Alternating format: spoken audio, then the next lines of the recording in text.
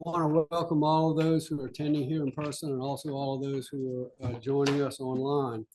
The recent snow event canceled our plans and as originally scheduled, so we're now ready to get down to business and have a productive 3 days. And we've got a lot to cover in a very short period of time. So we kind of want to move things along. To help us facilitate the strategic planning process is Bill Stipp. He's with Bridge Group LLC, and he'll be introduced by the city manager in just a minute. The purpose of the retreat is for council to review the progress on our current initiatives and to prioritize those goals and objectives moving forward for the next couple of years. We're going to be hearing from senior staff. We're going to be hearing from our strategic partners and the public as we review these current and emerging capital projects, development code updates, and other topics of interest. So there's a lot of ground to cover, as I mentioned, in a short period of time, so we must remain on task. So with that, I'm going to look to council for any opening remarks, and I'm going to end with Councilman Lipsitz. He requested that. So I'm going to start with Councilman Mitchell. Well, good morning, everyone, and good morning to everyone that's online. I want to start off by first thanking everyone who enabled my presence by allowing me to be re-elected to this my 5th time participating in this strategic planning event. Also, I'd like to thank staff. I know Scott and his team has been working very hard to put everything together for this day, and I'm very much looking forward to contributing in every way in the conversations that hopefully will make our city, continue to make our city the great city that it is. Just appreciate everybody's work in getting to this level, staff as well, of course, for all the hard work and the readjustment according to our weather needs. It's always at every retreat, and probably I've been at more of them than most of them. So from the standpoint of longevity, there's always good productive information that comes out of these, and we always find new avenues of resolution, and I really feel like it's very positive as far as our ability to get together and sort of hash out everything that we need to do, both at looking at our long-term strategic plans as well as our review of what we've accomplished thus far. So thanks again to all, and thanks that are watching us online as well. Okay, Councilman Scaletti. Right. Good morning, everybody. I'm going to read some thoughts that I have previously prepared. I'll try to get through it pretty quick. Good morning, everyone. Welcome to the 2025-2027 strategic planning session for the city of Beaufort. It's an honor to be here with you as we begin this critical work to chart the course of our city's future over the next few years. Today, I want to invite us all to embrace a guiding mindset for this session. We should not fear failure, but rather we should fear succeeding in things that do not matter. Let that sink in for a moment. It's a perspective that challenges us to think deeply about our priorities and the impact we aim to make. Strategic planning often pulls us toward goals that are easy to measure or look good on paper, economic targets, infrastructure projects, or new programs. These can be valuable, but they're not the whole story. We must pause and ask, are these the right goals? Are we chasing successes that truly matter to our community? Because here's the risk. We could pour our energy into beautification while overlooking the urgent need for affordability. We might succeed in that project, but at what cost? Or imagine we drive economic growth without protecting our environment. Yes, we could see short-term gains, but if it undermines the city's resilience, is that the legacy we want? This is what it means to fear succeeding in things that don't matter. It's about aligning our ambitions with the real needs and values of Beaufort, ensuring that every victory we claim moves the needle on what counts. At the same time, we must be willing to take bold steps and explore innovative solutions, be creative, question assumptions. Beaufort has always been a city with resilience and spirit. Let's continue that tradition. We should set ambitious goals, even if they come with the possibility of failure, because it's through these risks that we learn, grow, build something lasting. We may stumble along the way, but we're tough enough to dust ourselves off and try again. However, as we pursue these bold ideas, we must stay grounded in what makes Beaufort home. This plan cannot come from this room alone. It must reflect the voices of our residents, our businesses, and our community leaders. From the shrimpers pulling nets at dawn to the families biking through the point, from the newcomers who fell in love with the porches to the longtime locals who have called Beaufort home for generations, your voices are what will steer this process. So here's my challenge to you. As we work through this session, Think critically, be creative, and always ask yourself, does this matter? Will this make a lasting difference for Beaufort? The decisions we make here will shape our city's future. Let's ensure it's a future where success isn't just a number on a page, but a real profound impact felt by our community. Thank you. Okay, and last but not least, Councilman Lipscomb. Thank you. Good morning, everyone. Happy Mother Nature cooperated with us this time so we could finally meet. First of all, I want to say thank you to Marilyn Harris and the Beaufort Black Chamber of Commerce for hosting us here. It's very generous, very kind of them. And I want to thank Scott Marshall for all the hard work you did putting this together. It was a lot of hard work. I'm going to keep this brief since a lot's already been said about the importance of today's work. As council members, we have the unique responsibility to translate vision into actionable goals that reflect our community's priorities. So let's focus on how we can make the biggest impact, ensuring our decisions are practical, forward-thinking, and rooted in what's best for Beaufort. I'm eager to hear all perspectives and work together to create meaningful outcomes for the year ahead. Thank you, and let's get started. Okay. Well, good morning, everybody. Thank you all for coming. We're a month late to this because of the weather, but I'm glad we're finally able to have it. I think if we had had a snowstorm this week, we really would have been pushing our luck in the budget cycle. So I'm glad Mother Nature cooperated. I want to really drive home the gratitude that Councilman Lipscomb expressed to the Beaufort County Black Chamber of Commerce and its Executive Director, Marilyn Harris, for the use of this facility for our function. And we are very glad. They've been very gracious hosts. They've helped us set up and have done anything we've asked and provided everything that we've needed. So thank you very much to the Beaufort County Black Chamber of Commerce. I also want to thank your city clerk, Tracy Goldner, who's about to tramp off there. Without Tracy, we wouldn't be sitting around these tables and drinking coffee and being in the right frame of mind to do this either. So a lot of times the people who actually make the function itself happen don't get recognized, but I want to recognize Tracy because without Tracy, there's no meeting this morning. I'll just be honest. There's just a notebook full of presentations. So thank you, Tracy.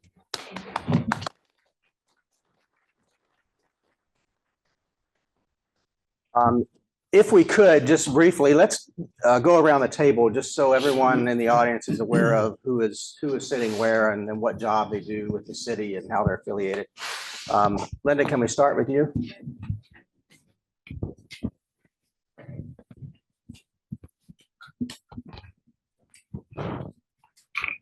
Hi, I'm Linda Roper. I'm Director of Downtown Operations and Community Services.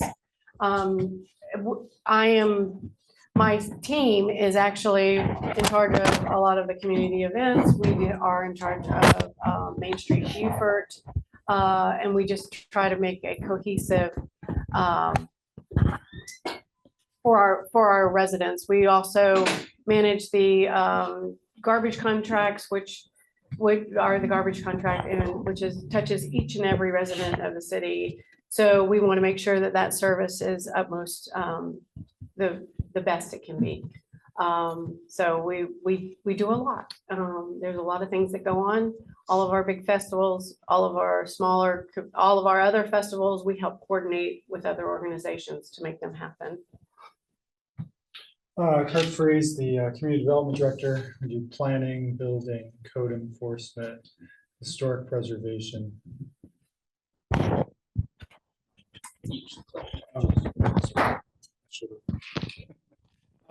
So yeah, just kind of dealing with the built form, I guess, of the city.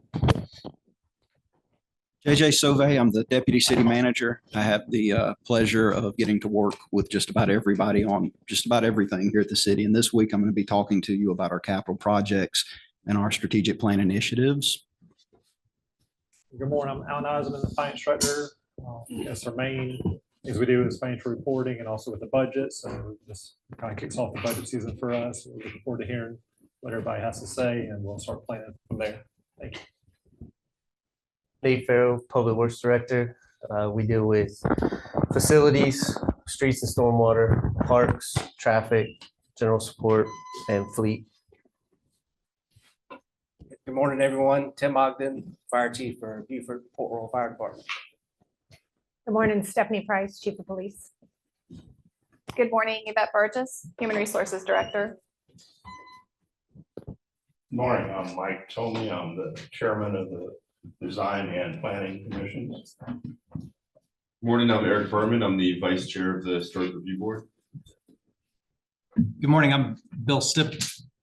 I would say one of your facilitators, but I guess I'm the only facilitator. And I think council's already introduced all of themselves. So thank you for that. I also want to recognize and thank Richard Geyer, who is the chairman of the Beaufort County School Board, is with us this morning. Thank you for being here. As well as Daniel Schulteis from Interdev. He's here from the corporate offices of Interdev, who are our partner providers for our internet technology and for our GIS. And so thank you very much for being here with us today. We also have Ashley Brandon, who is our PIO. She is here to be sure that everything's recorded for posterity and that everybody says the right things. And Mr. Raul Dominguez as well, who is our capital program coordinator, so our director, sorry. So thank you for being here. The point of this presentation of mine is not to go into any particular depth, but to set the table for discussions over the next 3 days. So roughly the schedule is as you see here. Now you have an agenda in your notebook, but this event is going to be a little fluid. So it's a plan that we can deviate from, but nonetheless, you have to have a plan first. So we will try to stick to it as much as possible, but there may be some deviation. So today, what we'd like to do after I finish yapping at you for a few minutes, we're going to have a financial update from Alan. And then Mr. Stipp will take you through the process of strategic planning. JJ will talk to you about an update on our current initiatives. Our department directors will each give you an update on what's going on within their departments. And then we'll have an opportunity for public comment, and that will wrap up activities today. Tomorrow, council took a survey prior to the strategic planning session. And the survey was centered around our current strategic plan and other things that may be on their mind that are important to the city's future. And so tomorrow, Mr. Stipp will review those survey results with council and have a short discussion there. We'll also have a discussion on development code that will be led by Kurt Freeze. We will review our capital projects. We'll take a look at current capital projects. We'll take a look at prioritization of future capital projects. And then we'll have an opportunity for council members to talk about whatever's on their mind. If there's a topic of interest we haven't identified in this plan that you want to talk about, that's the time to raise it. And then by the end of day 2, hopefully we can sit with you and between the facilitator and myself and staff, we can read back to council what we've heard you say over the last 2 days. And we can get a confirmation of future priorities. And then again, we'll offer an opportunity for public comment. Day 3 will be a day full of presentations from our strategic partners, of which there are many. We have 13, 14 presentations, maybe more. It depends on how many get their slides to me in time. But most of them have already gotten them to me. And then we'll have a time for public comment and then closing comments from the mayor, council, and myself. So what do we want to get accomplished in this retreat? Well, first, I think we need to come to agreement on what are the actionable plans that we need to take on to address our current challenges. And of course, inherent in that is being sure we're clear on what our current challenges are. We need to establish clear focus areas and guiding principles for a couple of reasons. Help to identify smart goals and initiatives going forward that we can measure, that we can bring back to you and update you periodically on where we are with the initiatives that you said are important to the city. And we also need to develop those so we can steer future policy decisions. So we're not making things up as we go, so that we have clear guidance and a clear set of directions and a clear strategy on where we think the city should head and how we should do it. I don't think we're going to get to everything we need to do. We're not going to accomplish everything we have to accomplish in the next 3 days. But one of the things that I do hope we do is identify all those topics of interest that may bear future discussions and resolution. And as you know, from our policies and procedures from City Council, we can set special work sessions to address those items. But I would at least like to get us a marker placed down for each item that we know we need to address, absolutely, and then we can schedule those items for further discussion.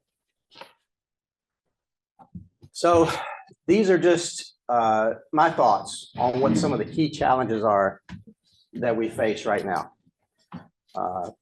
At the top of the list is, the rest of the list is not prioritized, but the top of the list is uncertain economic outlook. I'm not getting political when I say this. However, we do have a new administration who has a lot of radical ideas, doing things that have never been done before.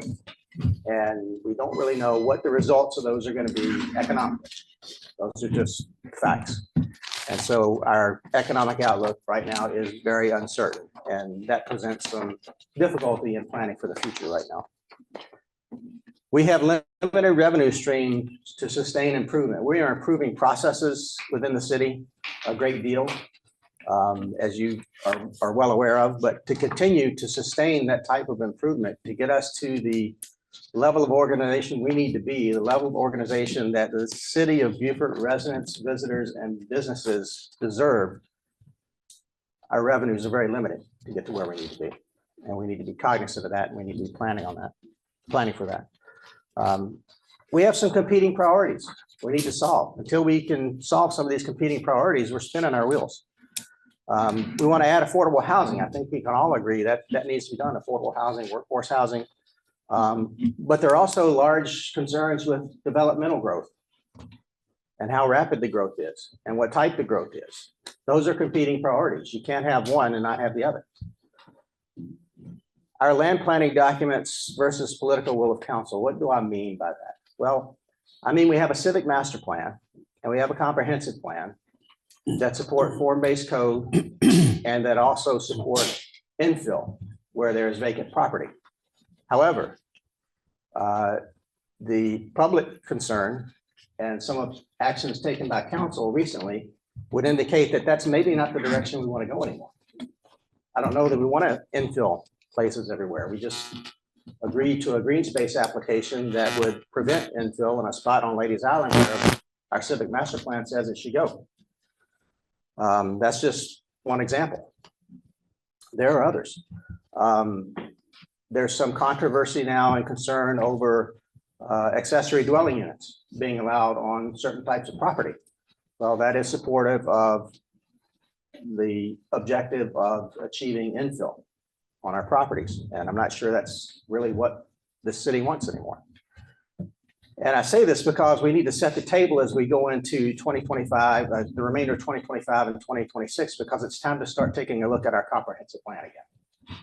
And so we need to get our heads set on what direction we want to go with that plan and how we want to approach that. We have huge capital construction funding shortfalls.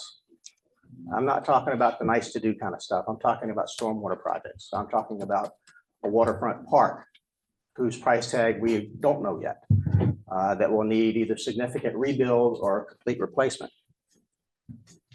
We have development that is outstripping our infrastructure. Water, sewer, roads, all three. It's outstripping what we can really happily handle. I'll just say, you see more traffic snarls. We have developments, I'm sure Kurt can give you more details on this, but we have developments that have been stymied in the last couple of years because there's not water and sewer that would support it. And so we have infrastructure that doesn't support the rate of growth right now. We have an issue with preservation of contributing structures in the historic district that are suffering condemnation by neglect. And that's an area we desperately need to address. And we somehow have to balance the use of public funds against preserving structures and property that are owned by private owners. And we've got to figure out how to get over that hump before the city can contribute too many financial resources to that. As you know, we just entered into an agreement with Beaufort Jasper Housing Trust for home repair program, of which those properties in the historic district may qualify if they're owner occupied. But I think that program probably needs a little more than that, and we still need some partnerships for them to make that happen. Remediating previous procedural errors. What am I talking about? Well, I'm talking about when the city approves an operating lease with an up-down vote instead of by ordinance. That's a procedural error that we need to correct, and we've attempted to correct, and we're addressing that now. There are others, and I'm sure we will find others going forward. But until we get all those errors corrected, makes it difficult to continue our momentum forward, because we keep looking back to fix things. And lastly, but absolutely not least, is the financial impact of litigation. It's getting burdensome.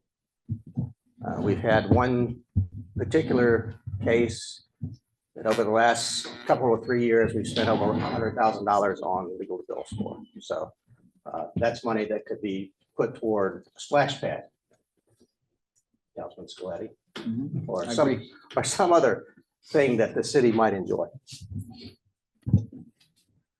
So I think we also have some decision points. Parallel road. I know we hate to talk about it, but we've got to. We've got to figure that out. We are tying up nearly $4 million in TIF funds because we're waiting on a day when we can start that project. We'll talk more about that when we talk about capital projects, but I will say this. Those funds could be put to use for some other needs that are immediate and solvable now. So we've got to decide if we want to continue to tie those funds up, obligated to a project that is not likely to be accomplished within the next 10 to 20 years even. The latest price tag on that was 16 million, JJ? That was from. That was 4 or 5 2022. years ago. Yeah. And that was assuming the best, meaning you don't run into problems acquiring property, you don't run into problems getting construction easements. And I just think that project will be much, much more expensive than that. And the legal end of it would tie us up for years and years before we could even put a shovel in the ground. So we need to figure out what we're doing there. I already talked to you about the civic master plan, a comprehensive plan, and form-based code. Is that working for us, or do we need to go to a new direction? Revenue streams. Is it time to introduce some new revenue streams or increase the current revenue streams that we have? We're going to need to figure that out. And lastly, the city owns some real property in and around the city. I think we even own a parcel or two outside the city. And we need to figure out which ones of those, if any, warrant marketing for sale. And I really want to get this solved because this is kind of a red herring, but it's one that takes up time of the staff when we could be focusing on the strategic things we really need to do. So we need to decide, is this a strategy we're going to pursue? And if it is, staff will put our full efforts into it. But we just need that answer once and for all. And then we need to identify which properties you'd like to market.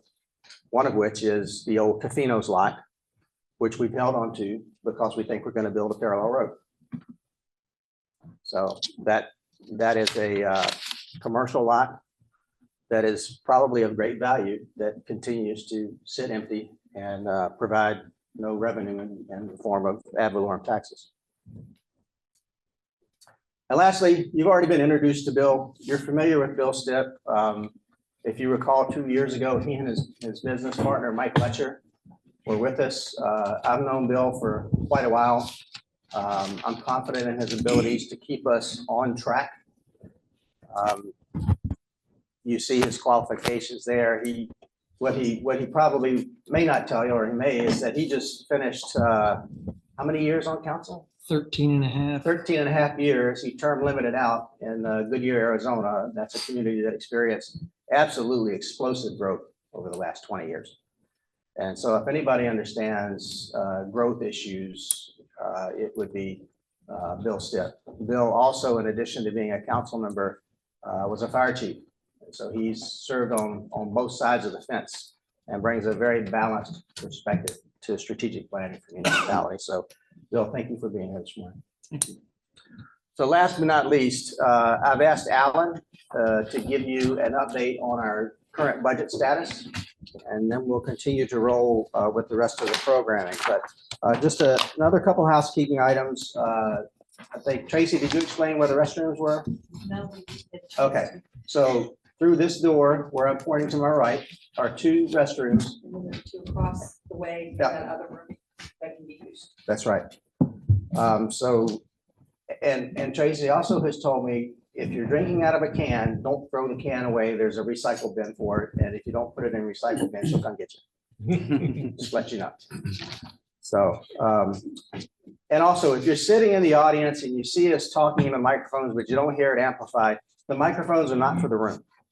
The microphones are for the live streaming that we're doing and the recording that we're making of this event. So just want to straighten that out. So Alan, without further ado. Sir.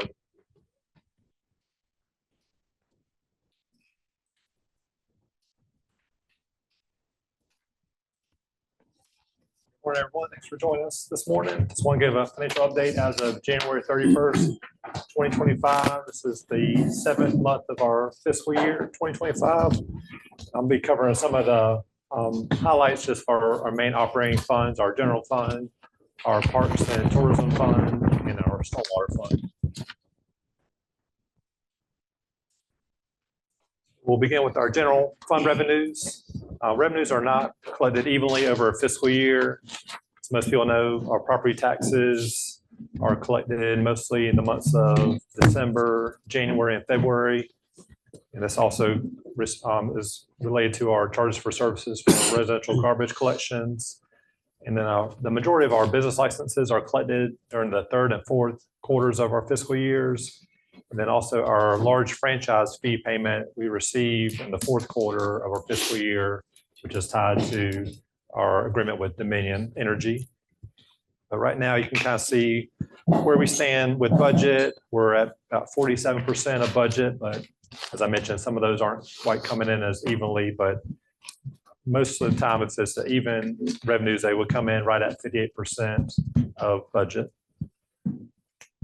Some of these highlights are building permits. They've increased 255,000 or 40% from last year from construction of 2 multifamily housing developments. And also interest revenues have exceeded budget amounts so far, but rates are expected to go down during this 2025 year. A couple highlights for general fund expenditures. As I mentioned, expenditures are more recurring, such as payroll, and spread evenly during the fiscal year. There can be one-time capital purchases that occurred during the fiscal year that kind of offset that a little bit. We'll dive down. It's kind of probably hard to see a little bit, but I just want to kind of give a summary of where we are general fund expenditures wise. This is broken down by each department. So we should be right at the 58%. Most departments are at or below budget. I'll kind of hit I think the fire is a little bit over budget. I'll give an explanation of that in just a minute. Then we're going down into what works in our debt service. Those are right at 100%. We made all our GO bond debt payments in January, so those are finished for the year. And then, so you'll see right now we're at 58.2%. So we're right below that 58.3% that we're expecting as of January. So the fire department was just a little over budget, but that's due to the grant-related expenditures that will be reimbursed. And also our fire truck payments were all made during the first half of the fiscal year. So we're done making those payments throughout the year. As I mentioned, the GO bonds have been already made in the month of January. And also these expenditures include personnel costs associated with the Hurricane Helene and Tropical Storm Debbie events. And so that kind of bumps up some of the personnel costs for police, fire, and public works that was working during those times. And then we are working on getting reimbursed from FEMA for those 2 events as well. Next, we'll go into our parks and tourism revenue funds. And those revenues are collected more evenly throughout the fiscal year through monthly remittance for local accommodation and hospitality taxes. We're at 59% right now, so we're just above that 58.3% threshold. And also interest revenues exceed the budget amounts, but those rates are expected to go down in 2025. And on the Parks and Tourism Fund expenditure side, these expenditures include the following areas: parks, police support, tourism marketing, marina, waterfront park, downtown operations, and parking.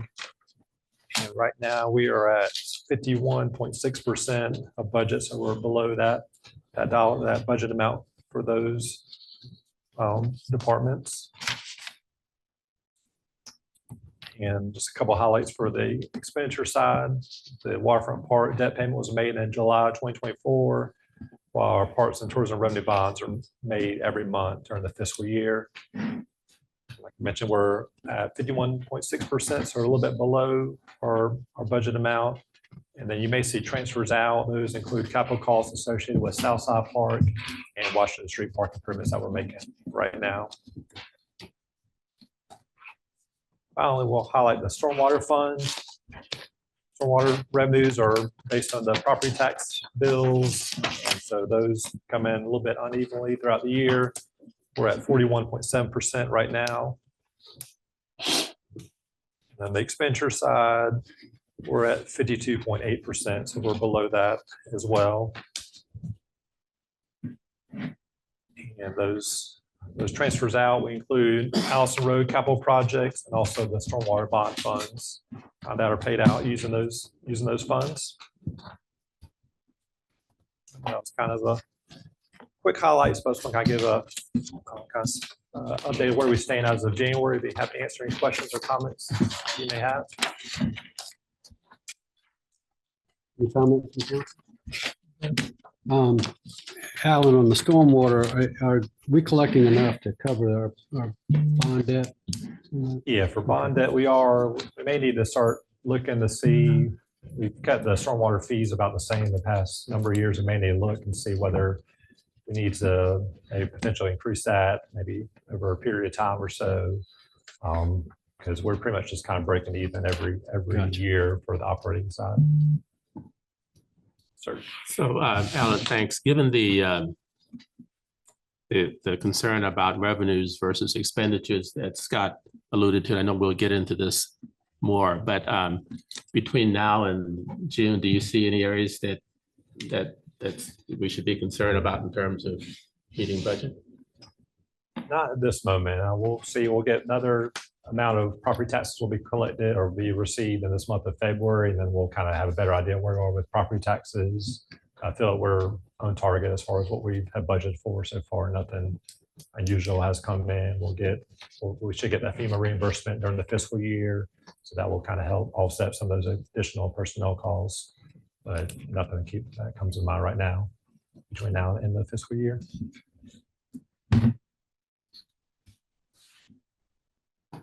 Any other questions? The reimbursements for the grant-related expenditures are expected for this fiscal year as well? Yes, sir. Yeah, for the fire department. Yeah, I believe that grant will be closing out pretty soon during the fiscal year as well. Any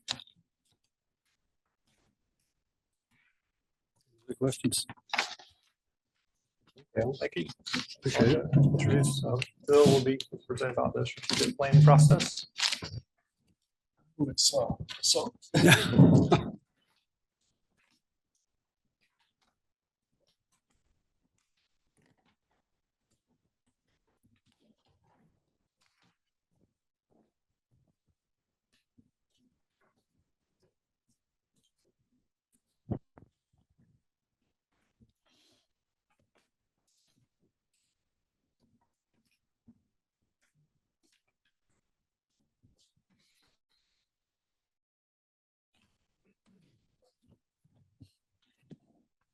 Well, thank you.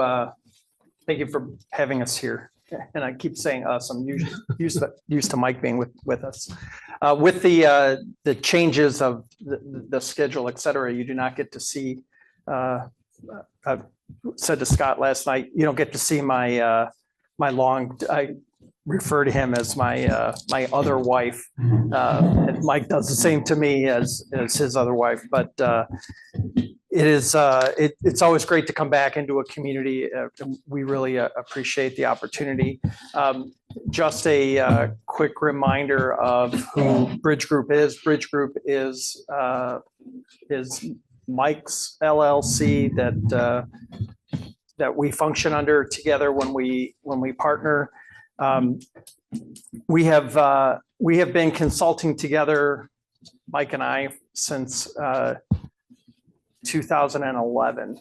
So we are coming up to that magic 15-year mark. We are kind of a rare breed where we are all over the country doing not only strategic planning, but facilitating retreats and operational efficiency studies and organizational assessments. Anything management related, Mike and I are out trying to help communities across the country. Mike and I both also have a little bit of academia in us. Talk a little bit about Mike's background. Mike is a associate professor at the University of Arizona in the master's program. He is also a senior advisor in the state of Arizona for the International City Managers Association. Scott alluded to earlier, I have a long history and a long career in local government, primarily in the fire service. I retired in 2009. My career is unusual in that I worked in Illinois, Massachusetts, and in Arizona.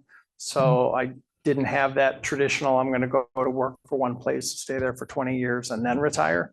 I had some great mentors along the way. So it really gave me an opportunity to do some things that were different. And then when I got elected to office in 2011, I took that same approach to what we do in local government and got involved in transit, got involved in municipal waters in Arizona, which as you mentioned is kind of very important for us.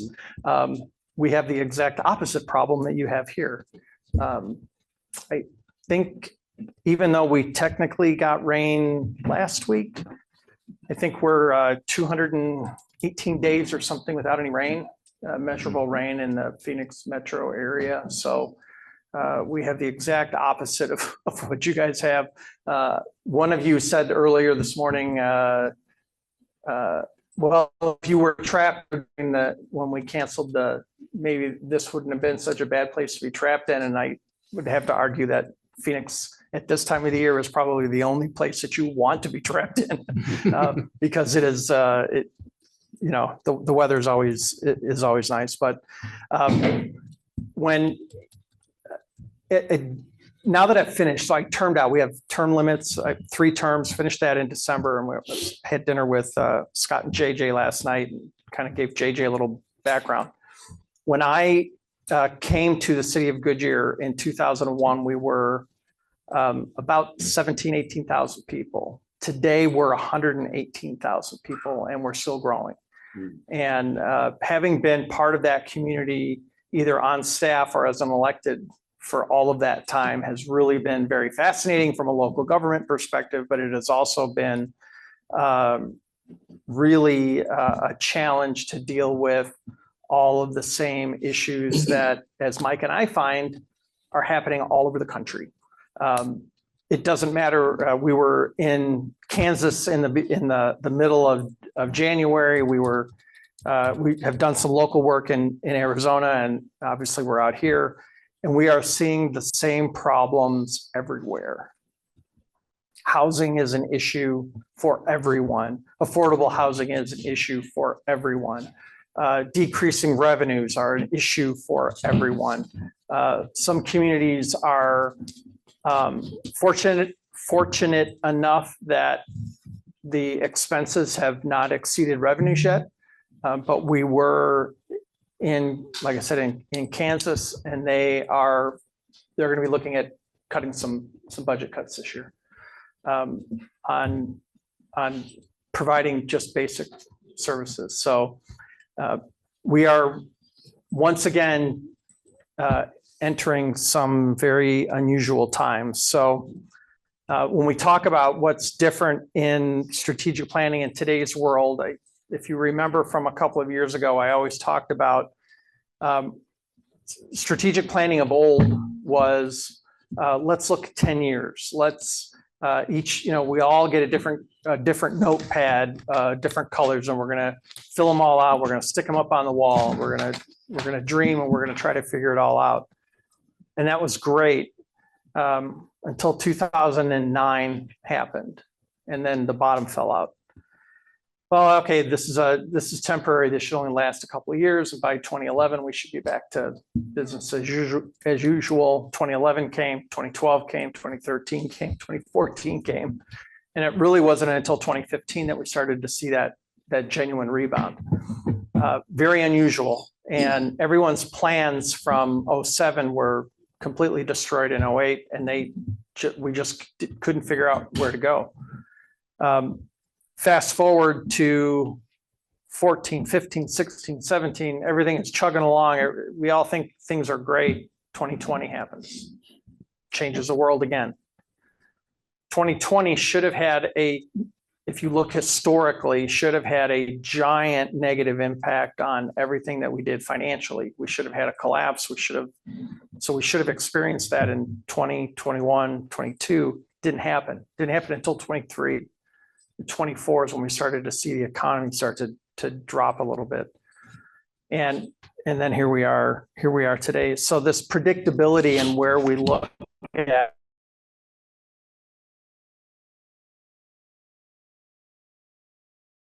back in 11, when we decided to consult together, we said to ourselves, we cannot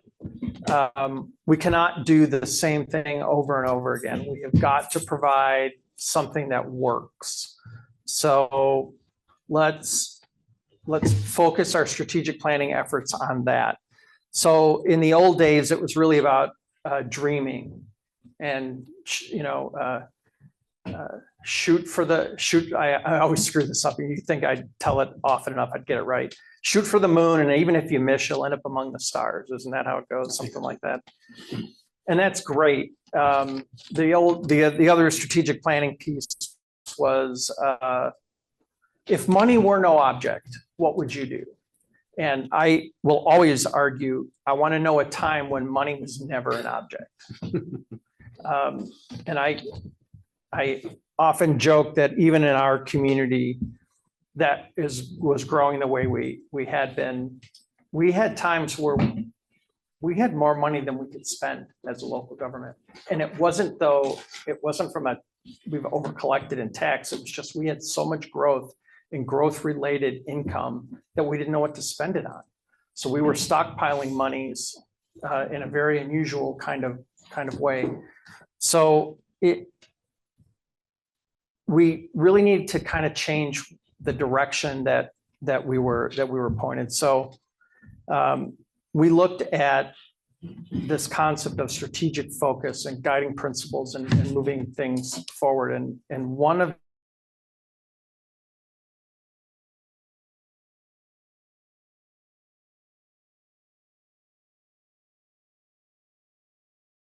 that's been your struggle over the last few years, is really trying to get this integrated, not into the day-to-day piece, but bringing those other plans in, comprehensive plan into the strategic plan, bringing in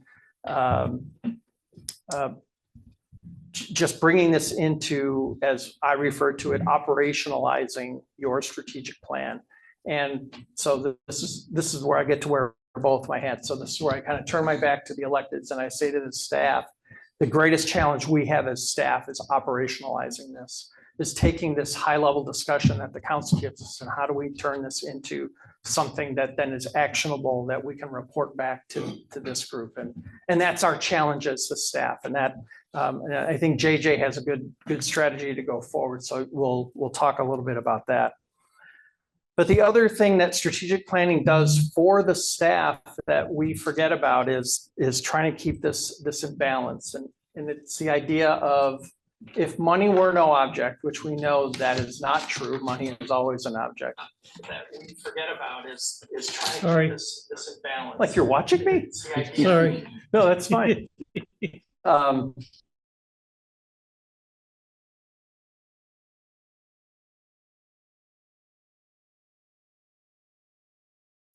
How do we provide the right strategy and the right plans going forward that maintains the balance of just the right money and just the right amount of time that we can do this? And oftentimes it's the council that forgets, staff doesn't have an infinite amount of time, and other times it's staff says yes to everything as though you have an infinite amount of time. And you have to remember that it's okay to say, look, we just don't have the capacity right now.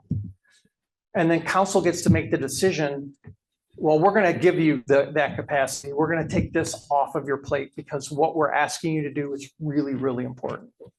And that's okay, but that's a conscious decision that you're having. But if staff continues to say yes to everything, this group is going to say, well, then they're going to be able to get it done.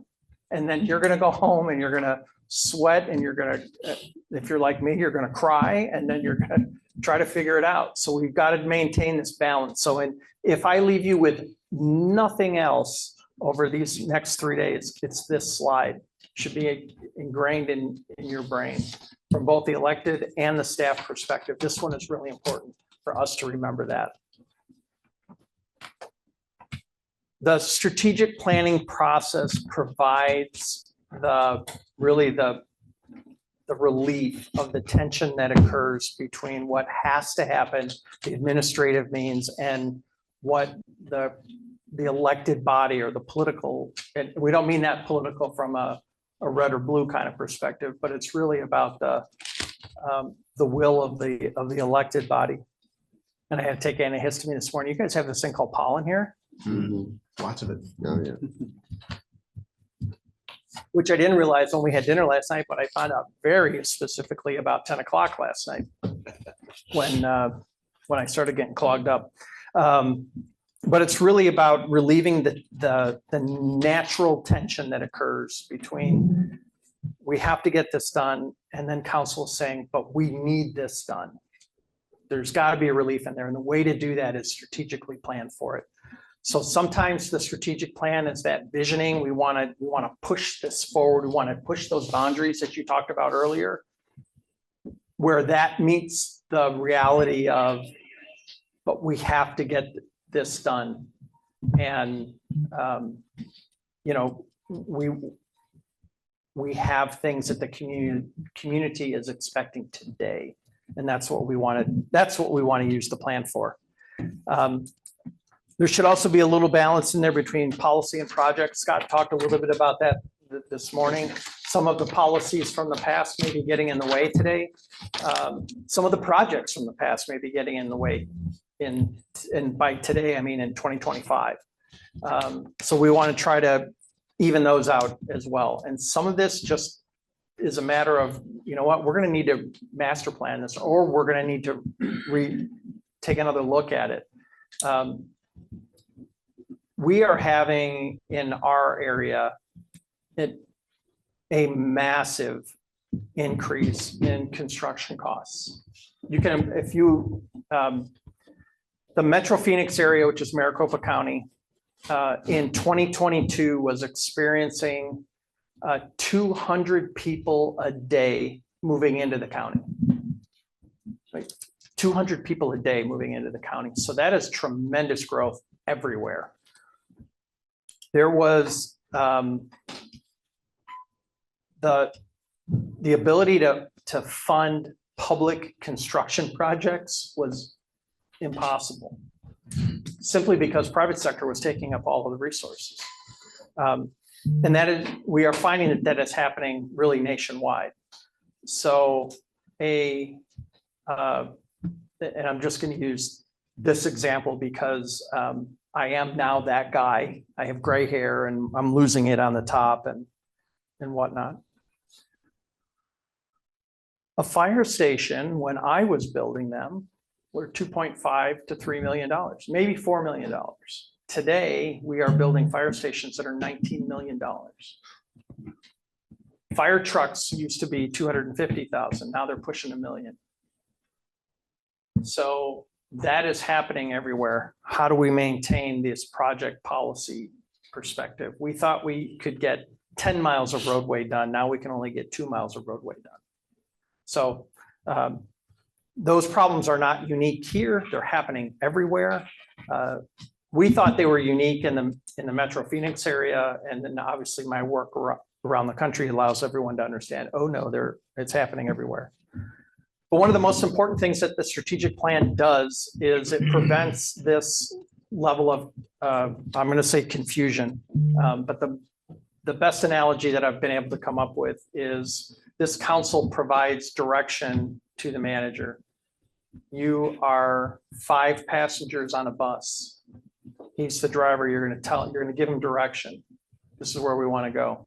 But each of you is yelling a different direction. One is yelling faster, one is yelling slower, one's yelling right, one's yelling left. One's saying, I'm not even sure where we're going right now, but I'm just along for the ride. And yeah, sometimes we all alter, we all know there's always that one, but how does the driver know where to go? If we're constantly giving conflicting directions, how does the manager know where to go? And from an elected, so this is where I go like this now. From an elected perspective, how do we give consistent direction? It's through this plan. So if we're executing this correctly, that's how this will go. It helps the leadership team as well. So the other folks sitting at the table here really manage their day-to-day operational activities in addition to the stuff that comes out of the council meetings, because believe it or not, every time we speak, there is a reaction, and this staff can be no different than anywhere else in the country. If you make a comment as a collective comment that's going to change the direction slightly, your meeting's on Mondays? Tuesdays. So if you make a comment Tuesday night, Wednesday morning at the staff meeting, this group has now decided they're trying to figure out how to go. So we have to be really careful about the changes that we're making. And that really is all related to the strategic projects and how are we pushing that forward, and the staff saying, so are you saying we're going to change this? Be prepared for that question. And then the staff has to be prepared for, yes, we are changing. And that's all okay. You use the word fluid. Everything is fluid. That's okay. But it's a conscious fluid. It's not I heard from 3 neighbors over the weekend, so we got to change how we're going to do this.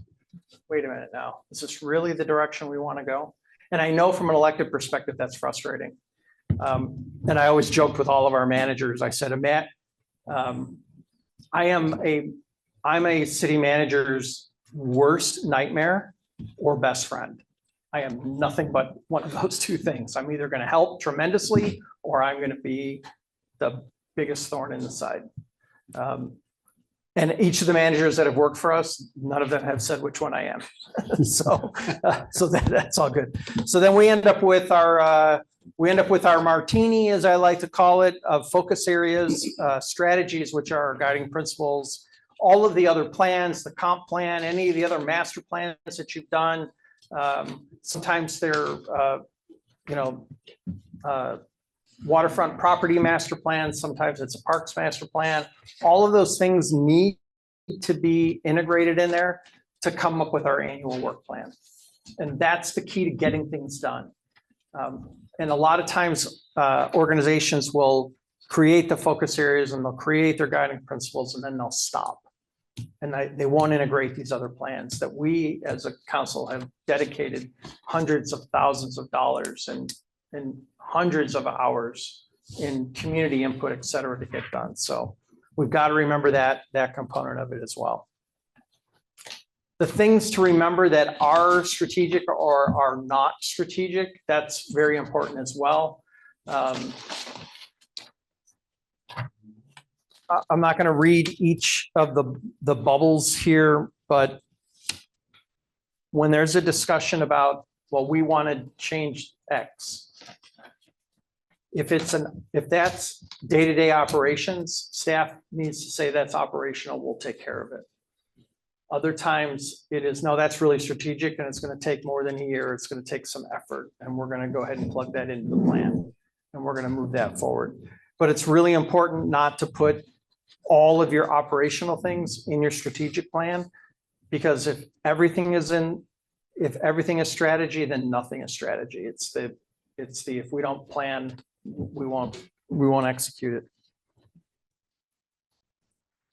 So I talk about Mike with a lot of love when we do this. moss does not grow under Mike's feet. So this started with Mike and a napkin is how level 6 governance starts. But we have these great philosophical conversations, and it starts out with, why is the council operating like this? Or why is it functioning in this situation? And we started breaking it down, because one of the things that he and I get to do is we get to go into communities and help navigate the breakdown between the council and the manager. So we do a lot of that as well. Some of that, I don't want to call it mediation, but we kind of get in there and try to bridge that. So we have this conversation, and really what we were able to figure out over time is there are 6 levels at which a council operates. And if the council, whatever level the council is operating is the level at which the staff will operate. For example, if the only thing that the council is ever focused on is the day-to-day operations, if you're worried about the crack in the sidewalk at the Main Street and Oak Street, and if you're worried about traffic flow, and that's all that you talk about, the staff is never going to think strategically. They're always going to be worried about what is going on the day-to-day piece. But if you pull yourself out of that and you're like, okay, staff's got they're doing their thing, but now all that you're doing is responding to constituent concerns, then that's all that the staff is going to do. They're going to get the phone calls from Mr. and Mrs. Smith, who are going to talk about their challenges with this process or that project or this developer or that, and they're never going to get out of that cycle. So we try to put pieces in place that allow them to be raised and to be put into their operation, but not consume everything that we do as electeds. Level 3, we just kind of had an epiphany. This is really our governing responsibility is level 3. So we use examples like liquor licenses, or zoning, budget. It's that statutorily required governance. Some communities just operate at that level, and that's as far as they want to go. They just want to do what they're supposed to do. They want to show up for their Tuesday meetings, and then they want to go home. They never get to the next step, which is that level 4, which is the strategic plan. Obviously, you guys are there. You've had a strategic plan in place for a while. Now it's a matter of how are you executing and how are we getting it done. It's one thing to have the plan, but it's another thing to execute it. Because if you have it and don't do anything with it, you're just checking a box. But communities that are actively engaged in their strategic plan are really starting to move their community forward. Sometimes it is happening despite their best effort, and sometimes it's happening because they're planning going forward. Some places just get lucky. But then we move to level 5, which is governance expectation guideline. John and Miriam Carver wrote a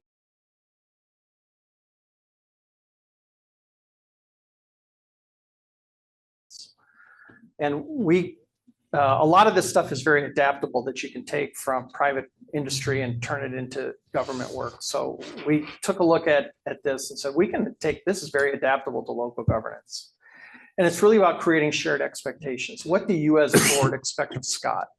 What do you expect from the organization itself? So it's these shared expectations. And then it's also turning that focus inwardly to yourselves and say, what do we expect from one another? How should we be responding to each other?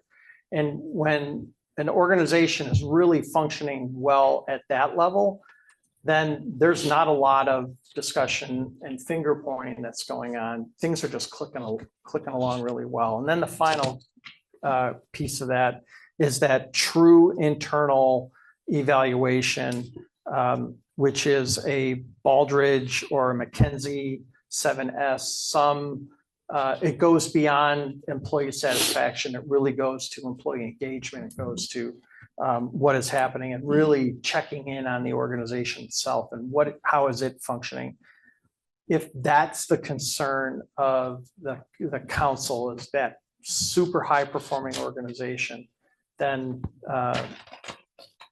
you really won't have very many discussions other than what's our next project and where do we go. So let's talk a little bit about strategic focus, because that's really the key of where you're at. We took you on this journey the last time we were here. And we identified some strategic focus areas. And that's a slight change from the strategic plan model of old. The old way used to be just identifying those objectives. A lot of them were the shoot for the moon kind of objectives. They called them goals, and then they had sub goals and initiatives underneath that. We decided to kind of take that and say, look, a strategic focus is something that will always be there. You will always be focused on your infrastructure, and you will always be focused on your economic prosperity, whatever you want to call it, whether it's maintaining the business community that you have, or it's growing the business community that you have, but it's something regarding the economics of the community. You will always want to be focused on your quality of life in the community, whether it be parks and public safety and community engagement and activities. Those things, that's what we're here for. So there are things that every community will focus on, and then there are things that are very specific to each community and things that they want to change. So we really talked about using this to provide some clarity and kind of using that as really an operational kind of benchmark. So of course, we did some research because that's what we do. My wife is dying for me to retire because I have this whole host of management books that she's like, I can't wait to get rid of these things. Constantly going in there and grabbing them. I've got like 4 finance books on my desk right now. So she's losing it. But so there is no strategic focus in my house. That's kind of where I'm going with that. But we did some research on this. Jim Collins, who was a famous management author, guru-ish from the 80s, probably dates back a little earlier than that, maybe the 70s. But Collins talked about the hedgehog effect, and it's really about providing this focus. So we look at providing the organizational priorities, what things are important to the organization itself. It stops from dragging into or the distractions. Today, this is really important. That's a distraction. We need to look beyond that. What are the unintended consequences? What are the ways forward? It does drive policy. Once you set your strategic focus and you come up with your guiding principles, that is really a very strong policy statement that is being made not only to the community, but more importantly to the staff. These are the things that are important to us as a community and us as the community representatives. So please, when you are considering projects and moving forward, we're telling you that these are the things that are important for us. And then it does provide those community priorities, because at the end of the day, that's what we run on. We run on those community priorities.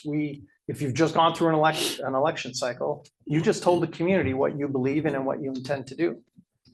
You want to see that executed now, to some, assuming that you've got, majority support of the council, but that's what we're here for, getting stuff done. We're not here to hold places. We're not here to keep space. So let's try to do that in a way that's not one person kind of overpowering that way forward. So strategic focus is really the systems perspective. So we talk about purpose, function, process, and structure.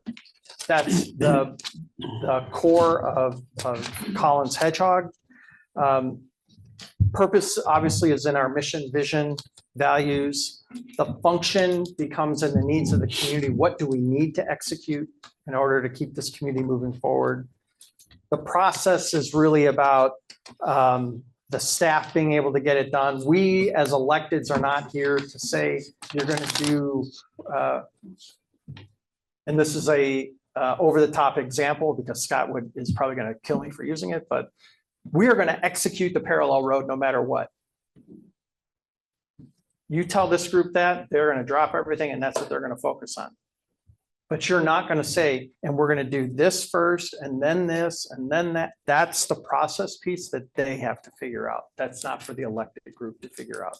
And for the staff, that's where you have to pick up what they've laid down and you've got to build on that. And then the structure is the next step below that, which is how will we actually do it? And that, again, is a staff-driven process. So your current focus areas are these 5: managing infrastructure, safe and vibrant community, economic development, organizational excellence, and fiscal sustainability. Very common in most every community, but what is not common are the guiding principles. Those are very, very community specific. And you've got good, strong sets of those. The surveys showed there really wasn't a lot of concern about that. So we're, quite frankly, not going to spend any time talking about it. Unless somebody wants to revisit that, this is the extent of it. So,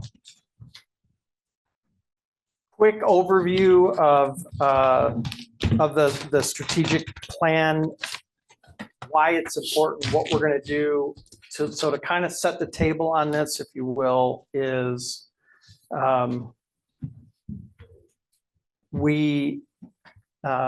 that's why we're going to do it. Everything we just talked about. Now we're going to hear from everybody about where we're at from each department, current needs, challenges, some accomplishments. We're going to review that for, quite honestly, the rest of the day today. Tomorrow, once you've now heard kind of your current condition, tomorrow we'll talk about, very briefly, we'll talk about the survey, which didn't really result in a whole lot of ahas. There were lists of things that you all wanted to look at, which Mike and I have put together in what we call a kind of a facilitation guide to help us say, is this something we want to do? Is it staff to say, do we have the capacity to do it? And then we'll identify that tomorrow. And that will also then include the other plan objectives and activities that Mike and I were not privy to, that Scott and JJ were. So those two things will then be mushed together once we kind of go through that process of cleaning the list. Then they'll mush it together, and then you'll have a final, here's what we're going to do. So that's kind of the plan for this strategic planning piece. So you get a little bit of an update, and then we'll go through that. So does anybody have questions? Because we are 5 minutes ahead of schedule. And I think we're on time for a break. If I remember this correctly. So barring any questions? Any questions from council? What council? Go ahead, JJ. First, Bill, before we jump into an update on our initiatives, can you kind of go back over what makes good initiatives that provide guidance that allow staff to make them operational, or make operational objectives to achieve the initiatives? So I think what we're going to try to identify what is it that you want to accomplish, and it can't be solve world hunger or and probably the more realistic example that we hear in every single community is affordable housing. We need to fix affordable. You are not fixing affordable housing. I am not. That's a multi-layered problem. So when you're going to give an initiative about affordable housing, what aspect of it do you want to try to fix? We have to be a little bit more specific than just broad fix affordable housing. Now, we can be very specific about renovate Bill Stitt Park. Okay, well, we know exactly where that is. We know, renovation, we have, there's been a collective discussion. Everybody knows what that looks like. So we don't need to spend talking with staff. Does renovate Bill Stitt Park look like? Compared to, we do need to spend time breaking down fix affordable housing. Great, thank you. If you name a park after me, that'd be awesome. You have to get in line. We got a lot. Oh, yeah. Well, yeah, as we got, as an elected, I get to tell everybody, well, if you want to buy the land, you can do whatever you want with it. So I guess if I find some land, I'll turn it into a park. Check the zoning. So with that, we're breaking until 10 o'clock. 10 o'clock. Existing strategic plan initiatives. I don't have a PowerPoint, but if you'll notice on the screen here, I've got the website pulled up. At any given time, anyone can go to our website and look at what our progress is on our strategic plan initiative, just like our capital improvements portal that we're working on and constantly updating. We have a strategic planning portal through Airtable that allows us to track our progress. For anyone in the public following along, if you just hover over government, go down under City Hall to strategic plans, you select the 2023-2025 strategic plan. You can see the PDF version by clicking on it here. Or if you scroll down to the bottom of the page, we have Airtable. I've already got that opened up here. All of council has seen our Airtable before. We used this last year at the strategic planning retreat. But this year we have a couple of new things that we're in the process of implementing. If you scroll all the way over to the end, we have initiative status, anticipated completion, and actual completion. So as we continue to work towards being more of a results-oriented, performance-oriented organization, we want to be able to keep track both internally and for the public and council to keep track of where we are on these initiatives. And again, this is available at all times to the public through our website. So building on what Bill talked about earlier about the strategic planning influencing or guiding our doing and our activities, the initiatives are the next step in letting all of our staff, our department heads, Scott and myself, know exactly what we need to prioritize and do during the 2-year planning period for the strategic planning period. Some of these initiatives are almost SMART objectives, specific, measurable, achievable, realistic, time bound. Some of them are not quite that specific, but they define how we as the city staff operationalize the actual strategic plan. What are we actually going to accomplish? They're broken down by our key focus areas.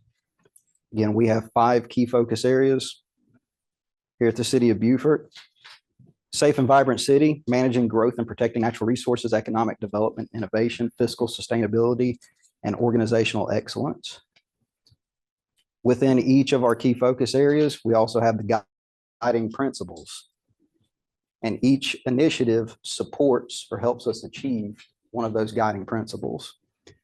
Now, the next step that city staff will be taking this year to take our strategic plan to the next level is we will actually have a annual or biannual plans of work at the staff level. So each department will have a plan of work of specific objectives, SMART objectives that they will accomplish during that 2-year period to actually achieve these initiatives that council has identified as priorities for us. And we're going to be able to track all of that live as we complete those.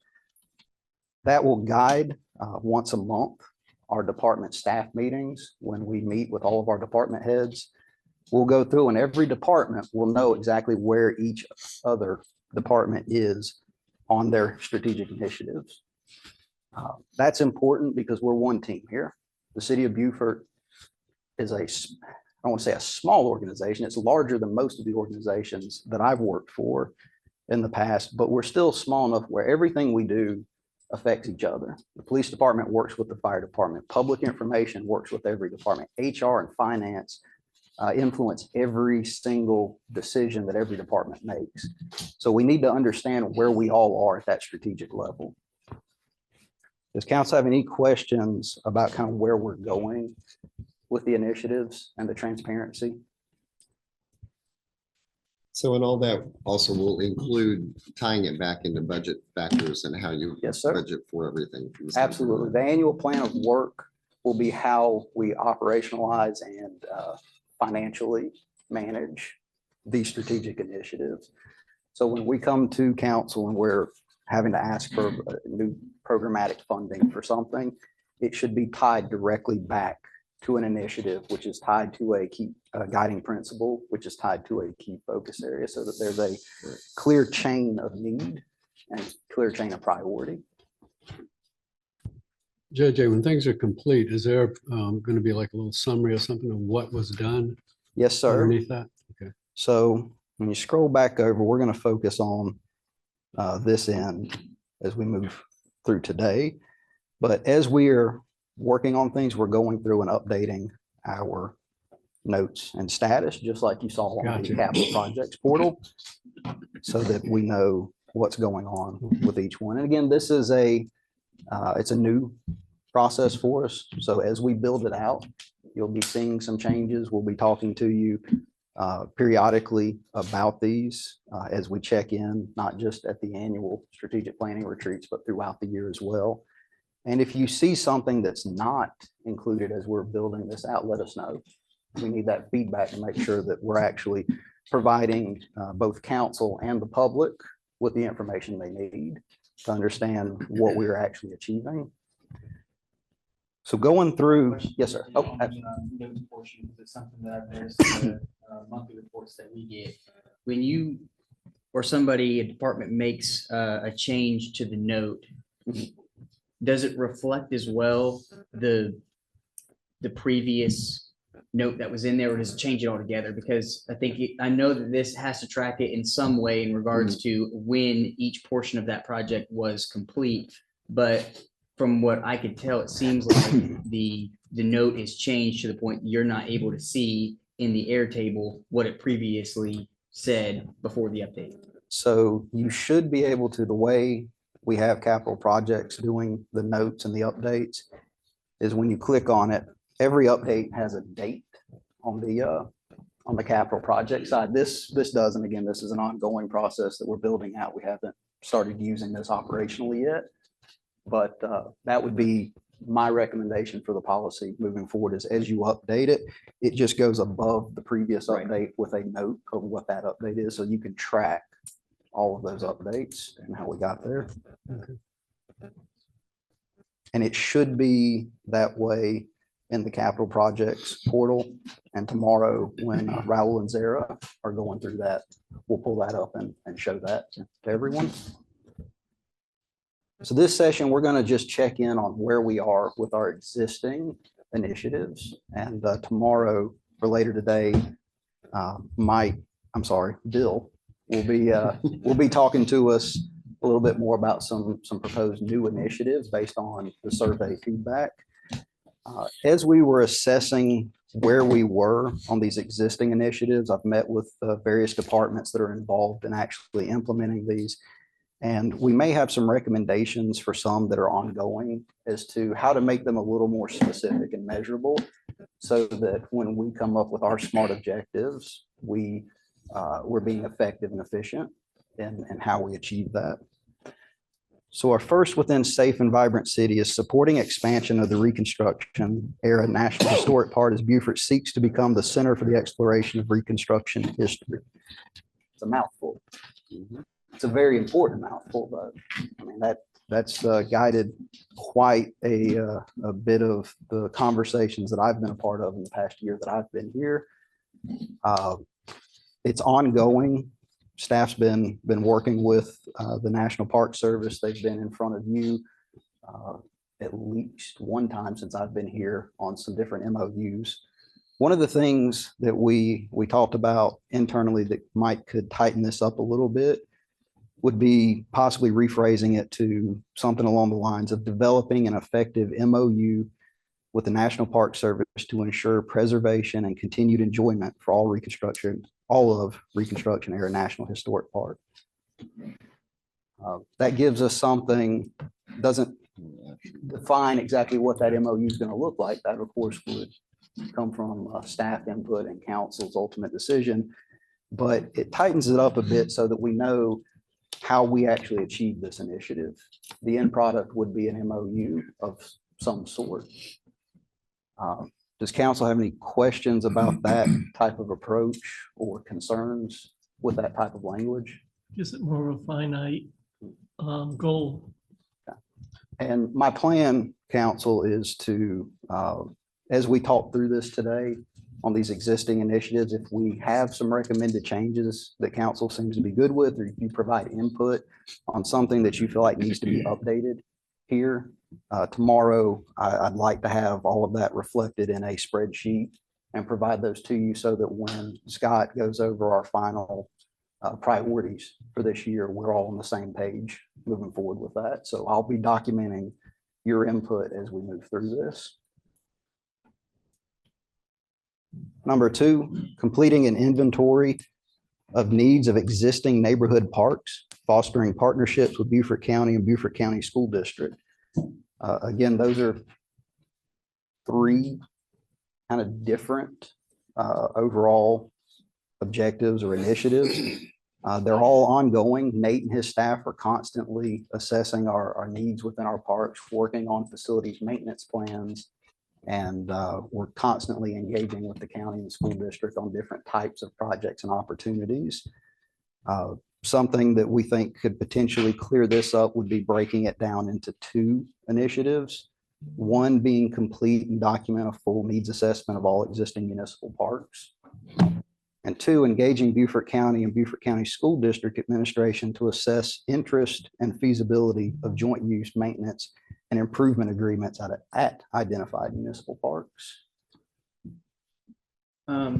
So with that comment, I agree, splitting it up in 2 because it seems like they're 2 completely different things, right? You're getting an inventory and trying to better understand what your needs are for the neighborhood parks.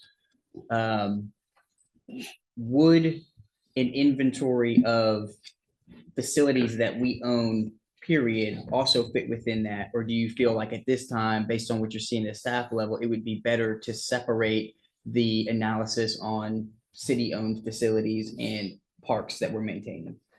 So I think as we move through these, you'll see, and Scott brought up about our property assessment, real property assessments, that we do need to periodically conduct assessments of all of our infrastructure and assets. My only concern with making it at this point a full assessment of all existing municipal assets or facilities, that's a really big ask. We have some really good guiding documents on the municipal complex as far as maintenance, a long-term maintenance program for that. And I think we'll end up achieving that with a lot of our other properties through a potential new initiative of completing an assessment of those. So, and Nate, you feel free to chime in on this if you'd like to, if you feel differently, but I think leaving it for the purposes of this initiative, leaving it at municipal parks is probably the best bet right now. But overall, yes, that is a something that needs to happen citywide. Mr. Mayor. JJ, as part of the inventory, and Nate, you can answer this as well. Do y'all do, and when you do an inspection of a park or an inventory, and you're inspecting the equipment and all that, and you're notifying your needs, do y'all have that documentation available and keep it somewhere? And the reason I ask from a risk management standpoint, if somebody gets hurt, that might be important. So we do a weekly inspection for like safety of the playgrounds. That should be annotated and kept with the binders that each park has. So we created a binder of every park. So it basically says, hey, this is where all the irrigation control valves are. This is where every bench is. This is, how many benches are in this park. This is, this one has a bathroom facility. And basically it's a breakdown of everything that's within each park. And those inspections should be going back with that binder and put back in there. But as far as complete safety inspections of the park and doing walkthroughs and checks, no, we do weekly inspections of every single park, but we only keep the records for the playgrounds. Okay. Reason I'm asking, like there is a public playground document that shows you like the amount of cover that you need to have, like under swings and stuff like that. And if you got in a lawsuit, if it says you have to have a minimum of X amount and we don't have that, that puts us in a pickle. So Yes, sir. I'm just thinking if we had a checklist, you go through and say, yeah, the hooks look good, everything's, because you're doing inventory anyway. Looks good, checks it off, signs it, dates it, and you're good to go. At least you're showing that you're being proactive. That's Yes, the sir. main thing. Councilman Mitchell. Could we expand a little bit more on the relationship between the school district and the parks? There's a lot of capacity at some of these school Yeah. fields that could be kind of park-like use. Yeah, and I this is one initiative that I've not personally had a lot of interaction with since I've been here, but I think there is a lot of potential there just from other jurisdictions that I've been a part of for those types of partnerships. Now, we've been communicating with Beaufort County pretty regularly on the Southside Park projects, their portion, our portion. And I think there's still room for growth there. And what that will ultimately look like, I don't know. That's something that we would bring back to council for that sort of input. The school district, which I know we have a representative from the school district here today. Again, at this juncture in the process, we're not really diving down into exactly what an MOU would look like. It's do we want to explore formalizing a partnership agreement? Is that something that council says is a priority and wants staff to engage in over the next 2 years and set objectives for achieving? My answer to that question would be yes. And I think it comes when we met with Port Royal and we had our joint session. We had county representatives and representatives from the school board as well. And that was one of, if not the biggest takeaway for me, was the value in actual collaboration, not just speaking about collaboration, but actually moving in that direction to where we understand what resources exist, not just for ourselves, but within our partnerships that we have.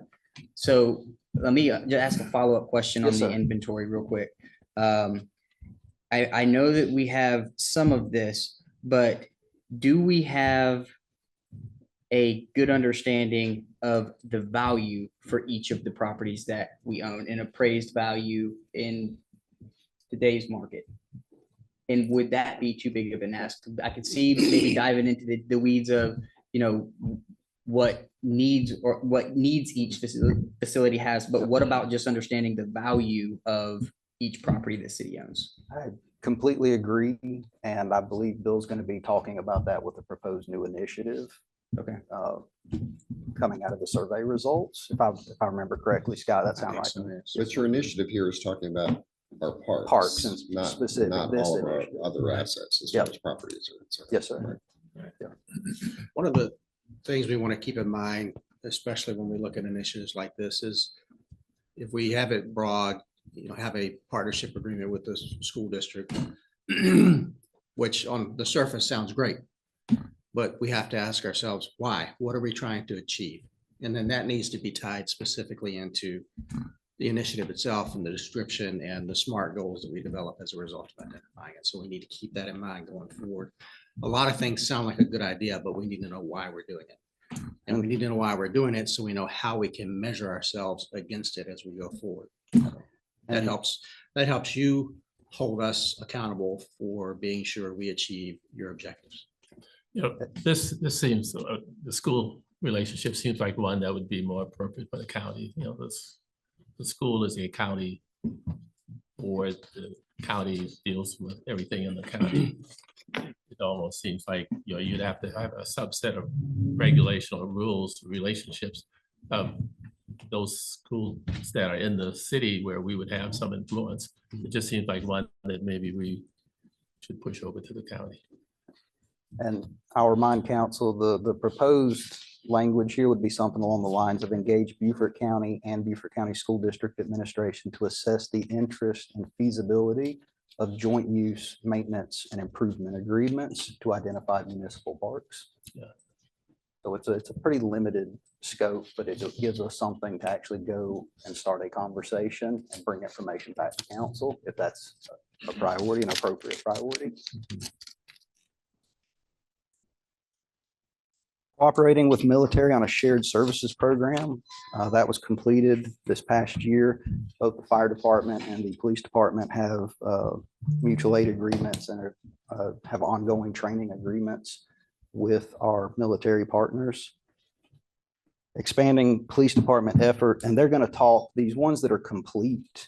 I'm not diving a lot into those because you're actually going to hear from the department heads about what that means. Expanding police department efforts with a community response team. We now do have a full-time community response team in place. Evaluating parking and shuttle service.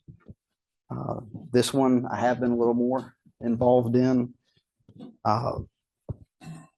That's been an ongoing process on several different fronts. One through the Beaufort Transit Master Plan that's being headed by LCOG and Palmetto Breeze. The other is the Downtown Tiger Team Initiative, which Linda and that team will be bringing some recommendations forth to council. And some of the council members were a part of that committee. Staff's recommendation looking at those was to potentially break those down into two initiatives, one being evaluate and report recommendations on increasing access to the downtown area, which is more in line with what the Tiger Team is doing as a whole, not just looking at parking and transit or shuttle services, but access to the downtown area as a whole. And those can be, those are clearly identified priorities that can be explored within that. And two, engaging with LCOG and Palmetto Breeze to complete the Northern Beaufort Transit Master Plan. We don't generally do our own transit planning, master planning at the city. We don't have a transportation engineering staff. We're usually partnered with the county and our regional partners on that.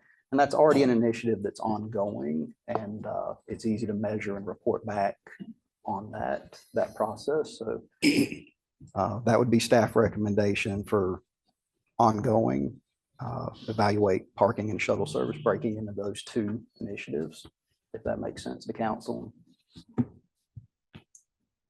And Bill, if I get too into the weeds, if some of these were a little more operational than you may like, feel free to jump in and provide us with some feedback. Okay. So you're saying separate those into two initiatives, the Yep. shuttle and the parking? Yes, sir. Yeah.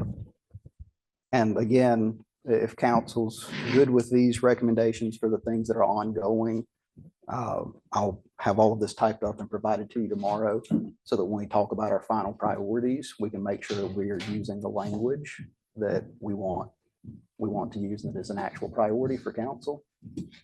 What we want to guard against is things that we do every day that become operational are not necessarily an initiative in the strategic plan anymore. Getting to that process where we establish the program is strategic. And I think if I'm misspeaking, Bill, please correct me. You're right on. But once you establish the program, you have accomplished that initiative, then it becomes operationalized in what you do. And you budget against it knowing that's part of your operations because it's tied back to your guiding principles into one of your focus areas. There's no further questions about that one. Going on to the next is enacting land use policies and Beaufort code changes with the goal of reducing vehicle miles traveled per capita. There's a little bit of conflict in that existing with some of our other initiatives as far as green space goes and what our existing master plan and comprehensive plan say. But I think that is actually going to be addressed with a lot of our comprehensive planning update, our capital improvement planning.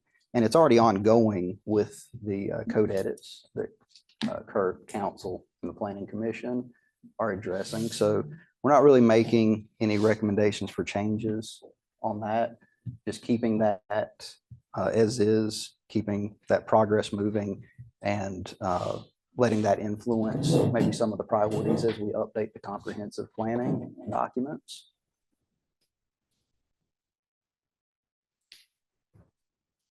Evaluating the historic preservation incentive program was a new initiative at the last strategic planning retreat.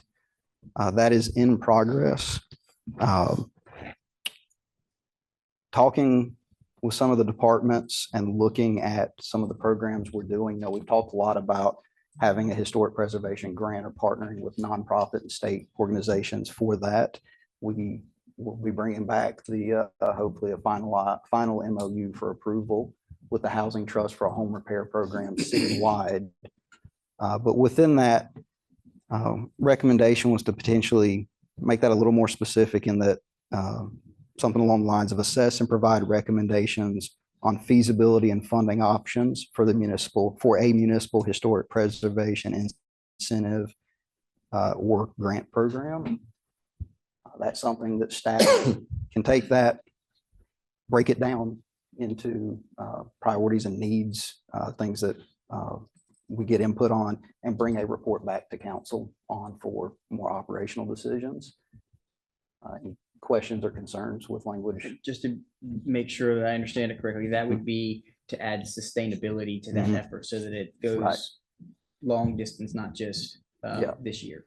Yeah. Right. Okay. Yeah, because that's not something that necessarily always falls back to a municipality. So this may require us to engage our nonprofit partners, to engage with the state, or we may have a funding source that we can make a recommendation on, but we want to be very specific as to what it is we're looking for here, both a potential historic preservation incentive and a potential grant program. Evaluating developing police explorer and internship programs. This one's partially done. The police department has an active internship program. They're recruiting for summer interns now. They've had some year-round interns. We've had the summer camp as a start to the Explorer program. So talking with the police department, if we could maybe adjust this to say something along the lines of providing a feasibility and funding report on the implementation of a long-term police Explorer program. Would that be appropriate based on what I've heard from council in the past? My answer would be yes. Yeah. Okay. All right. Developing and publishing a semi-annual newsletter to be mailed to city residents. That was completed this past year. I think it's been a huge success. And I know we continue to provide that service. Creating a new public notice process for development updates for enhanced notifications. Wasn't 100% clear on what that meant when I read it the first time. Was that originally the dashboard? Yeah. That's what I thought it was. And We wanted to do with the GIS. yeah, so we could either mark that complete with the GIS rollout, or we still are in the process of rolling out the full development dashboard. And we could tighten that up a little bit to say, add and implement a new public notification procedure for development updates, or adopt the intergov system, But that's really the only piece that's left on that. So we can leave it as is, or we could be a little more specific. It's up to council. Let me ask this. Was, I'm sorry. Yes, sir. Go ahead, Mitch. Thanks. Was that an outcome of some concern from the last storm as to whether sufficient notifications or updates went out to our citizens? Well, this What's the was, genesis of that, I guess? this was specific. This was identified several years ago. And this is specific to development updates. Okay. Yes, sir.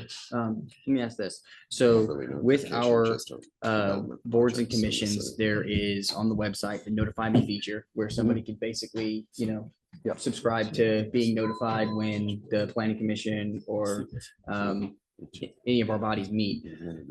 I have not seen it yet, but is there, if it doesn't exist now, the ability to add the notify me feature to individual development projects to where somebody could get on the Airtable and then say, okay, every time we do something on Allison Road or whatever it is, they can get a notification? Not at this time, but we can add that as something that we want to explore. Absolutely. And I think that kind of fits within this and other existing initiatives that we can make that a more specific operational task that we're looking into. I've made a note under this one for you. So we're good with keeping that ongoing until we get the final rollout of the InterGov system. Expanding downtown commerce availability to attract young families. This really goes back to the Tiger Team study. This was a large part of what our conversations were, what the public surveys were, the business owner surveys. And we would recommend that potentially be tied into where I talked about evaluate and report recommendations on increasing access to the downtown area, potentially expanding that to say something along the line of design a report with recommendations on increasing downtown pedestrian traffic during critical time periods. We still want to keep that. It still is a priority, but we might want to refine that a little bit if council's good with that, or we can leave it as is. Yeah, I guess it would depend on how this language here is interpreted, because does that mean expand the options that exist downtown or just expand the pedestrian traffic downtown? And I wouldn't want to, if the idea here is to expand the options available to attract young families, I wouldn't want that to then get merged with just increasing pedestrian traffic in general. If that makes sense. Yeah. So I can speak a little bit to, I'm recalling the original intent of this item 2 years ago when we first put it in our plan. The original intent was to be able to incentivize businesses downtown to expand their hours.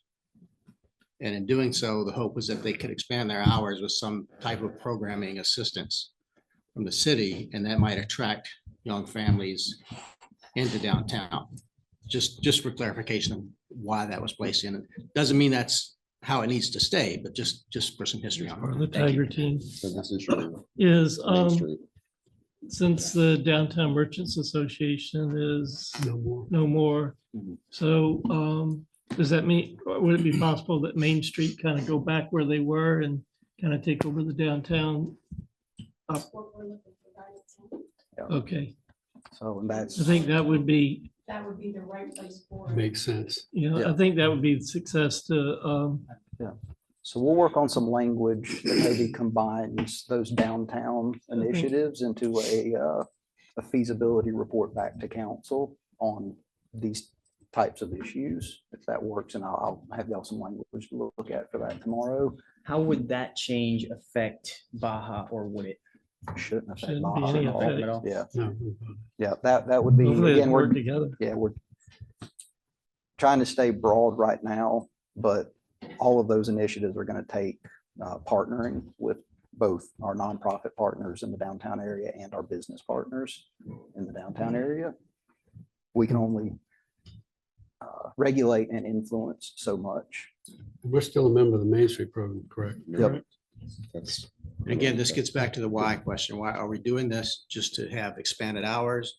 Are we doing this to have increased profitability for downtown businesses? All Because of that the will above. determine how we measure our success in it. So we need to figure out why we're doing this. Are we still doing it for the same reason we were doing it 2 years ago? Maybe, maybe not. That's a policy decision for council to bat around. Well, and if we look at the precepts of what Main Street USA is, all of those elements are part of the determinations of Main Street. So if we keep this tied with the Main Street incentives, then I think that keeps it within the retention, growth, expansion. Gives us some you know, definition. all of the elements that Main Street stands for. Main Street can do the first Fridays and have other events brought in that, really need to be.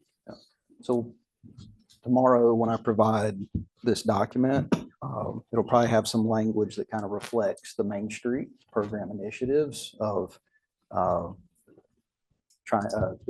bringing back a feasibility report with recommendations that hit these things, bringing increasing vitality of the downtown area, increasing pedestrian foot traffic, increasing profitable pedestrian foot traffic, increasing family enjoyment downtown, those types of things. But that's still clearly focusing on our downtown, bringing locals and families back, reducing car traffic, increasing. Is there a way we can incentivize the property owners to bring in more of a variety of businesses? I'd like to, if there's any way we could do that. We can, we can explore that as part of that. Like the downtown more vitality. of something that would bring more locals down instead of just having it just nothing but tourists. I'd like more locals downtown. Yeah, I feel like when we get to that section, I feel like we have some initiatives that address that in the Okay. economic development side. So we'll bring back maybe some specific, or just leaving those individually, but maybe expanding on them each a little bit. Evaluating waterfront marina expansion infrastructure improvements. That's a major priority for us. So as you think about that, what we talked about internally was potentially some language along the lines of develop a long-term plan for both rehabilitating and maintaining the waterfront park and marina infrastructure. It's broad, it covers everything that we are wanting to do, and we can break that down into the very good, smart objectives with our committee that council's in the process of forming, and with the engineering reports that were already commissioned.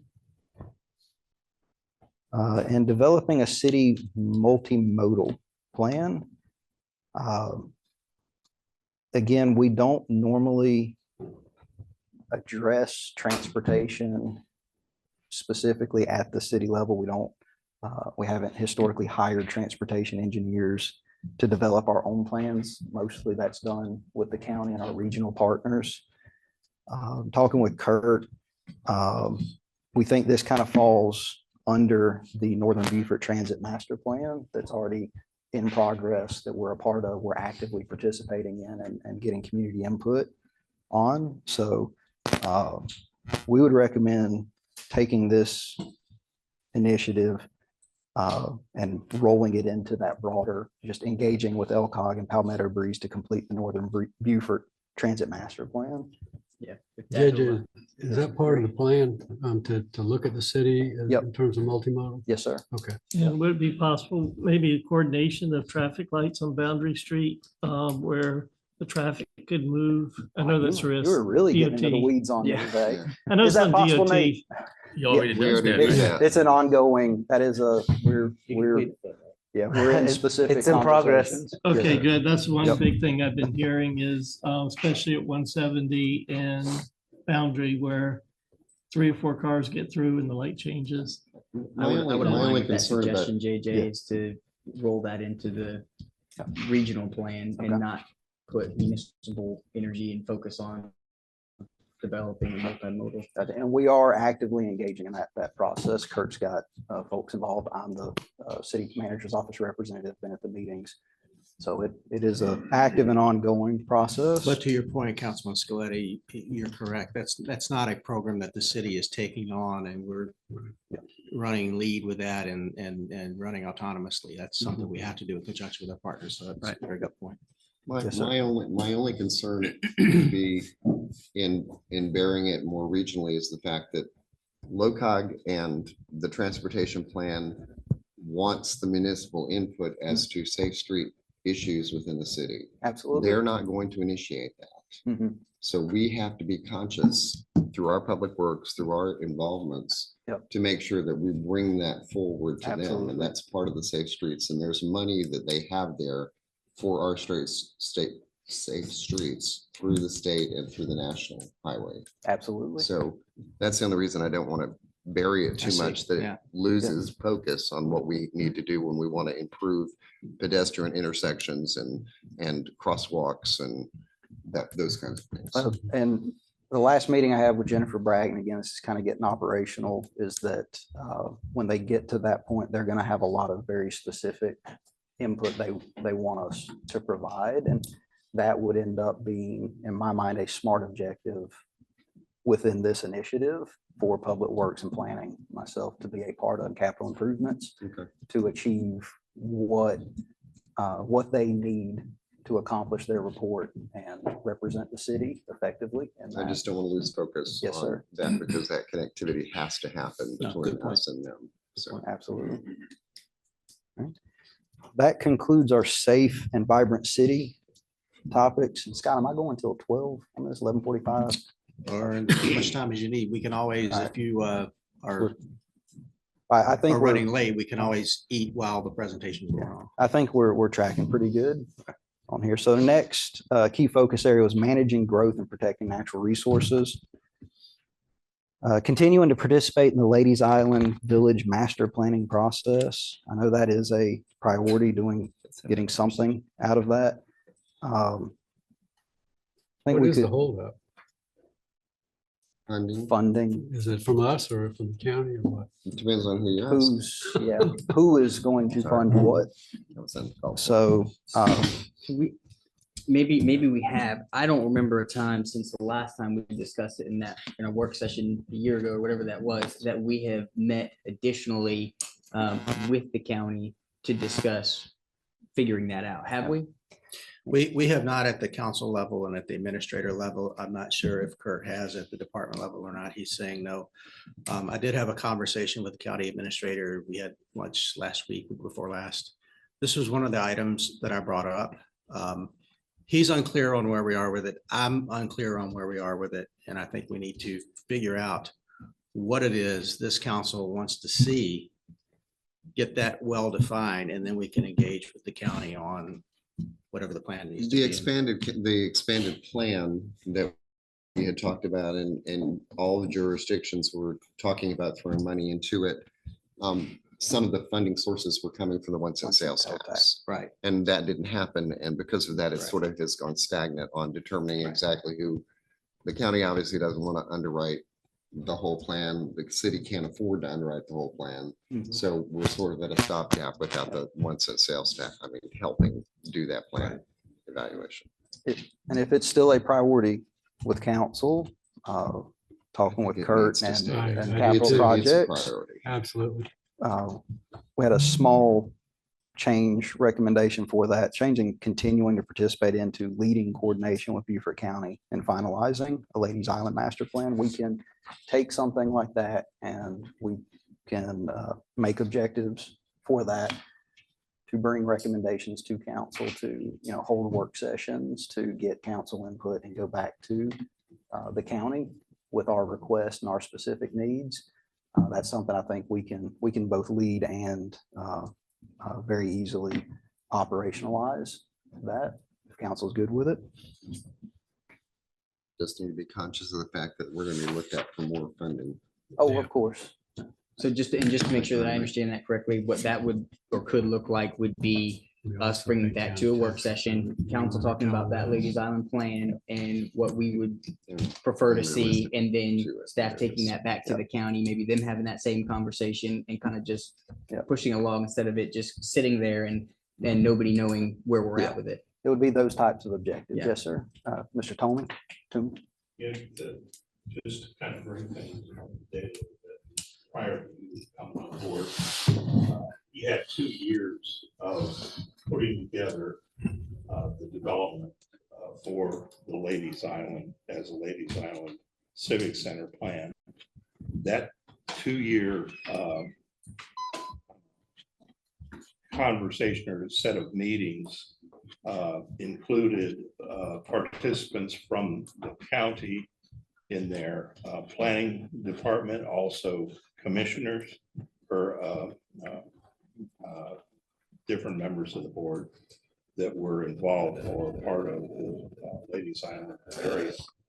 And that 2 years culminated in a plan to move forward with towards them hiring consultants or us hiring consultants to do the rest of the planning process.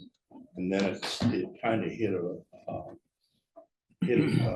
funding gap there where the county and the city were kind of at odds with each other for a long time. However, I think in talking with the county lately,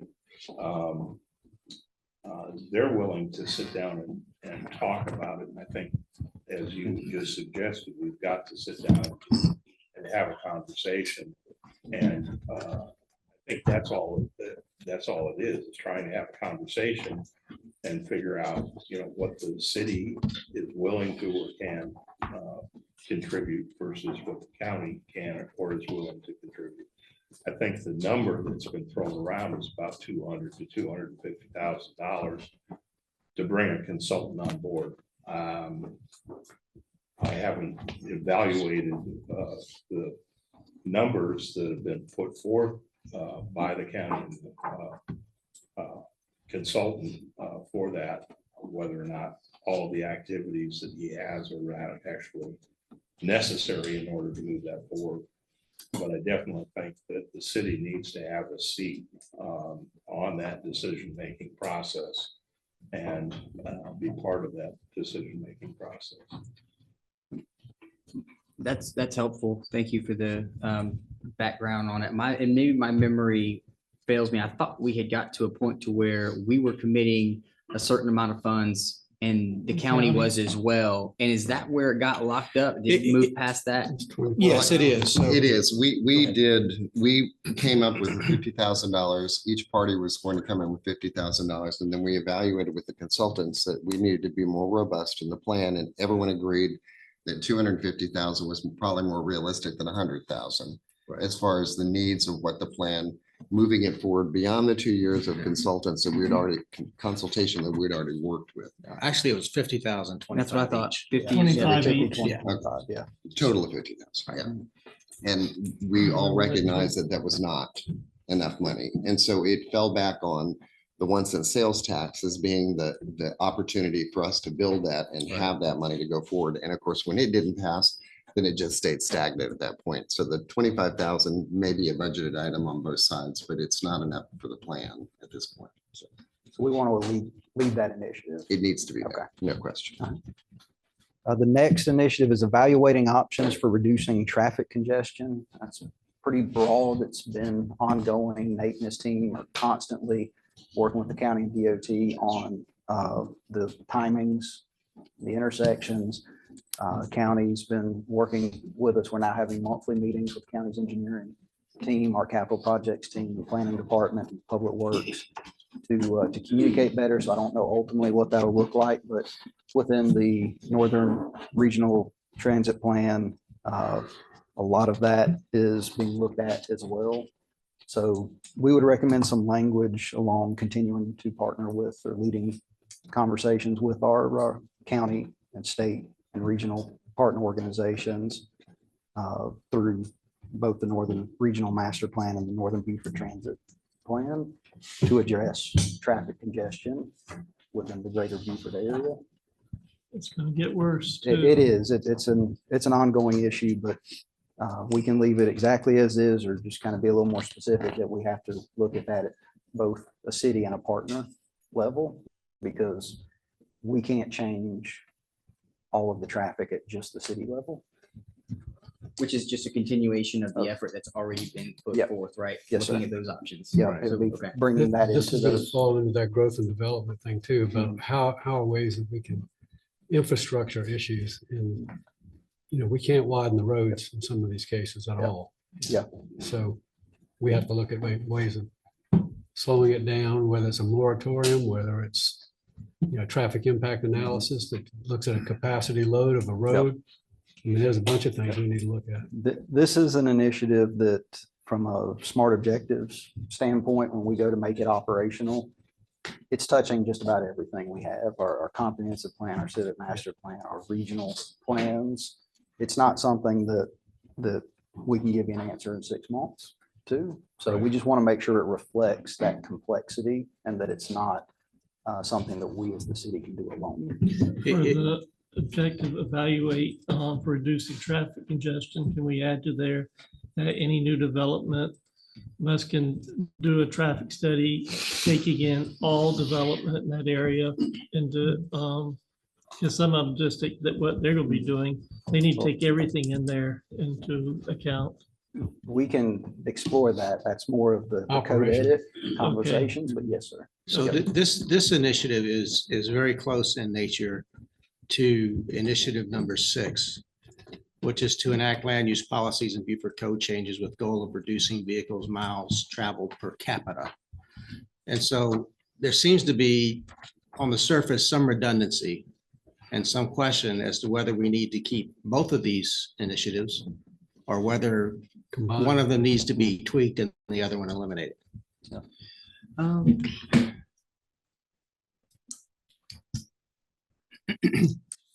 So vehicle miles traveled. My understanding is there's a lot of people coming from Hardyville and Jasper to work here, and a lot of our people going there as well, which is going to add to the levels of congestion. And it's almost an even Or- exchange. Yeah, yeah, exactly. So you could probably merge those together.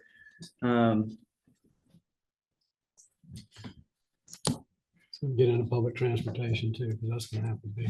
Yeah, these are all issues that generally are addressed by or fall under the scope of both a master transportation master plan and a transit Right, master yeah. plan.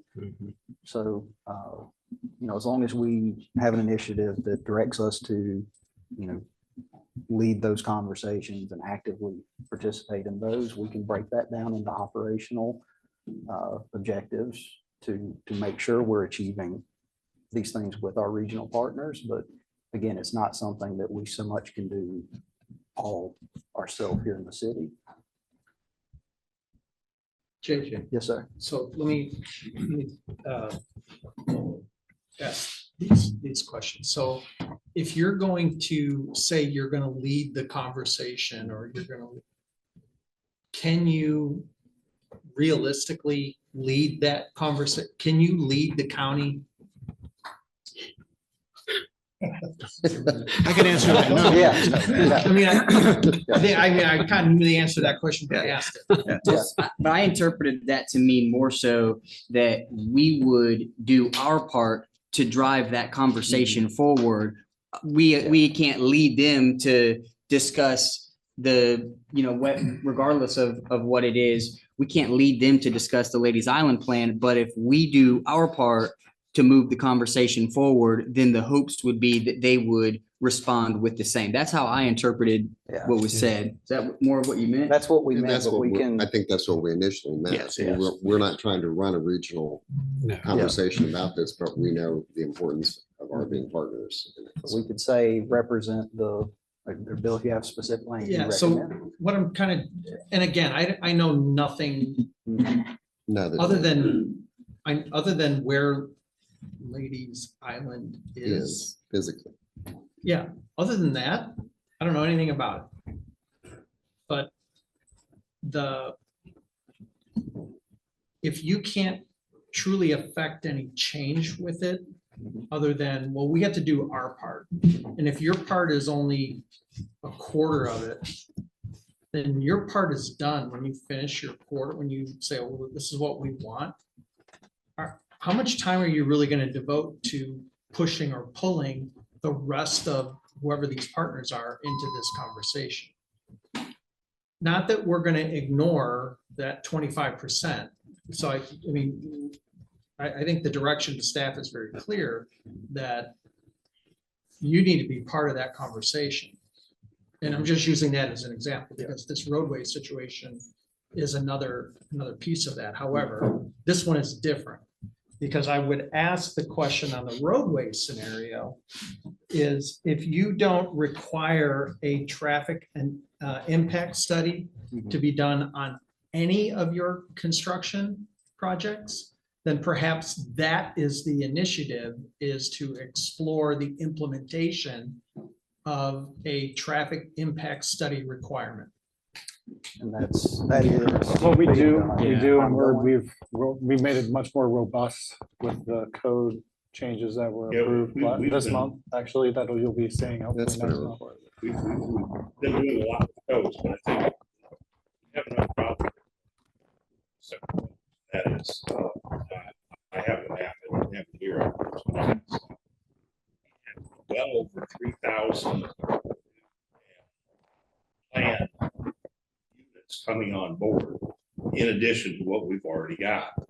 And one part of that initiative of just putting that together for the city of Beaufort, the impact is on us and the roadways.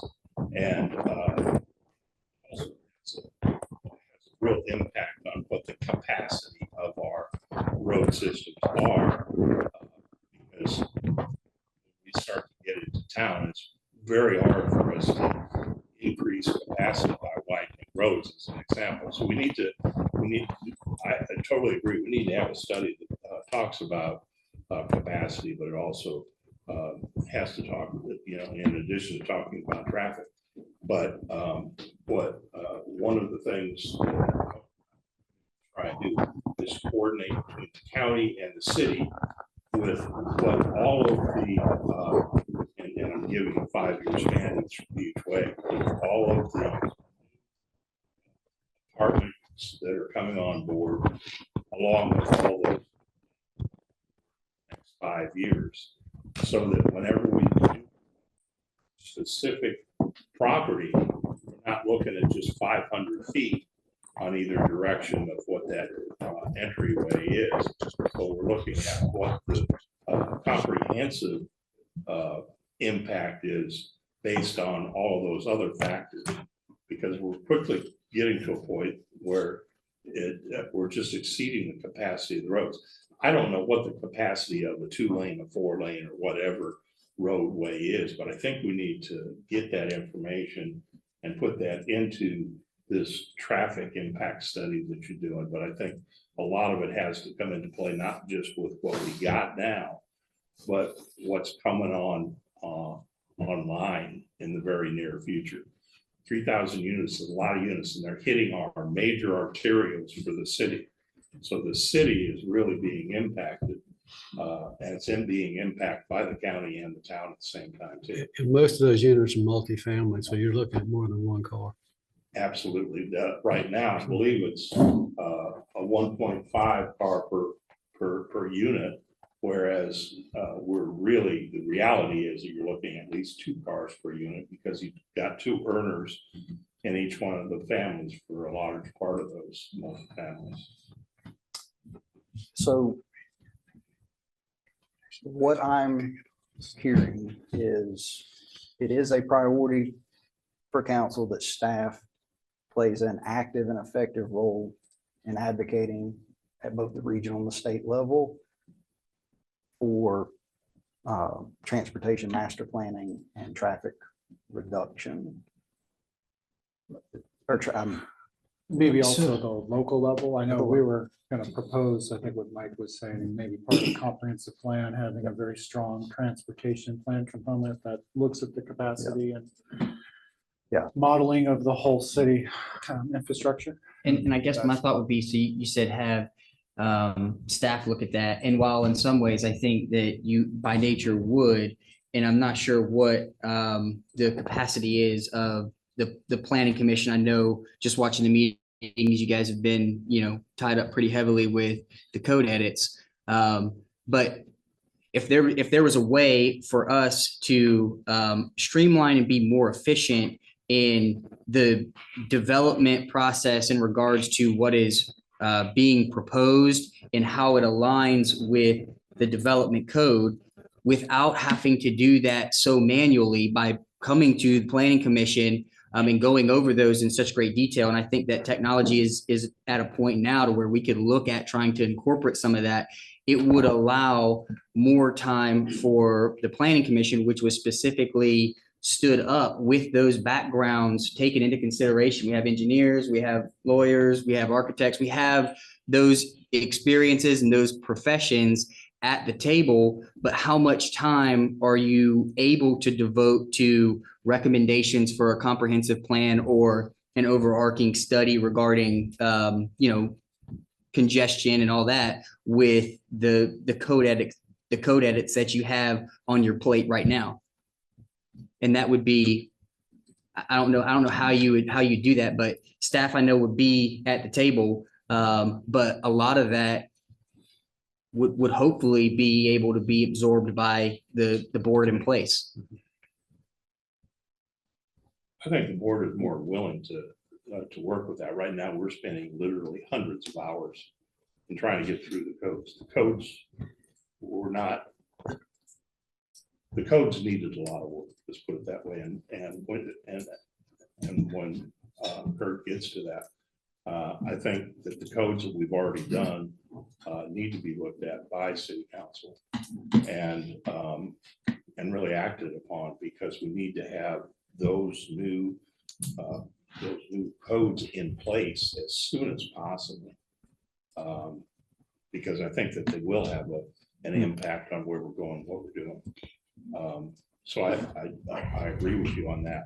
In terms of looking at capacities and things like that, I think that we need help with, doing those kinds of things. I don't think that's where we are. I think we need to be able to react to that and talk about, from a planning standpoint, a comprehensive plan, which we'll get into, to figure out what the growth of the city wants to be.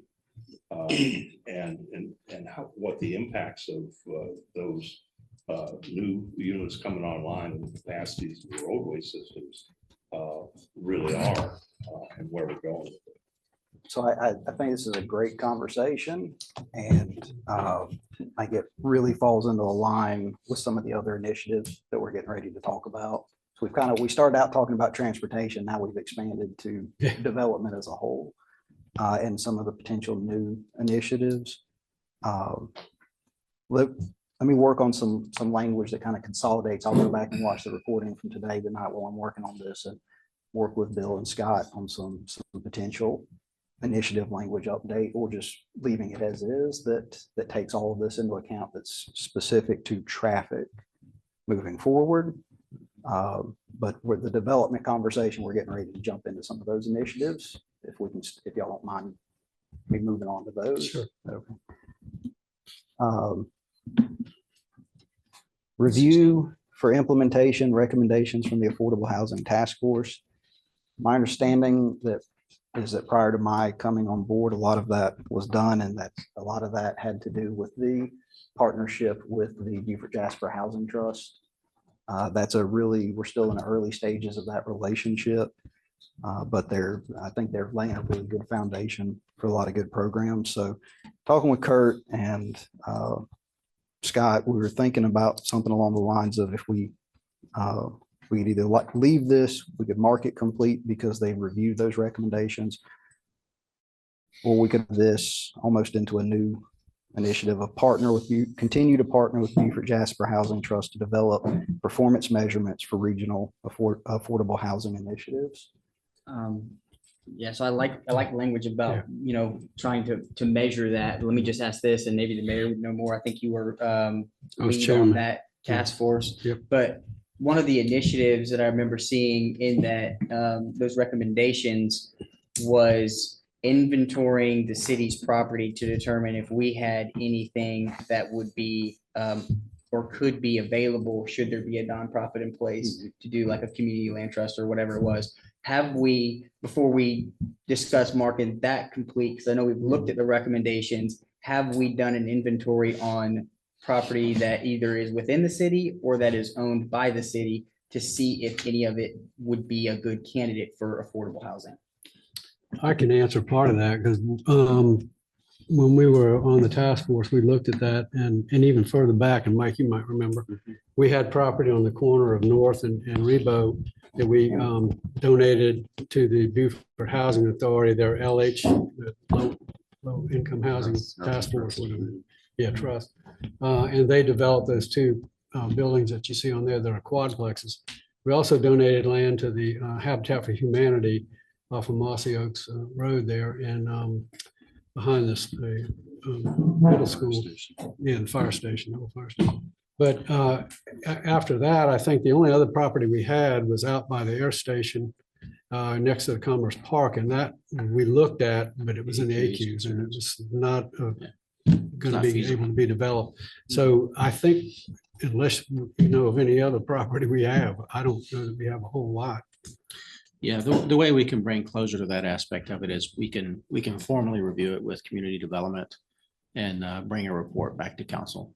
Okay. And report out. on And it. then just to clarify real quick, because it wouldn't be in my mind, and maybe somebody can explain why I'm wrong here, but it wouldn't be just property that we own, but it could be property within either the growth boundaries or the city itself that would also be a good candidate, but it's not being utilized now. And then maybe a land swap opportunity arises or whatever, but just to go beyond what we already own and say, is there something that is within our jurisdiction that would be a good candidate for this? It's a great idea, but I don't want to duplicate the efforts of Beaufort Jasper Housing Trust, who I believe has already undergoing that task, if not already completed it for this area. But we could definitely check and see where they are with it. And if it's not redundant to it, then I would say, yes, let's take a look at that.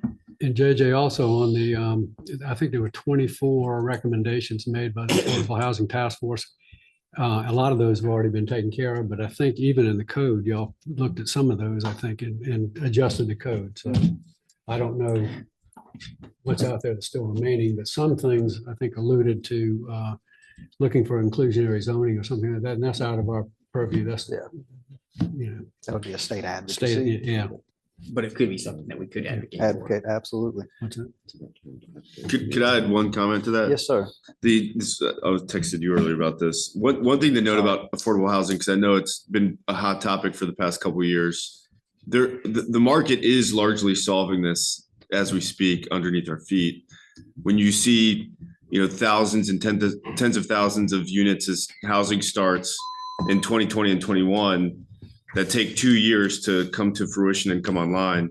Now you're seeing a lot of those come online. If you look at rental rates, you'll see that as those units have come online and there's been a glut of supply, rental rates have gone flat and in many cases have gone south, right? To the point where you're seeing a lot of apartment complexes and rental operators offer 1 month of free rent, 2 months free rent, a lot of incentives. A lot of those things are actually helping folks make housing more affordable. We still have a lot of units that are still coming online here. This is a phenomenon that's happening everywhere, including Arizona, Austin, Texas, Las Vegas, Los Angeles, all over the country, and Beaufort's not an exception. So that Beaufort Housing Trust was stood up, a couple of years ago as a result of what we're seeing. My only concern that I would caution everybody to think about is this is going to move faster than any government body because we're talking about solving it and it's already, the market's already moving. So wouldn't want to do things that solve a problem that is already solved or is going to be solved by the private market.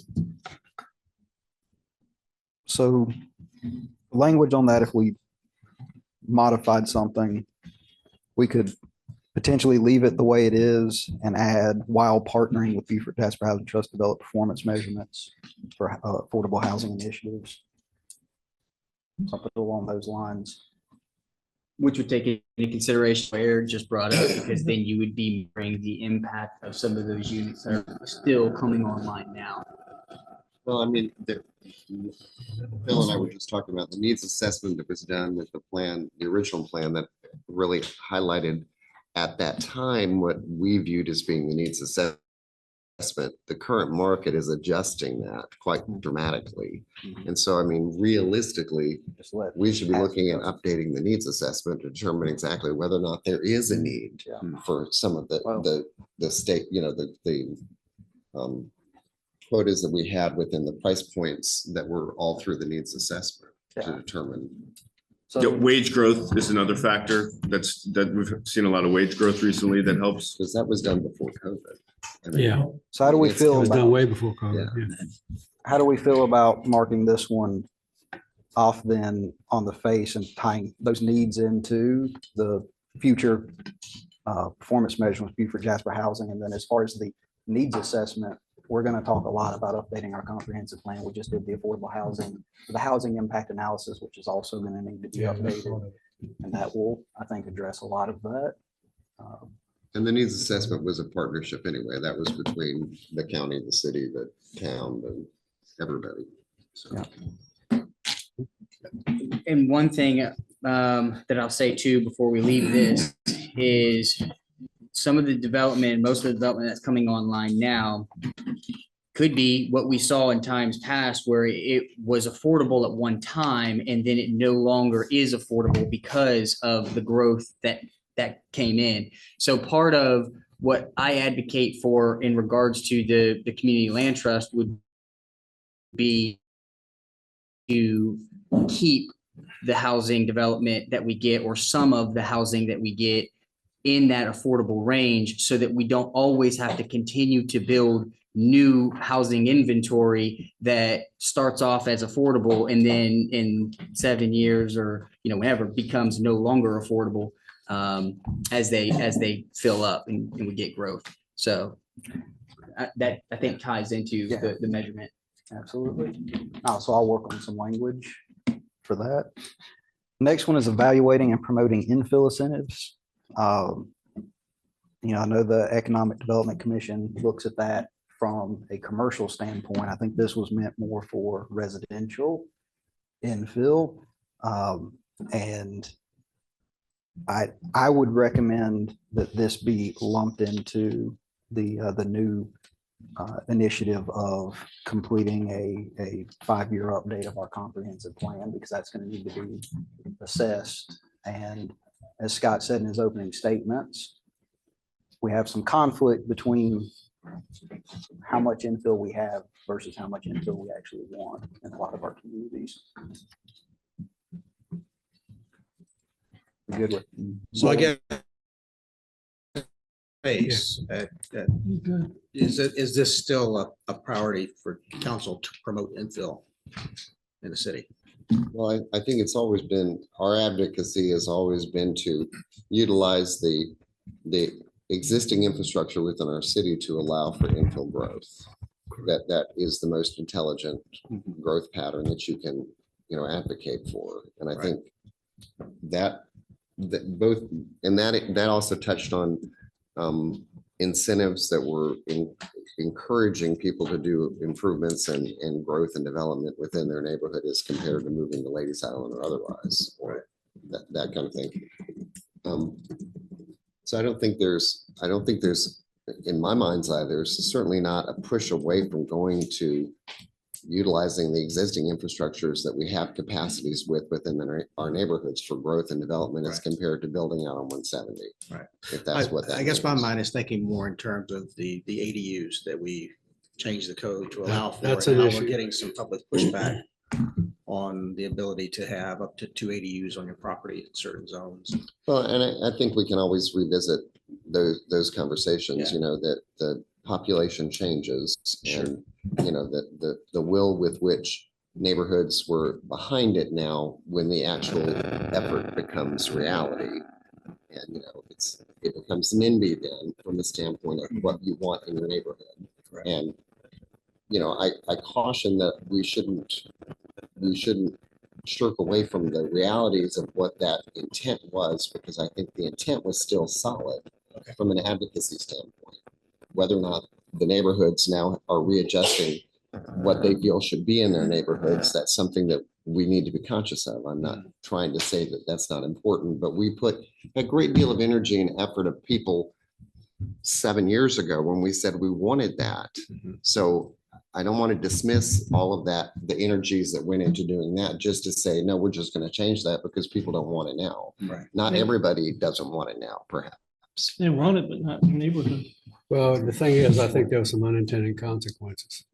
I mean, when I voted for, and I voted for the ADUs, was the fact that I was thinking some of this would be mother-in-law suites, long-term rental. It would help alleviate the affordable housing issue we were having at the time. I think now it's become short-term rentals, which I think are an issue that we need to address at some point. And the state may do that for you. Well, no, they're going to do what I don't want to have happen. Council, would it be fair to say that the idea of evaluating and promoting infill incentives has really become operationalized? We've adopted those practices. The idea of needing to assess infill effectiveness within the city is something that needs to be explored when we update our comprehensive plan. Well, and that will, I mean, the comp update would address it, obviously. Okay. And maybe there would be value in looking at it before then too, just managing the infill that's come online, right? To see if it's a perceived problem that we're getting several double ADUs that are becoming short-term rentals. But I think maybe an analysis on what the problem is versus what the perceived problem may be, so that if we do need to tweak any of our management of those incentives, not necessarily removing them, because I agree with Mike on the fact that the intent for why that was put in place was important and still could be very important. So just to see if maybe we can, manage it a little bit better. But I think that could come into play prior to the comprehensive plan update as well. It could actually help us, it could help inform us going into the comprehensive. I mean, I want the ADUs, but I want something on there that they cannot be short-term rentals, that they must be long-term. Okay, so we can. Aren't there already enforcement mechanisms for a lot of this stuff? There's already the cap on rentals depending on the zone. Yeah, but the cap is on platted In lots. residentially zoned properties. It's on platted lots versus rooftops. Right. Okay, so you're saying, Well, for instance, the northwest quadrant, you got a lot of vacant land. If it's on platted lots, then potentially all the rooftops in the northwest quadrant could become short-term rentals. No, it's on existing structures. No, it's on platted lots. I thought it was T3N No, is I was told- considered residentially zoned. I thought it was based on residential zoning, There is an exemption for non-residential. non-residential. Right. Yes. Yeah, if the zoning in the district is not residential but commercial, then it's exempt. That could be a conversation. This isn't the same conversation. The ADUs that we're talking about specifically to that may not be short-term rentals.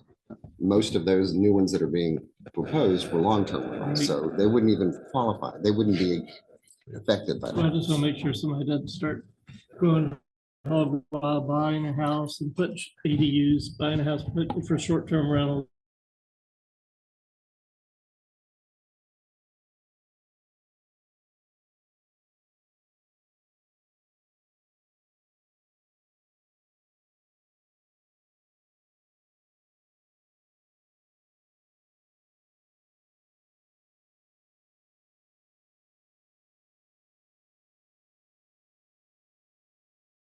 Processes is that engaging in that type of study that Councilman Scletti just recommended is a very important part early in that process. I mean, updating a comprehensive plan isn't something that's going to happen in a couple of months. It's going to be at least a 6-month to a year-long process.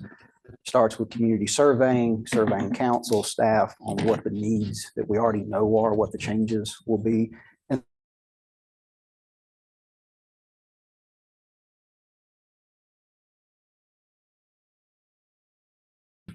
Be a better priority within the comprehensive planning process, if that makes sense. Not saying ignore it. Aside I from think- being a strategic plan Yeah. initiative being an initiative within that update. Yeah, I think it would be more appropriate to adopt the comprehensive plan update as as an initiative. And we're going to do that. And then in that process, we'll be going through this exact same process where we're identifying what are the priorities within that comprehensive planning process. Does that make sense? I don't want us to duplicate our efforts. Focusing annexation efforts on parcels surrounded by city limits and contingent properties in tax district 100. We were back and forth about it's an ongoing initiative. We're back and forth with some language there, potentially of developing a recommended strategy for approaching the annexation of contingent properties. We're somewhat limited in how we can approach that, but talking with Kurt in South Carolina, it's supposed to be a part of your comprehensive plan, how you're going to go about growth within your identified growth boundaries. And again, I think that, and after talking with Kurt, we think that that would be a better initiative within the comprehensive planning document and process, if that makes sense. Yeah. If we're good with kind of rolling that over into the comprehensive plan update. That doesn't by nature just move it further down from being completed, does it? No, it makes it, in my mind, it makes it more operational.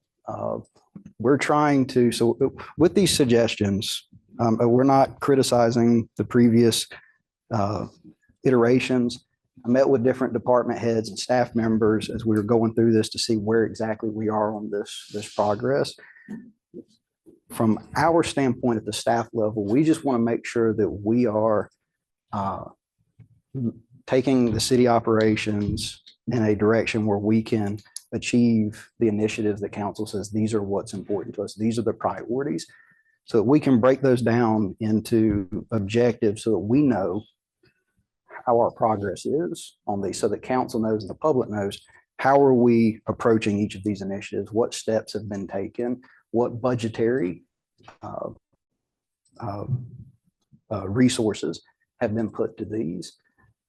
So with some of these recommendations, we're trying to stay up here, but clarify the focus a little bit without getting operational in the initiatives themselves. Does that make sense? It does. Well, I'll say it this way for this particular initiative is me personally, and I don't know how the rest feel, and I'm not going to try to get into the weeds today because we are trying to stay above that. But what I wouldn't want to happen is I want to have this discussion in regard to and closing donut holes within this budget cycle. So maybe nothing materializes from that conversation, but I wouldn't want this to be moved to where, as council, we don't have that discussion for 2 years. Staff may be talking about, solutions on an operational level to bring to council during the update for the comprehensive plan. But this is one of the items that I would like to discuss inside this. Let's just leave it as an initiative. Then, I mean, it can be in both places. Right. So we just leave it as an initiative and. Well, the only issue I have on this originated because of the donut hole mandates from the state, but the specificity of keeping it in tax district 100 makes no sense to me. Okay. I mean, we have growth boundaries that are already established that we have agreed on from the standpoint of our Northern Regional Plan. And I don't know why focusing annexation efforts shouldn't be within our growth boundaries and not on a tax district's 100. I would agree with that. The conversation became because we have several donut holes on the 100 side of town going towards the air station. And I think we just sort of focused in on that. I never thought that it should be restricted to that district because our growth boundaries should be what predicates our directions as far as growth and development is concerned. All right, so is this strategic or is it operational? And I say that because as it's written, how do we know when we've achieved it and how is it measurable? Aside from identifying every single parcel that could be annexed, and exploring the possibility of which we are limited. We can't approach the property owner and ask them if they want to annex. That's not allowed. And so then I go back to how do we measure it and how do we know we've achieved this specific item? But it is operational in nature because we know it is in the best interest of our taxpayers, because rising tide lifts all boats, to increase the revenue streams and increase the quality of service provided within those donut holes when we annex them. So to that, I think that's operational in nature, but is there a way we can capture it on here where we can measure it? I think that's the key question. So our recommendation based on consolidating what we talked about and what y'all have talked about just now would be something along the lines of develop a recommended strategy for approaching annexation of contingent properties within all the identified growth boundaries. That sounds. That's something we can bring Yeah. back, whether it's in the comprehensive plan or a separate assessment. Does that work for everybody? I think there's another issue we have to deal with regarding that, and that is when we start taking a look at areas like Clayton's Island, we've got the county who is doing urban zoning, whereas it should be the city, and we have that conflict with the state about not being able to approach an owner. But on the opposite side of the coin, the county is really not letting the owner know that they should be doing that. And that Within my our growth mind, boundaries. Yeah, within the growth boundaries, yeah. And so that has become very complicated when you start to get into it. Because I've dealt with the zoning area. And I just wonder if there needs to be some communication with the county, because just because they don't say they don't want to annex in, it doesn't mean that they could actually build commercial property there anyhow. And somehow there needs to be some kind of conversation that says, well, if you don't annex into the city, then you're restricted as what you're going to build there. And then do you want to talk to the city? In my mind, that's kind of where it should be, but it's not there right now at all. Could this be back to the northern regional? Regional, plan? Because yeah. Mike's right. Yeah. Even areas of burden, the county's got like a form-based code, high density Yeah. district that they're allowing development. So it's just not. Yeah, I think. This conflict with annexation, I think has to be resolved first before we have a strategy. Yeah, I think that does fall under that, continue to coordinate with and work with for the Northern Regional Planning Initiative. Yes, sir.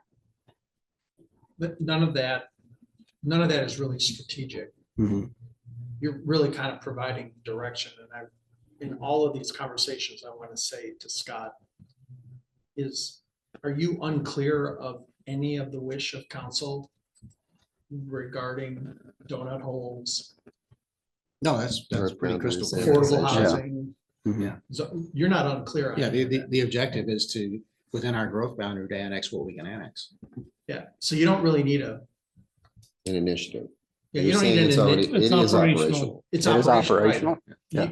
I think 2 years ago or 3 years ago, there may have been a question about how serious was council on those issues. I think today, at least my recollection of that conversation, and again, I've been here for 15 minutes, but it's you guys have that.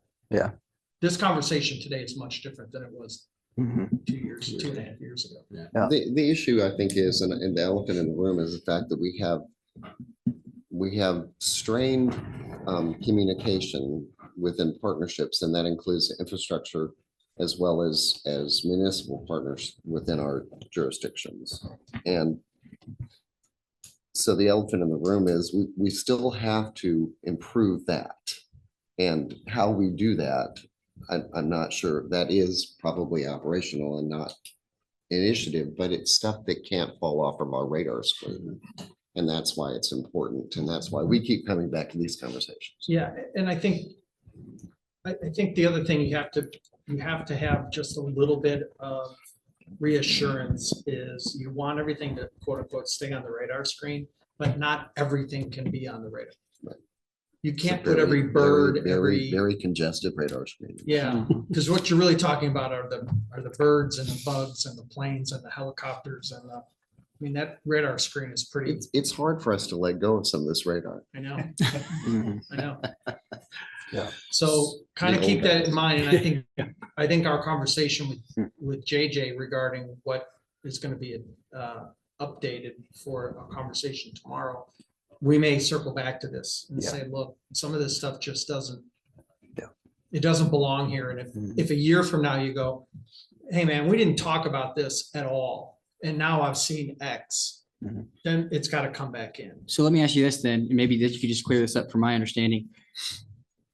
As councils change, as leadership changes, how do you maintain or measure continuity if you don't have those things on the radar as an initiative? So I understand that it may be more operational in nature, but how do you ensure that it actually is moving in the direction that you would want as turnover takes place? So if I can, I'm gonna hold this up. What page are you on? Right now, I'm on 9. Because I'll just make sure I'm on the same page. You got this page up? I do. Middle of the book. So you have the focus area and the guiding principles. Everything that we're talking about should be one of the guiding principles. Maintain partnerships, blah, blah, blah. Work on, I mean, all of that has got to be in here. That is your continuity piece, because this is what is providing the staff the direction. And you may or may not have an initiative up here, but these remain. These don't change. So this should be where your strength Yeah, is. there are many guiding principles we have that don't have a specific initiative attached to them.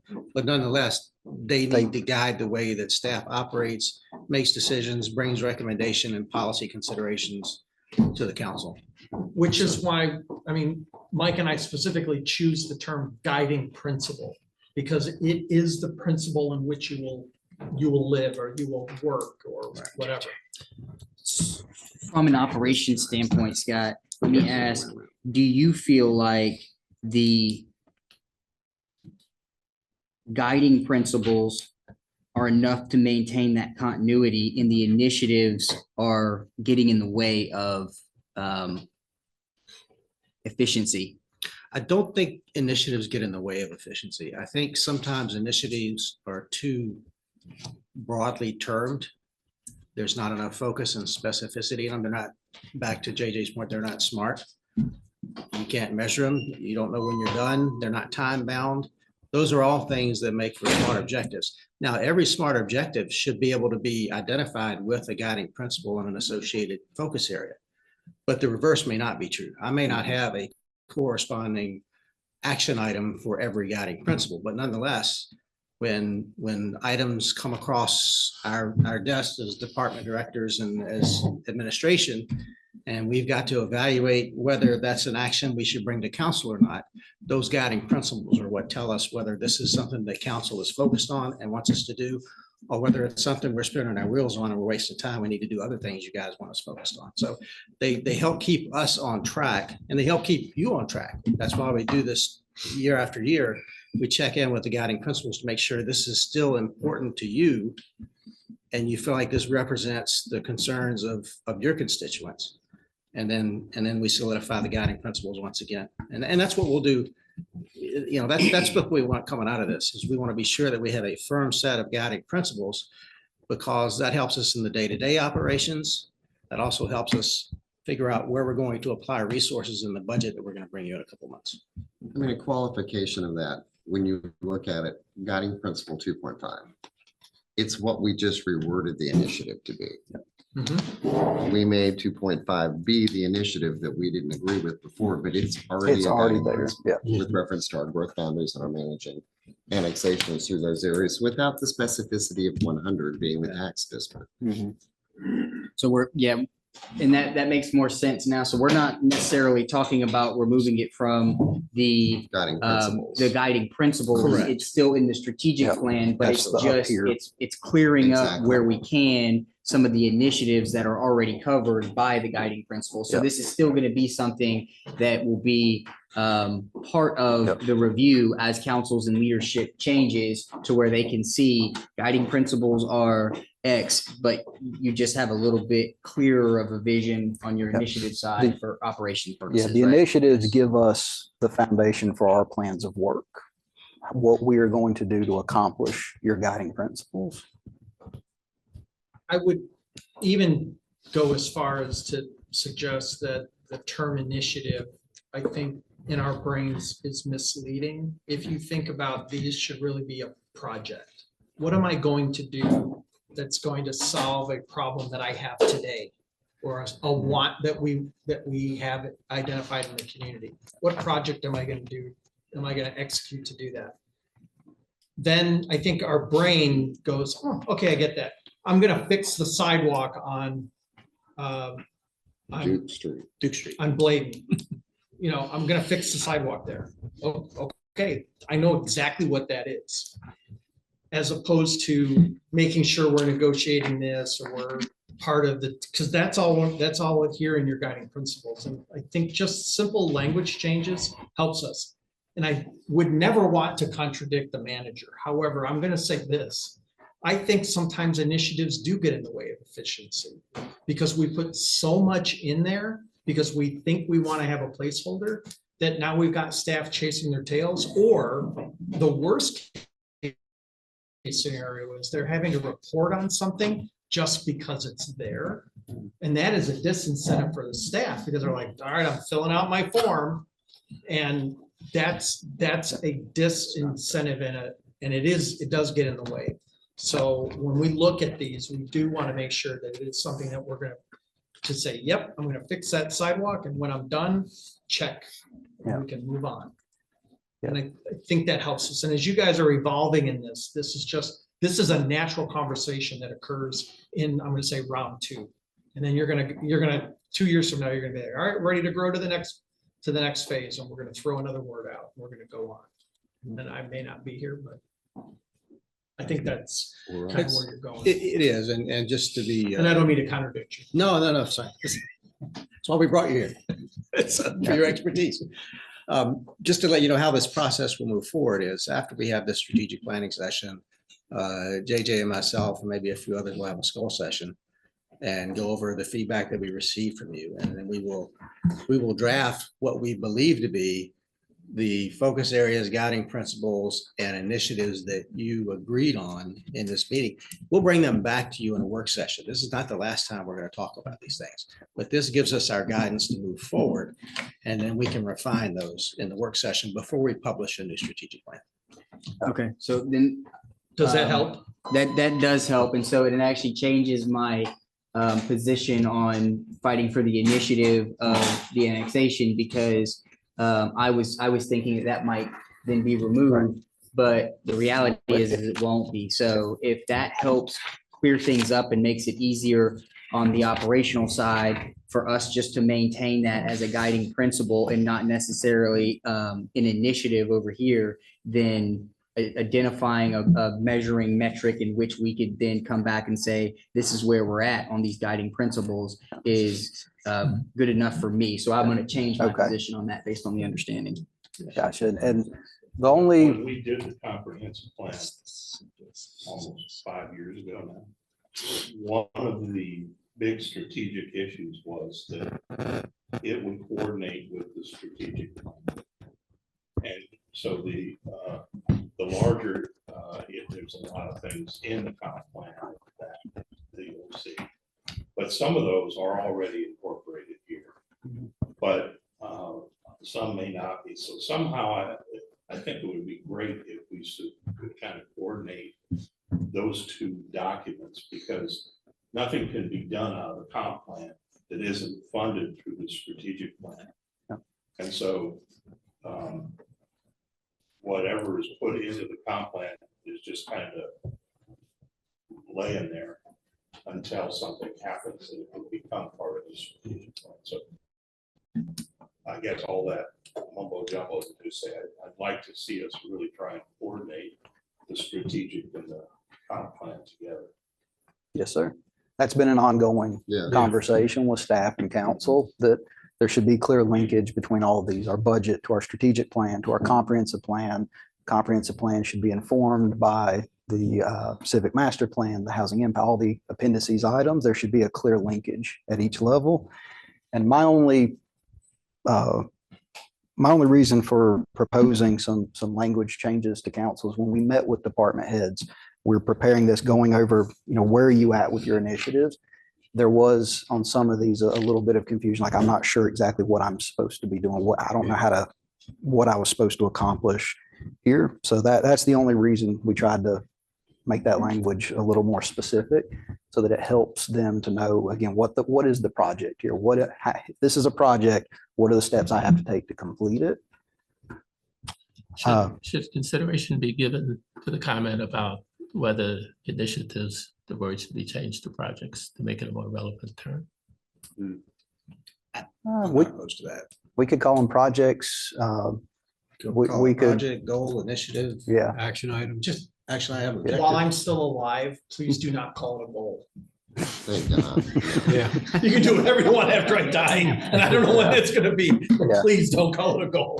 Yeah. I'm not sure how to answer that, except you got it. Yeah. You call it anything you want, just don't call it a goal. Put the goal on- Dream goal on the sequence. shelf. We'll call it a dream. Right.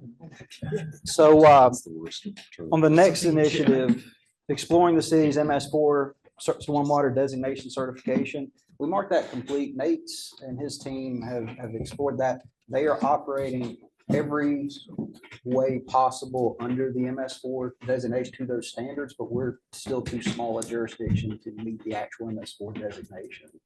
So How close are we to meeting that?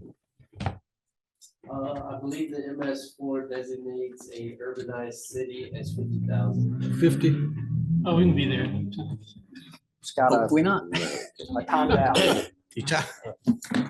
Sorry. Hang on. Sounds like it's time for lunch. Almost. I was trying. Time down. Time down on purpose.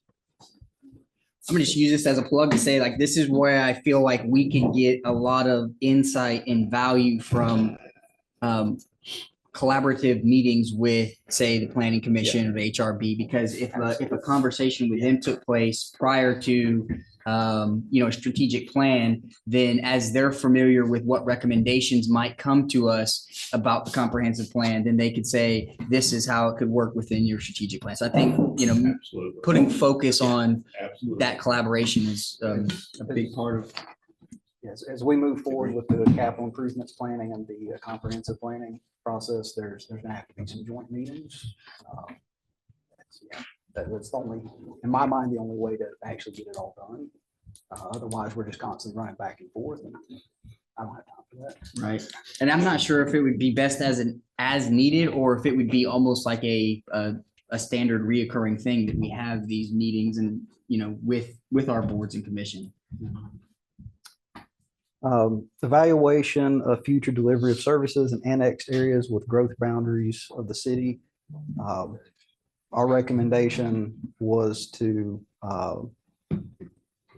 there's already, it's been operationalized. We have a procedure, we have a process for how we do those evaluations. Fire department, police department assesses service needs. Kurt has a process for following those. So we really think that one is completed and operational at this point, unless council wants us to focus something else. Technical review addresses all of that at any point of an annexation question, right? So. Just have to be careful what we annex.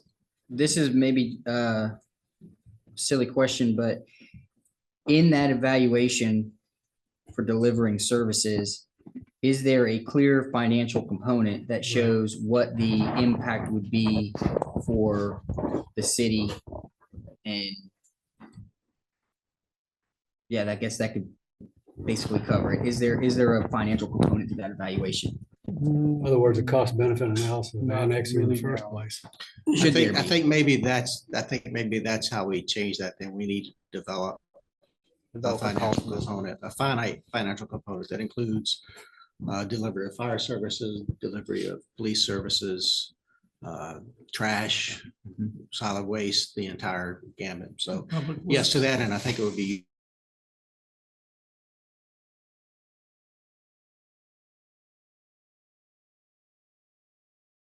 a process to account for that. And once that's done,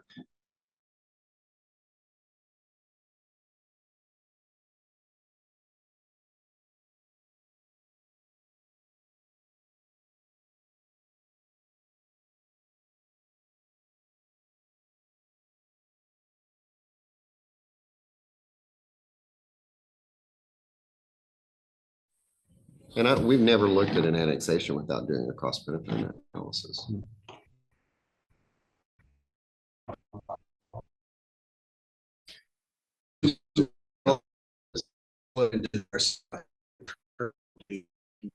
So to formalize it as part of that process, it's not a separate component. Let's look at the finances, which is I think what we were doing previously. That's appropriate. As we're going through the codes, the planning commission has identified the fact that we do not have annexation as part of our code.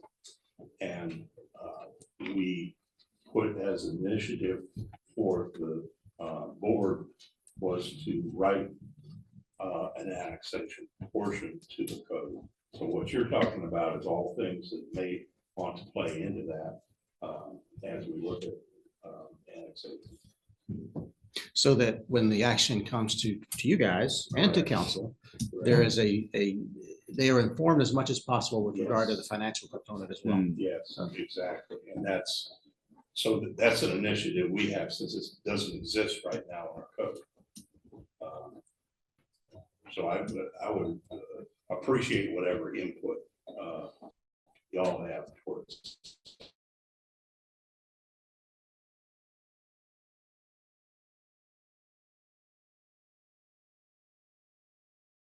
We were all torn on whether that has become operational at this point because it's such an ongoing process being done. If we want to keep it as an initiative, we talked about maybe changing that language to complete the ongoing development code edits to more accurately reflect best practices and current priorities during fiscal year 26. My input is I think you can mark that complete because that's what our code edit sessions were about, that we were reviewing all these, and that's why these guys have so much work on their plate right now. Yeah, but there's no end to it. No, because it's Because it operationalized. became operational. When I got here a little over 2 years ago, we had a spreadsheet with about 150 items on it that code edits that had been identified that needed to be made. And that's what we worked through the first year and a half. Yeah. And now they're on planning commission's And as plate. new ones pop up, they get. Right. So that's operational. And I know this is part of operations. So I think you're right. This is operational at this point, but, and this is not at all a dig at Kurt or the planning commission, because I know how much work, or at least I try to understand how much work has gone into what you're doing. I would like to see more expediency on when we see those. So I know that, hindsight's always 20/20. And, we made our recommendations to the planning commission, who then are going to make recommendations to council. Perhaps that would have been better going to the planning commission to make recommendations to us, and then us just seeing it once for time's sake. But the reality is there are things now that if I remember right, you guys had your final reading on the historic district portion of your code back in June. And that was one of the things that in May, council prioritized. There was 3 things. That was one of them. And my intent then was to get those even separate if we needed to. So as soon as that one came through the planning commission, bring that one back to council, and then we can get it implemented into the code. And I'm not sure if the snag point is waiting to get the chapters that you guys are working through now done, and then we get it all at one time. But I would almost argue that it would be better for us to get them as you finish them, and then that can get implemented so that we don't have this 12-month delay in when you guys recommend it and when it actually gets put into the code.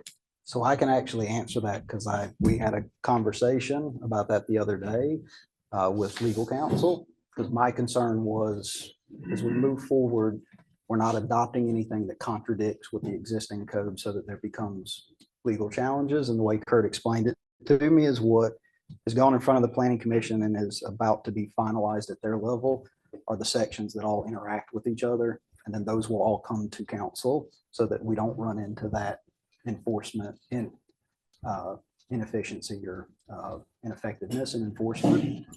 Does that make sense? That makes sense. So then I'd ask this. From a planning commission or community development perspective, have you found where you have completed your final reading on a chapter and then the review of another chapter contradicts what you previously thought was a good idea? And so you would then go back to the chapter that you had a final reading on to make the adjustment? Has that happened? Or would you still maintain consistency and judgment and say, okay, look, chapter 5 is this, we had final reading on it. And then as you read through 7 and 9, you would just make sure that there is no contradictions in your final decision as it pertains to the previous chapter? Because at some point, you're probably always going to run into that, is having contradictions somewhere. So from your perspective, have you seen where you made a change in a chapter further down the line that affected your decision on the previous chapter? Yes, and that's why some of the chapters are going together. So they just approved 7 and 9, which did cross-reference each other, and like 2 and 4 cross-references, but like design and zoning. Right. So there's 3, so those will be coming together, and then the landscaping is what we're doing right now. So yeah, it's just, I think it's just taking a little longer because we have very experienced planning commissioner, land use attorneys on there, and I think we had over like 300-page packets. Yeah. It's a lot. We're doing a lot, but I think it's also more of a guiding principle than it is a measurable initiative. You know, does that make sense? Yeah. So it's, we're doing it. You've got it as your guiding principle. I think that's a good point. We need to, definitely speed it up. But it's hard to say it's a measurable. Because you know what I mean? Well, and it's hard to, because you wouldn't want to speed it up and then lose the quality or the, the efficiency of the code edit. And so I know that there's a balance to strike there. I'm just wondering at what point, when you have final reading on a recommendation regarding a chapter, could it come to us without having to wait in the queue for everything else to be done? And maybe we don't run into this backlog again, but the reality is this is a ever-changing thing. And so I wouldn't want to run into the situation of needing to make a recommendation for a code edit, knowing that it's not going to be in the code and implemented until, a year later. Well, I hear you, and I think it's just really speeding it up. But hopefully we've talked about it all. I think you're finally going to see a big chunk of stuff that took a lot of time. Is there a way to prioritize certain types of edits that you guys think are more important than others? That's what we did. We That you can prioritized say 3. these ones get through these ones first. Yeah. And I think that right there is why this is operational. Now, we have a process, we have a procedure. We're tweaking a procedure more so than we are tweaking a priority right now. Does that make sense? Yeah. So, I mean, it's a great conversation. We need to be having it. I don't know that. I can give you my opinion based on the board as we're sitting and going through all this stuff. It's a lot of stuff. And I think Kurt's done a good job in pairing up those chapters that probably will influence each other. So the historical section we completed, we covered. We thought that council would take that up, and I will always be available in your meetings to help walk through anything that you need to walk through. The other 2 chapters that we've put together that we've just finished and voted on are chapter 7 and 9. Those 2 are integral to each other. We had to actually rewrite part of that because it got confusing. So we have a chapter 7 and a chapter 9. Chapter 9 purely deals with what it was supposed to, and it refers back to chapter 7. So we've integrated those 2. I don't think anything we've done to date has affected 5. Anything on the historical section. Right. You're going to have a lot to go through, and I think our attorneys go through each one of these as we get done with them before we go through approval and we get final edits. So, and we've had that conversation. Or do we want to wait and get the whole thing done first, or do we want to do it in sections? I think the majority, if I remember right, has said, well, we're more than happy to let them do it in pieces because they're really important to get into the system. And short of a moratorium, so that we could get all the code into the system before we go any farther, is doing it in sections. Although, because of other reasons that I've talked to you about later, there may be a reason to try and do a moratorium for a while. But we have to look at economics and financing and everything else when we're doing that. But I have other, grave concerns, but not with this particular subject matter. So I think from our standpoint, I don't think we've had a big problem, have we, Kurt, with anything that's gone back other than dealing with the sections and integrating them. And that's what we've done. So we're moving on towards the landscaping tree ordinances now. And hopefully we'll be through those fairly quickly. We sit down with the community and experts in each of these subject matters so that we're sure that we're covering all the bases. And it reflects in the work that you're doing as well. So got it, tweaking procedure, but not necessarily discussion for today, but a good discussion to have. Yeah, and I think that's a good way to say we're actually pretty operational at this point because we're diving into the ifs and hows. Right. So I think we're gonna take a break for lunch. I'm hoping these last objectives go relatively quickly because a lot of these were completed and or we're recommending consolidation of some of the financial ones. But If I can jump in then, so because JJ ran long, no. That's what happens. You let a lawyer get up there and speak, that's what's gonna happen. I was on time, Scott was on time, but hey, whatever. If We have the meat. if we could have, yeah, I know, I'm just here as, as a show. Have the council and the staff grab food, go ahead and sit back down. We'd hope for really a non-working lunch, but if it's okay with the council, we'd like to just have you get your food, sit back down here. JJ will go through the rest. Most of what is in the next queue are all completed or fairly straightforward. So we don't think there'll be a lot of discussion.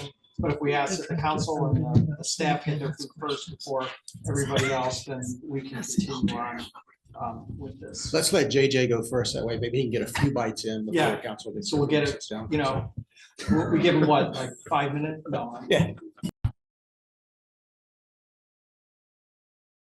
Broke for lunch. That concluded all of our current initiatives for managing growth and protecting natural resources. Moving on to key focus area 3, economic development and innovation.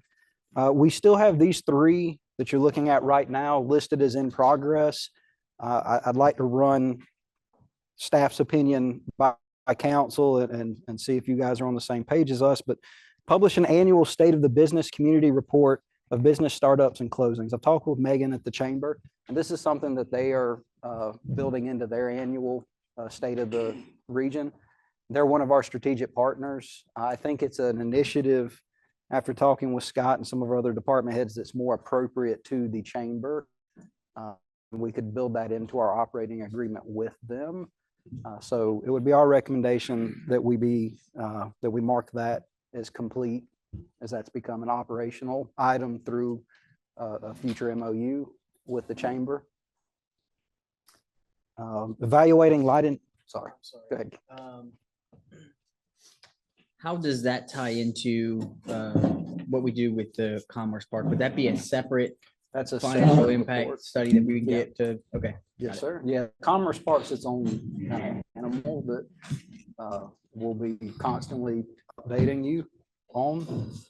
The next two, evaluating light industrial sites for future development and program to evaluate vacant underutilized properties for development incentives. Speaking with John over at the Economic Development Commission, this is something that they are constantly engaged in and assessing. We've met with them several times lately about potential properties, just giving us updates on things that they're doing. So it would be our recommendation that these be marked complete as they become operationalized through our ongoing agreement with the Economic Development Commission.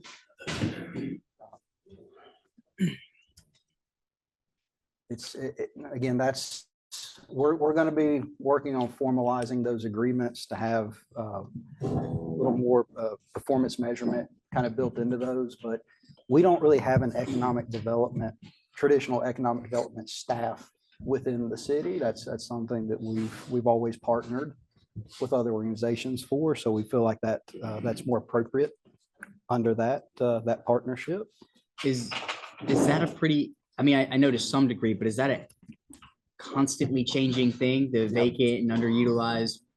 So I know that it's continued on their end, right? But we have or we're working on having some kind of a metric by which we measure that, but that's going to be part of an update that we receive moving forward too? Yeah. Okay. Yeah, that would be, we would ask for them to, as they provide us with more regular updates, that be a part of the conversation on what they're doing on these fronts here.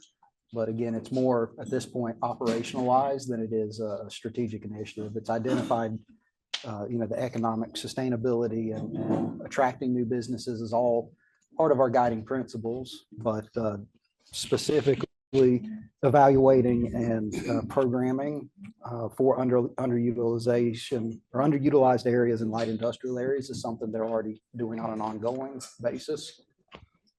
Any questions or concerns about those?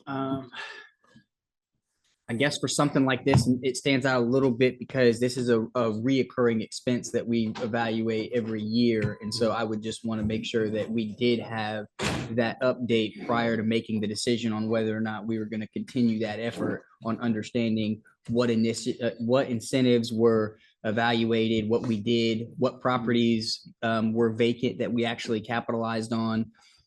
So I think it would just be important to have that expectation because this one is a reoccurring expense. Yeah, absolutely. And again, it goes into we're turning it into an operationalized process when we get down into the who, when, what, where, hows, and the performance measurement side of it. And that's one of our other initiatives. And after the strategic partners present tomorrow, we'll be meeting with them going into this upcoming budget year to formalize operating agreements, anything that we fund or participate in. That was a priority last year, just with staffing and turnover and the capital projects side. That fell to me and I didn't have the time to jump on that. So coming out of the strategic partner presentations on Wednesday, we'll be sitting down with them and leading those conversations. Key focus area 4, fiscal sustainability. Updating our financial and procurement policies based on statutory and GFOA best practices. This is one of several that you're going to see in this financial section that staff's recommendation would be that they all be consolidated into one initiative, and that's develop and implement a comprehensive fiscal policies and controls manual. That project is ongoing right now. We've had a couple of delays with the snow and everything else, but we still plan to bring a finalized document forward to council for review and approval this spring for adopting with the new fiscal year. And this is at the heart of that.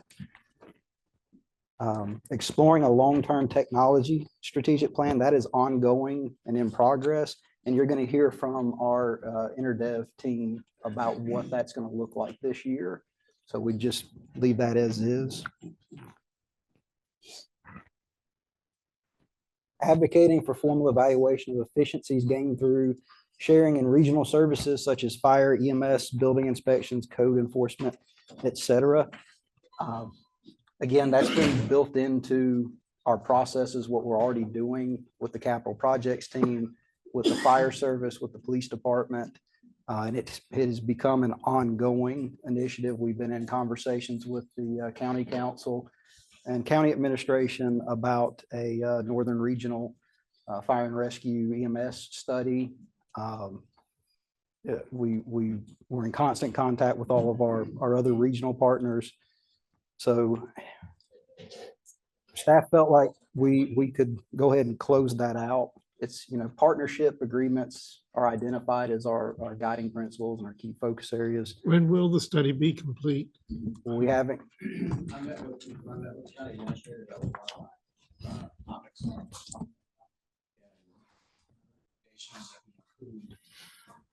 the resources for the study in his FY 26 budget request. He did let me know he is aware, he has several council members who are also wanting to explore that issue. So I don't think it will be a problem. I think that will be a study that will be funded in their budget. I can't guarantee it because I can't guarantee what they do with their budget. But I know there is some advocacy for it on their council and their administrator. It's my belief that he understands the importance of it as well. Okay, I'd just like to see it done that sooner than later. that was discussed by several council members at the county's strategic planning retreat a few weeks ago. Formalizing operating agreements with strategic partners to include the BC EDC and the digital corridor and others as needed. That goes to the conversation I just had with Councilman Scaletti. It's an ongoing initiative, so we could leave that there, but I fully expect for that to be completed this spring. Evaluating advocacy for a change in state legislation concerning the local government fund and changes in Act 388 to allow for local autonomy and taxing. We're talking about the lost. Yeah. We'd We love can to have it, but we got to Yeah. can't do it without the county. So Yeah, we can leave that here. No, it's not lost. He was talking about 388, which is Oh. taxation limitations from the standpoint of our. being Yeah, able to yeah, increase lost tax. is a separate initiative we're gonna hit here in just a minute. Not lost. when I So say you advocate said for leave- you said legislation, leave that one? If that's what Autonomy. council, if it's a continuous policy position, I'm not sure, in my experience with strategic plans, I've not seen, in North Carolina, we weren't allowed to engage in policy advocacy at the municipal and county level. So I've never dealt with that being a part of the strategic plan, but if it is still a priority that, we want to see more autonomy at the local level, we want to continue to advocate for that. We may be passing resolutions. What efforts have we made so far to evaluate the advocacy? We've just been coordinating with the municipal association. We bring it up every year at the annual meeting and the legislative action day. It remains an ongoing conversation. So I mean, I think that's where we should leave it. just leave it I mean, as is. I don't know whether that's something that the energy we spend, the reward we would get for the energy we spend would be worth our time. I think we could peel it back and examine our guiding principles, and I think we could have a guiding principle that would speak to advocating for some type of reform of that nature, knowing full well that we coordinate with MASC, and they primarily have the ball for that. But that we advocate and we support those efforts as needed to try to affect change. but they're the lobbyists. All we do is just let them know. Is there a process now by which we, on a regular basis, recurring, annual or whatever, submit what we would advocate for to them as lobbyists to then promote? No, it's funny you should ask, because I would like to implement that with you all to identify your legislative priorities so we can communicate those to MASC. They annually put together their legislative priorities on behalf of municipalities. And then we take a look at that. But it would be nice to be able to push what we think our priorities are to them as well. I was on the committee last year. I'm not sure if I'm still gonna be on there, but That's right. if you give it to me, if I'm on there, I'll bring it up. I would think for a reoccurring basis, it'd be good to just put some kind of process in place by which that we do that. It's formalized. Well, we could make that part of our strategic plan. That could be an addendum to it. It could be legislative priorities identified by council. I'm spitballing. Right. But that's one of the things that we could do, we could adopt, and we could do a work session on that topic. What are our legislative priorities for the next session? Pass a resolution. Do they still do those regional outreach? Regional advocacy meetings? Yeah. I believe they I haven't do. seen one in a while. But I haven't seen one in a while either. I know we go to a managers forum twice a year in Columbia. I haven't seen an advocacy meeting in a while. The last one was virtual. Oh, okay. Yeah. I would definitely suggest that this particular item is in and of itself operational to do exactly what you suggested, that every year you formalize with council Or resolution. your legislative priorities, but that is an operational activity. It's really not strategic in nature. Should we put it in? You can do that and then that kind of. I would do a resolution and send it to the legislative committee because they usually already have a committee, another committee that makes up the plans that they present to the bigger committee. I was on like 10, 12 people, but they had a smaller group that do it. So I would send a resolution to them. That way they could get it on there. We can create an operational procedure to bring that to council each year for work session discussion and adoption by resolution. Okay. Of the next three, evaluating a financial reserve budget policy, evaluating recession strategic financial plan, and develop a debt service capital plan strategy. Those are all aspects of the financial controls manual that we're working on bringing to council for work session and input.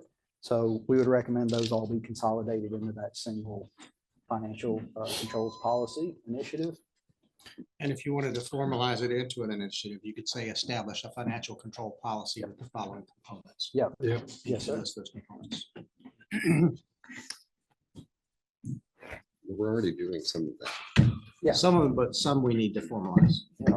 You should, I think you'll be pretty happy with the overall document when we get it to you. It provides a lot of structure to all of our financial processes that make it clear, much more transparent as to how we go about creating priorities and spending and collecting our financials. Evaluate the consideration of local sales tax referendums in Beaufort County to fund public projects. That continues to come up. It's come up each year since I've been here. I almost feel like we're operational with that. At the same time, it's a resolution each year that we're going to work with the county to evaluate these, or I guess it wouldn't be a resolution right off the bat, but it's an ongoing process that we're constantly in communication with. It comes up at just about every meeting, joint meeting. And I think this could be part of establishing what your policy positions are year in and year out.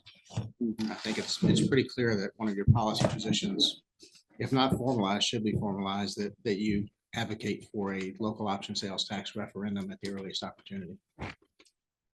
This is the one that reduced the property tax. It provides When the property county- tax relief, yes. It does. Had a citizen the other day fussing at me about property taxes. I explained to him about this one. He said, why wasn't it passed then? I said, because you didn't vote on it. Yeah. No, it's one of 3 counties, I think, in the state that do not have the local. Yeah, there are very few. And the tourists will be paying most of it. Yep. So that concludes our fiscal sustainability existing initiatives. Under organizational excellence, our 5th key focus area, developing a strategy for diversity in recruiting. I missed a bunch of sections. It's an operational point at this point. We've done, HR's done the initial assessments. They're engaging in recruiting events and constantly assessing that process. Establish a separate training and education program for boards and commission members and citizens, and create recruiting programs to build diversity in membership. That's an ongoing process. One of the first steps was the council and commission's standard operating procedures manual, which will be expanding with input from all the other commissions and committees to adopt specific rules for them if they need exemptions. And then we're partnering with the Municipal Association to bring in some training opportunities. Kurt has partnered with Historic View Foundation, SHPO, a couple of other organizations to provide training for his boards. So it's an ongoing process. I don't know that it needs to stay a strategic initiative, but I would leave that up to council because we still do have some outstanding items that we're working on, but we're working through those.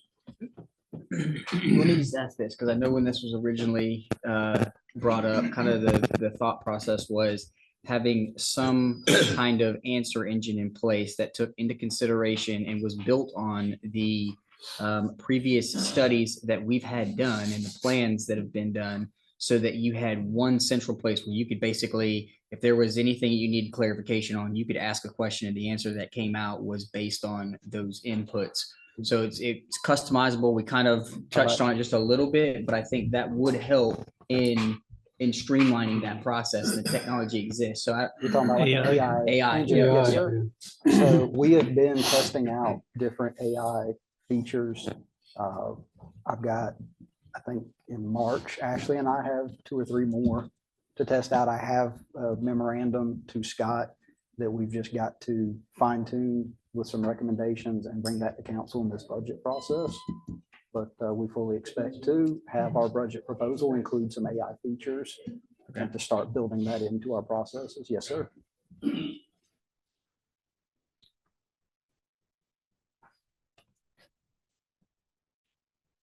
Creating a community and economic development dashboard for proposed and current projects.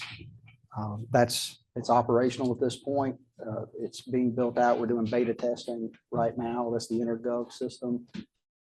And we hope to have that final rollout by July 1 of this year.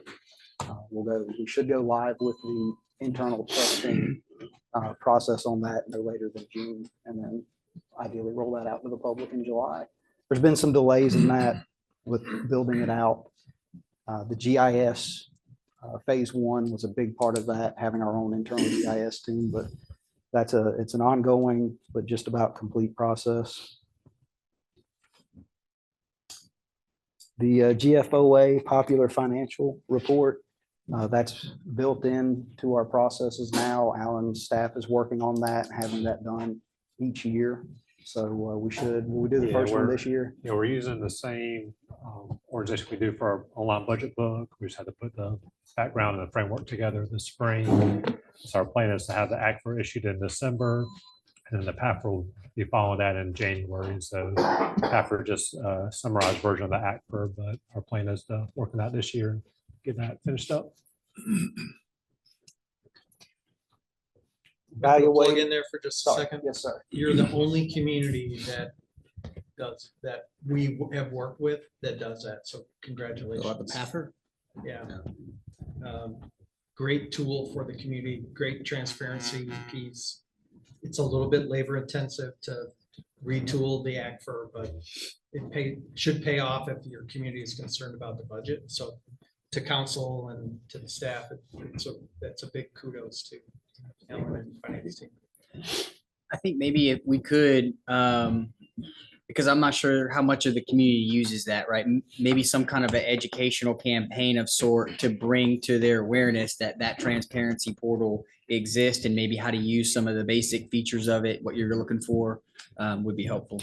Well, when we release the PAFR, when Al and company are finished with it, we'll do a media release, and we'll reiterate the fact that there is this transparency tool online for the budget, and we'll keep pushing it at every opportunity. Some how-to videos, a little more short videos on social media featuring these types of services, whether it be the capital projects portal, the new InterGov portal, the initiatives transparency portal, any of these initiatives that we're or projects that staff's doing. We plan on being pretty aggressive with that this year if the budget allows for getting that information out. Yeah, just to throw something out, and this is operational, but on our website, if it's possible to have a little ribbon, one of those running ribbons that tell you what's going on. That would be one way of saying, okay, we have all this available for you if you're interested, and show them where to go on the website. Does our website have the ability to do, where's, actually, can we do tickers? I think you can. Yep. Okay, yep. And then when any other situation comes up, emergency or otherwise, we got that ticker we can use, but it would refer people to. It was just changed from where it says news flash where you could sign up and notify me. I'm sorry. That's what we're. So, Mr. Mayor, that rolls right into our next initiative, which is evaluate improving online access to city services. We've marked that complete because we've done the initial assessment and we're currently working through those proposed changes. Ashley coming on board, she's got a fresh set of eyes to that. She's already made some suggestions that we can add to that list. So it's become an operational process. And we are building in timelines for reassessing, just like we're doing with all of our ordinance updates.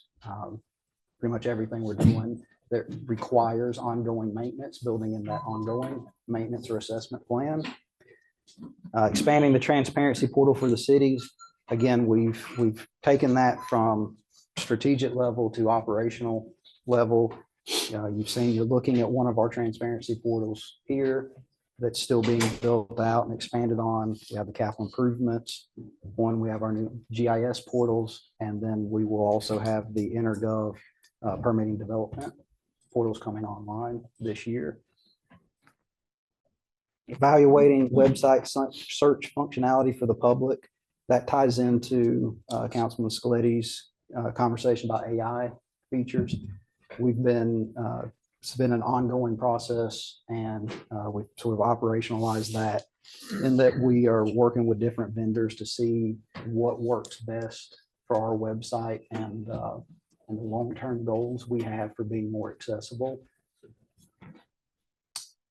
Developing the online dashboard showing city projects and their status, again, complete.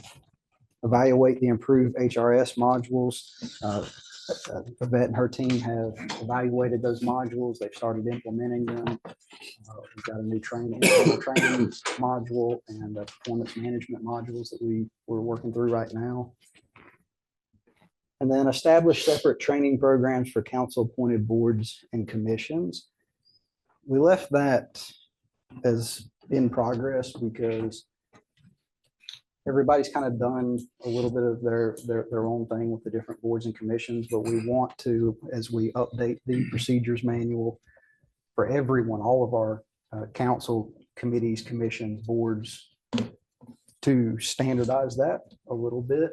So we just left that as in progress, but that's something that I fully expect we'll check that off this fiscal year. It's on my plan of work. So that is all of our existing initiatives. It's a lot. That's 43 initiatives split between 9 and 11 operational departments, depending on how you look at that. Some of our operational departments are only 1 or 2 people, but we got a lot going on. And this council or anyone else have any questions about where we are with the existing initiatives? One thing I'll add to the boards and commissions, I know that the idea is to standardize it to where it's the same or the same as much as it can be throughout the city. I have expressed this before, but I really would like to see all of those meetings be recorded and memorialized. So if it's a planning commission meeting, if it's a work session or a regular session, recorded this way, there is the context behind why some decisions were made, because that's helpful. I know for myself, instead of just seeing what comes out of the meeting, understanding how it got there and what the context is. Yeah. So we're looking at an updated agenda management system. It's actually from our current website provider, because the one we use right now is reaching its end of life. And that's going to be, for the first time, all boards and committees and commissions will be using the Agenda Center through Civic Plus. So that's going to standardize that side of it. And then we're looking at programmatic budgeting for making sure we have the capacity to record all of those. meetings, because that's a service that's potentially provided through this new system we're exploring. Do we want to keep it the way we are right now? Maybe integrate those two, but that is on our radar for this budget year. This may be a reach, but does it provide the ability for, maybe they wouldn't want to utilize it, but does it provide for, say, a neighborhood who's having a meeting on a monthly basis for them to maybe use some of the same, not procedures, but like the agenda service to kind of build out their discussion? No, we're limited because you got to pay per board. So we're limited on that front right now. But I mean, that's a service that through some of our other outreach programs, that if that neighborhood associations are seeking that kind of assistance, that may be something that we can build out a how-to, some model documents to help with neighborhood associations. I'm sure Chief Price's community engagement team and Ashley and downtown, all of our resources could help with something like that if the neighborhood groups wanted it. Okay. What about a standardization of meeting minutes? Mhm. We have a lot of conversation about what proper meeting minutes are supposed to be within our group. And there's a lot of legal ramifications as well as information that needs to be covered.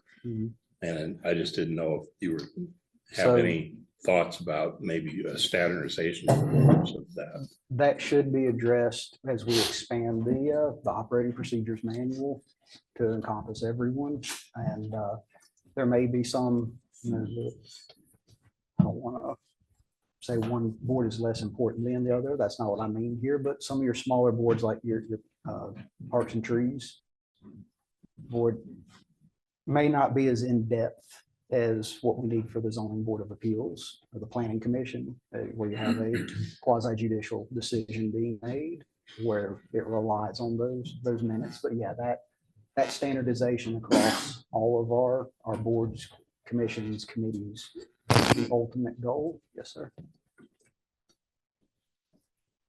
Any questions about existing initiatives? All right, thank you all. I'm sorry I went just a little over. Had to work through lunch, but I appreciate your patience and attention. So. Switch. I just cut it. There's Yeah, some you want me to simple pull tools that back for up? the minutes. You can upload the video and then AI will just transcribe the It should entire be thing in and convert it into departments. minutes. There's some simple, pretty inexpensive yeah. tools Should to be right standardize here. that. It should be the department easy. or yeah. Fort Worth Police Fire Department is the first Oh, department amazing. that will present. Yeah. Yep. Yeah. it's Where are great. those at? Yeah. Okay. But it's not on the website. I didn't realize that. Okay. So we're going to, I'm just stalling. So we're gonna kick into individual department updates. This is that kind of piece where we're at. We are 25 minutes into, which is still okay. By airline standards, we're luckily, I'm first. So with that, yeah, just gonna update, go through, just gonna give you a heads up of where they're at, what they've done, not what they need, but what they've done. We'll take a break kind of as we need. We have one programmed at like 2 o'clock, I think. 2:30. 2:30. But if you need to just get up and stretch, please do that now or anytime, because I realize right after lunch, it's probably worse. Sure. Go ahead. Good afternoon, everyone. I'm going to start off with some accomplishments in 2024. I also handed out our year-end review report there. So that goes in a little more in depth than what you see on the PowerPoint. And for those that's joining us online, that's available on our website as well. We had 5,369 incidents with an average response time of 4 minutes and 54 seconds. It's the first time we broke the 5,000 mark in calls for service for us. If you see on the very front of that handout, it gives the 10-year calls for service. I think it was 2017 when we opened Station 4, we were around 2,600. So we've almost doubled in responses since we've added that station. So we're now doing this with the same amount of resources we've had since 2017, but our call volume has increased almost double. We've had 804 public education hours, over 18,000 fire training hours. And our medical training division continues to grow. We've had 4 EMTs, 2 advanced, and 3 paramedics that we were trained in 2024 to bring our current full-time staff to 19 EMTs, 7 advanced, and 7 paramedics. So we're proud to continue to grow our medical program. Our fire marshal's office is probably the busiest office in the department these days, because as we all talked about earlier, we have a lot of development in Beaufort and in Port Royal. Not only do we do the initial inspections at construction, but those projects, the commercial ones, go on our books for annual inspections as well. So apartment complexes, all the commercial development, we follow up and do inspections throughout the years to come with all the fire protection systems that may be in any of those new commercial developments. So that office stays busy. Some top accomplishments for 2024. We had our insurance service office, our ISO reinspection this year. It's normally every 5 years. We had it most recently in 2017. So this is a couple years late due to COVID. We hope to have our formal report here within the next few weeks, and we can discuss that with council. It may be a work session or a joint meeting with Port Royal where we can go in depth about how that survey looks. I feel like we're going to continue to maintain our class 1, which is the best level you can maintain. But it did get a little harder this year, mainly because of response times. Again, what we've talked about already in the room today, traffic congestion increases our travel times from point A to point emergency response. And that's a factor that ISO reviews when they do this evaluation. So hopefully we can review that more in depth once we get that final report. We've also had a joint medical training and ride-along program at Beaufort County EMS. Those advanced EMTs and the paramedics I spoke about earlier get to ride on the ambulance with Beaufort County EMS, train with them. So we make sure that transition of care from us to them is as smooth as possible when we get on scene to an incident. And we held our first Sparking Embers Girls Empowerment Fire Boot Camp, which was a success this year. We had 11 girls attend. Chief Azam put on a good program, and we are looking forward to expanding that again this year moving forward.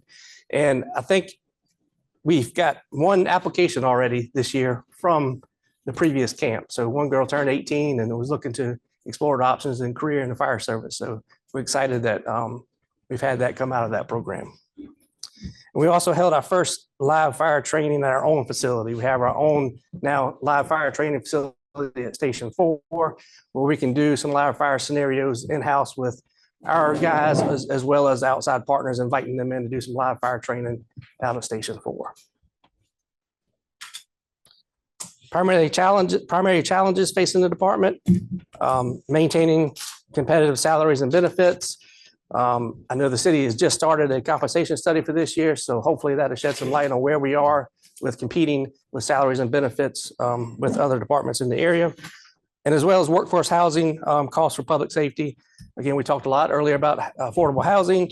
How does that fit for public safety? We all want our firefighters, our police officers to be able to live in our community. So what can that look like moving forward with some of the developments we have proposed in the city in Port Royal? And how can we push for them to want to house police and fire in some of those complexes at a reduced rate? Financial sustainability for our frontline apparatuses. This is basically building fire trucks payments into our operations budget. We did move 1 payment this past fiscal year into operations, and we kept 1 on fire impact fees. The goal is to have all those in our operations budget moving forward. We have a new ladder truck that is going to be delivered around November of this year. And then we'll need a 4th truck. So we'll have frontline trucks on all of our 4 stations. Yes, sir. Hey, Chief, I'm sorry, but for the workforce housing, public safety, I was kind of slow to respond and catch on, but you mentioned, have you been talking with developers in these new housing developments about possibly setting aside certain units or a certain number of units for your firefighters? And so, we've taken advantage of situations like, if you remember last year, we gave an award to one of our paramedics from that gunshot Marine in Port Royal. So we tried to use that as an incentive. You want your public safety folks to be living in your apartments. What can you offer them at a discounted rate? And I think they do that for a police department now. They want those police officers in the complex. They want those police cars in the complex. So we try to just encourage that type of conversation. But this is more for what can we do different? What can we do better? Is there any formal incentives available for housing your public safety in those units? And I don't know the answer to that, but this is to spark that conversation about what else can we do. Well, I think that's great that you're doing that, because I was in a conversation with a gentleman whose relative was involved in a police-related incident at one of the apartments.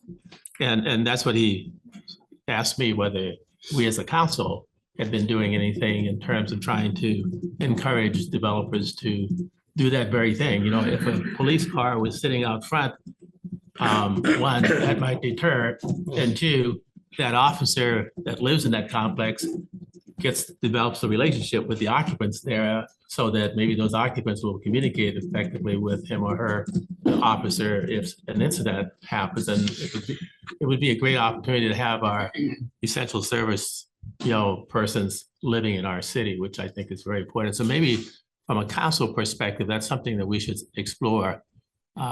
Maybe when someone comes to apply for a permit, or however we do it. But I think that's definitely something that should be elevated up to the council level to try to make that happen. Yes, sir, I agree.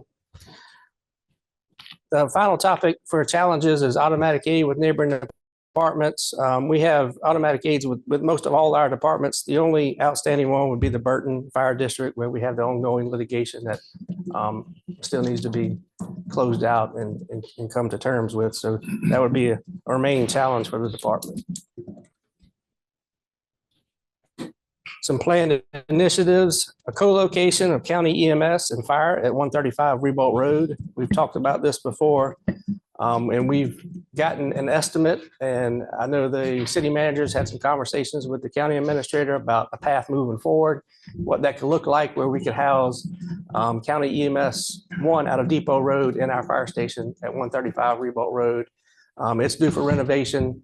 They're looking to replace or remodel or relocate that unit anyway. So why don't we do it together with Beaufort County and save us a little bit of money and house together at our location. Continue to discuss closest unit response model for fire service north of the Broad. This is again what we talked about with the consolidated fire service.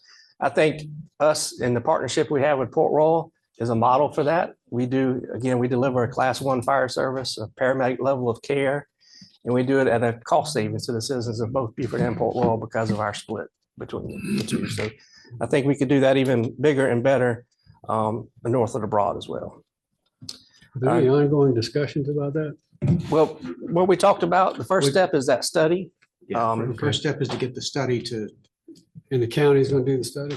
The county administrator planning to include in his budget request to council funds for the study.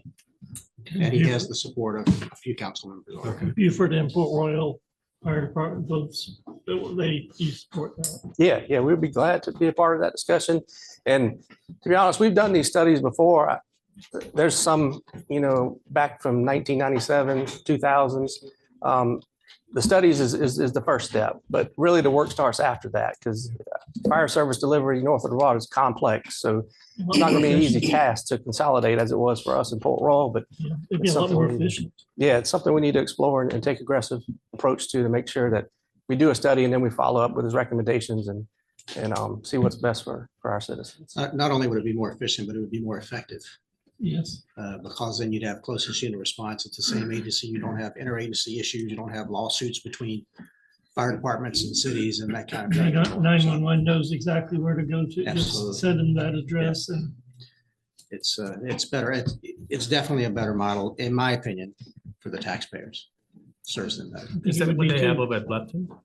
What's that? That model, is it over at Bluffton? Well, the Bluffton Township Fire District provides fire and basic medical response for all of south of the Broad and Except Hilton Head.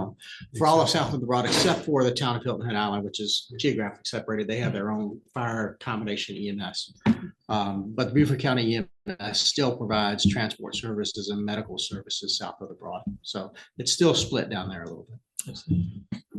And the goal would be AVL, an advanced vehicle location service. So we have the technology today where the dispatcher can pick out the truck, the EMS unit that is closest to that call and dispatch them automatically just based on technology in the truck. Even if we're going to McDonald's and we're driving down the road and we're actually closer to that call than the assigned unit, it will pick up that unit that's closer and dispatch that unit to the call.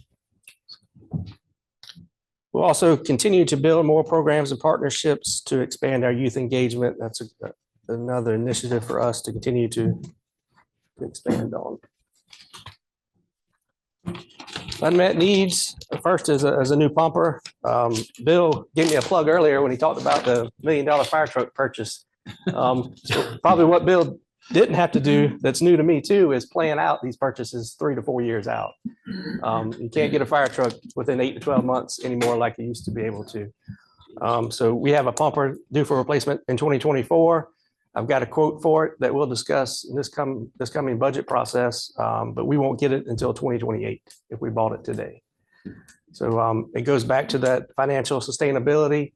We want to make sure we build those payments in our budget. We have a reoccurring operations fund to expand those frontline apparatuses, because if we get that in 2028, in 2031, it's now time to replace the first new truck.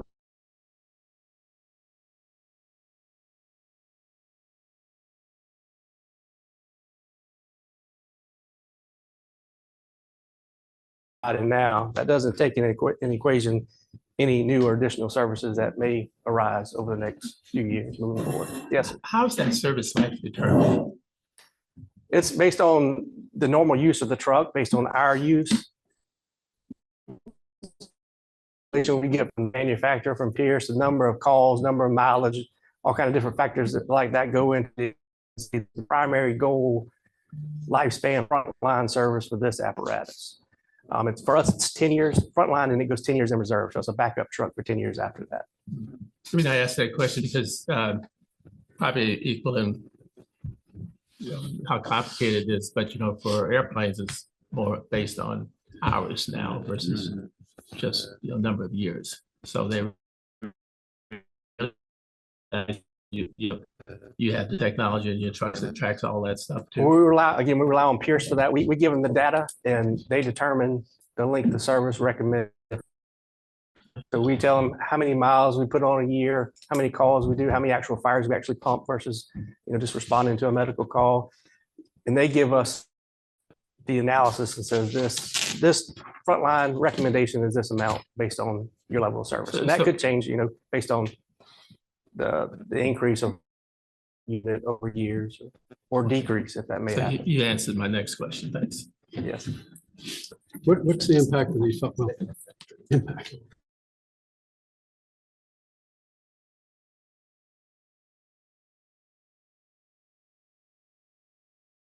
Increased over the past couple of years, and it's based on building permits and growth. It'll vary, I guess, based on how much future development we have moving forward. And did we use that money and apply it towards the pumpers in the past? We have in the past. We're trying to avoid that in the future. Okay. We want to try to save our fees. If this study does not bear out that we should consolidate services, and if consolidation does not move forward, we're growing at such a rate on Ladies Island that eventually we will either need to look at constructing a station or buying a station. And so we'll need the capital to be able to do that without going into debt. Also on the list is self-contained breathing apparatus, our air pack. We have applied for an AFG grant to replace all of our air packs this year. So hopefully we're in line for that to get that priority met. And then third is the fire inspector for the fire marshal's office. I spoke earlier about how busy that office is with the new construction and taking on the existing workload of those projects year after year moving forward after they're complete. So that's unmet priority for us. Couple of things. Questions? One, and I know this is it was mentioned, so I really would like to prioritize, we've been, wasting money on How that many years issue. has it been? So probably 20, right? So I think been a while. prioritizing that resolve, is of value. Hopefully, the new alerting system, whenever the tweaks get all worked out, that'll help with the response times and make, maintaining the ISO rating a little bit easier. Happy to hear that we're moving forward with the comp study. Look forward to seeing what the results of that are. To Mitch's point, I've been looking at this just to see if there's anywhere else that was offering some kind of incentives for developers, because I think it's a good time for us with the new apartments coming online. It's a good, opportunity to get up in front of that. But my understanding is that San Diego has had some success in drafting and implementing incentives for this purpose, for public safety and affordable housing. And then in regards to the study that's been discussed, I am in favor of exploring that option just to see how efficient and better effective our services could be if we consolidated. I do think that, just as a point to make, I will be advocating that the fire chiefs have a seat at that table, because I think that there's a lot of value to the experience that they have in regards to their operations. And I think if we are going to have the buy-in that perhaps was missed the previous time when this was brought forth, you would need their input for several reasons. So I'm going to continue to advocate that the fire chiefs be there for that conversation as it plays out. Any other questions? Thank you for all you do. Been great. Thank you. Any other questions? Comments? Okay. Thank you, Tim. Yes, sir.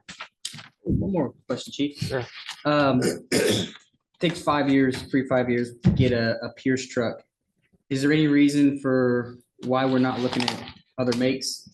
And we did. We have some of the top few, E1, KME. They're all about the same amount of time and the same cost, depending on the type models you get. So a comparable model for us is about the same. It's just it's to our advantage to stick with Pierce, just due to our maintenance with Bluffton, keeping the fleet the same. If it's not going to improve as far as cost or delivery time, it wasn't really in our interest to explore beyond that. Okay. Asking for a discount for that loyalty. I know, right?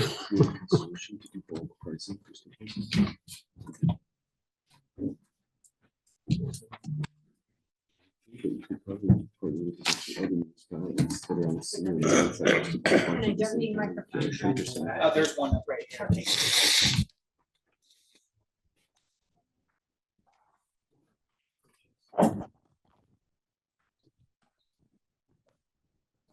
So you could maybe take it. Yeah.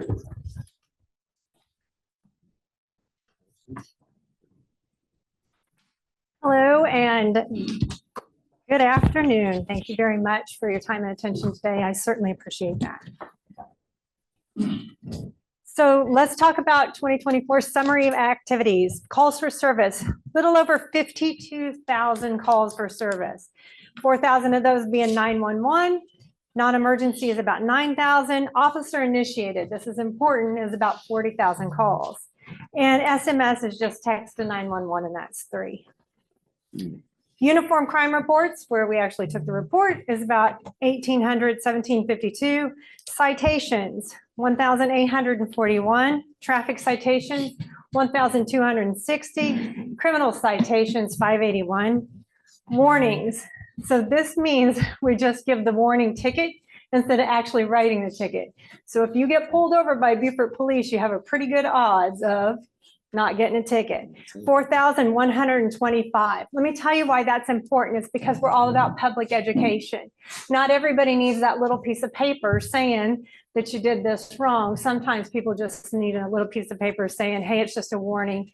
Just don't do that again.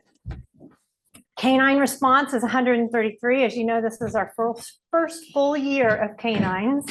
We have 2 canine officers that are full-time. Arrest, 537 arrests, with 53 of those being DUI, and community events, 121. So that's over 2 per week where we have community events. I believe it's something like 2.3. So that's really nice. And when we say community events, it's not just like one of us showing up. It is an actual full-on event. Sometimes we have 3, 4, 5 a week where we're all going and participating so we can have increase our community engagement. Our top accomplishments, community engagement being one. Safe Living Beaufort community fairs and our new community partnerships that we have, and our youth engagement. So our Schools Out movies, our LEAD program, and our Future Guardians initiative. LEAD program, as you may recall, is law enforcement against drug and violence in the elementary schools in Beaufort. It is new this year. It's saying that 3rd grade is focusing on the fact that they are too good for drugs. Hands-on, interactive, evidence-based substance abuse and use. The duration of this is 10 weeks long, and it's for 20 to 30 minutes a session. I'd like to tell you that our SROs brought this to command staff so they could have the LEAD program in the schools themselves.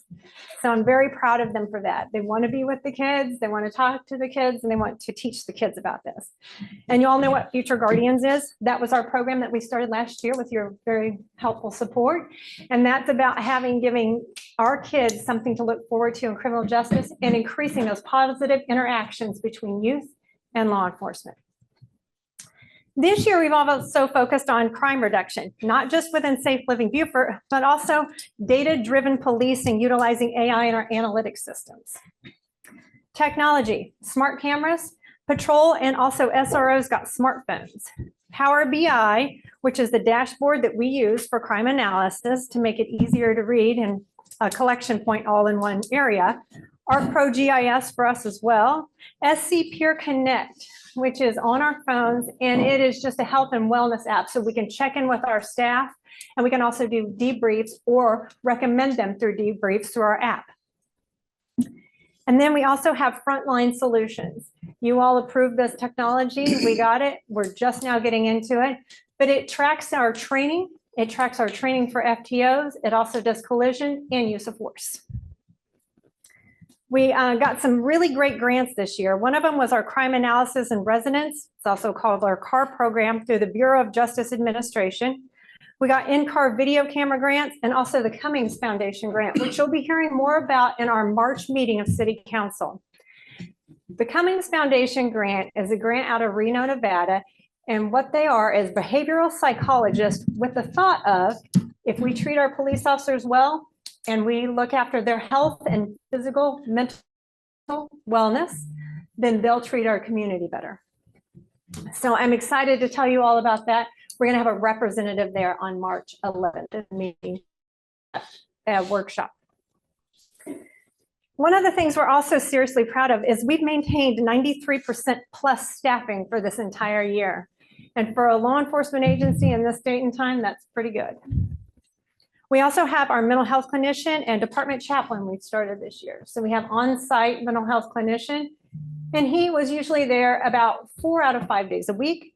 And our department chaplain's available 24 hours a day to us. He's already texted me once today. We've also established career training pathways for future leadership. So we interviewed all of our staff and asked them, where would you like to see yourself and what can we do to help you get there? So we've tailored our training and we've tailored our mentorship just to that, to help them get to where they want to be. So we're looking for the future of law enforcement today. Some of our primary challenges facing the department are balancing our community needs for patrol coverage, 911 calls, community events, and requests for permanent downtown officers. You know, sometimes it gets hard juggling all of that, but we managed to do it. Potential security gaps in new income-based multi-housing complexes that are without cameras and security personnel and safe. Again, the Safe Living Beaufort's taking care of a lot of that, but if we haven't quite got to there yet with our new complexes, sometimes it gets hard to look at all these factors when you're dealing with crime that's potentially happening there. Competitive compensation. As the fire chief also talked about, we are having our competent class study right now and also our staffing study. But retaining talent amid competition from other agencies offering better salary and benefits. They're not going to beat us out on a lot of things like getting along in the police department and the morale that we have, because I'll tell you right now, our morale is very high. Technology gaps, upgrading investigative tools and knowledge in criminal investigations and improving efficiency and effectiveness. The criminals and their tech are ever evolving, and we are ever evolving to try to keep up with that. When sometimes people have 3, 4, 5, 6 devices per a suspect or per a person of interest, it does get cumbersome to keep all that in one place and to analyze that. Analyze. Thank you. Analyze that to make sure that it actually becomes effective for use in investigations. Thank you very much, President. Department planned initiatives.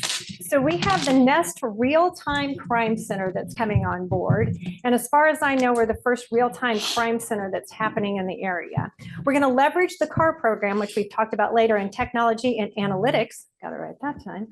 And we are going to more effectively communicate real-time happenings, not just to our department, but to those departments around us, and give the officers the tools in their hands to deal with crime as it's happening. Staffing solutions. We would like to increase and designate CRT and downtown officers to increase their responsibility. What does NEST stand for?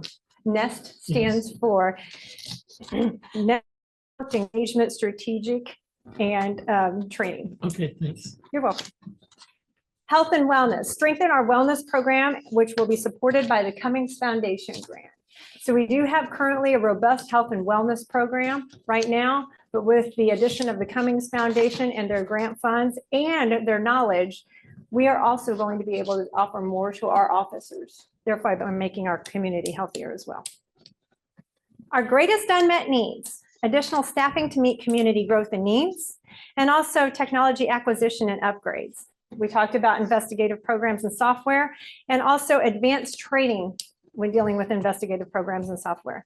I'm telling you, it's ever changing all the time, and we are trying to keep up, but as soon as we get something new, they've developed a new platform to try to get away with some crimes. Transform existing undeveloped office space to support departmental growth.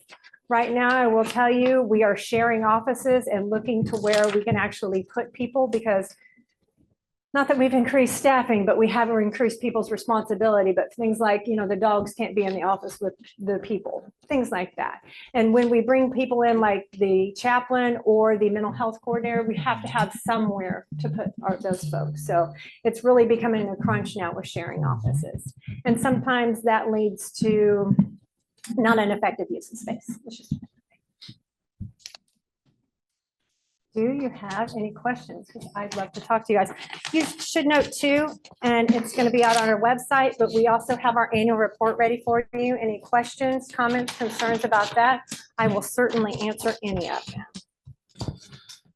I have a question in regards to some of the educational opportunities for the youth in the schools or maybe outside of schools. Seeing some of what the initiatives are now, and then in light of some of the recent things that we've experienced in the community, would there be the opportunity to add, if not existing already, some kind of sex trafficking education, just to let kids know what to look for, what are some of the more common things that they could be subjected to? I don't know what that would look like, or if anybody has done that successfully, but is there the opportunity for us to add that to some of our educational programs for the kids? Absolutely, and I'm glad you mentioned that. We just got a hold, Rose from Hope Horizons just got a hold of us, and actually we are doing some educational components on that. We're talking about it right this very instant. Okay. So thank you very Good. much. And also bringing up one thing I forgot to mention to you, please, if you don't have a minute. With the support of you all and with the support of city manager and deputy city manager, we have made a partnership with TCL, and we are going to be having interns in the police department. They're going to be 8-week classes. This doesn't cost us anything. They're actually gaining school credit by coming to the police department. So we're working on that program right now, and we should be interviewing people this week. Okay. And then one more thing, and this is, I brought this up to Scott, but just to make the public comment too here. I'd like for us to look at the opportunity of adding the missing and endangered persons alert to our process. So it basically is designed, and I think it's very new, like end of year last year, in which this alerting code was put in play. But its design is to fill the gap in which you have a missing person that maybe doesn't meet the criteria of issuing or requesting an Amber Alert. And so I guess that is not a unique thing here at all. That's a nationwide problem. And there was almost 200,000 incidents in 23 that they didn't meet the criteria, but they still needed the awareness that, somebody would if they were abducted. So that was the purpose for why they created this missing and endangered persons alert. So if we could look at the option of adding that into our policy. And so, yeah, I brought that up to Scott, but maybe we can take a deeper dive and understand if it's an option for us. Yes, sir.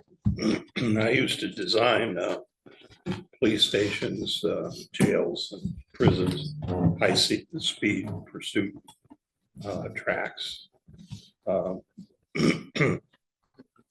And as an example, in Gainesville, they have a really high-class computer scenario room that if you are interested in any kind of those kind of trainings, I know a few of them within the state of Georgia that you can take advantage of. Thank you very much. Anything else? Any other questions? Thank you very much for your time and attention today. What's after? Public Works. There you go. Oh, One question. Yes, sir. What kind of fire you have? yeah, Anytime.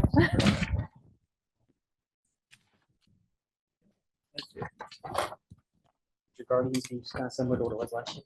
Absolutely, except we're going to expand upon it this year and hopefully get more participation. Since it was our first year last year, it's kind of like, a work in progress. We're getting a little bit better this year, so we're going to start earlier advertising and recruiting for that. So I really appreciate that. As a matter of fact, I'd like some of our TCL interns to be more involved with that as well. So we're looking forward to that. Nice. Yeah, and I know that last time there were some of the pastors in the local churches that were like, if you could just let us know when you're having it, we'll let the congregation know, just to kind of help spread the word. So as we begin the effort to start advertising that, let me know, and I'd be happy to try to put in contact with some of the people that have reached out that would be interested in spreading it to their sphere. That'd be great. And also Chaplain Bell and I are going to make rounds in different congregations just to make sure that we introduce ourselves and make those community connections. So thank you very much for mentioning that. That'd be great. Thank you for your attention. Thank you. Thank you. Test.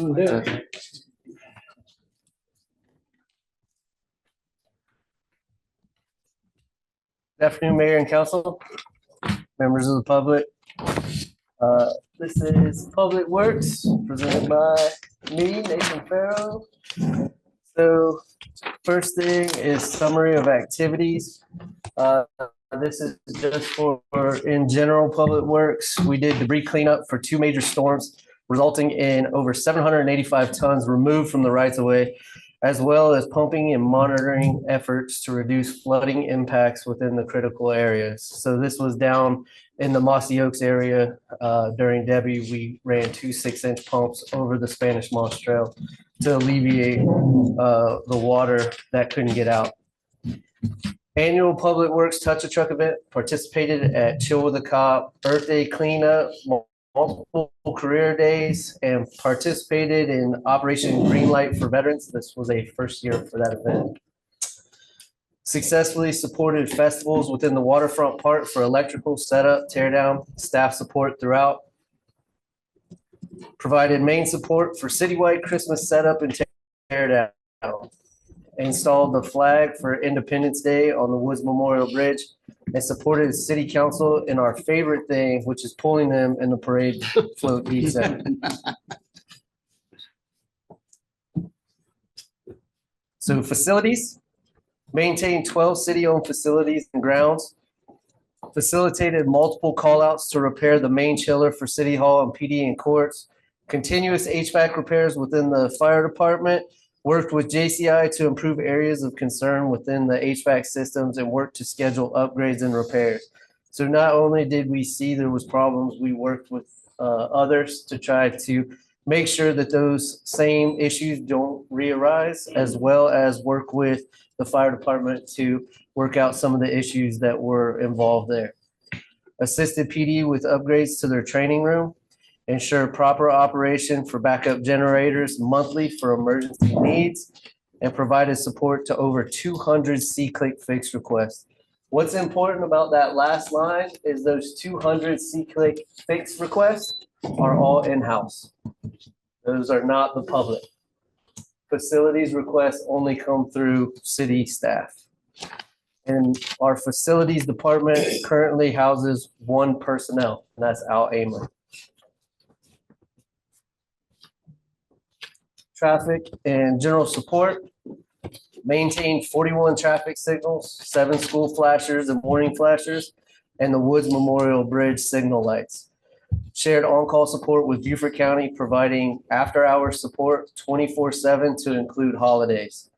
Continued maintenance and repairs of city-owned lighting throughout streetscapes to include 12 replacement from traffic incidents, upgrading of street lighting on Boundary in front of the dorms to improve safety for students.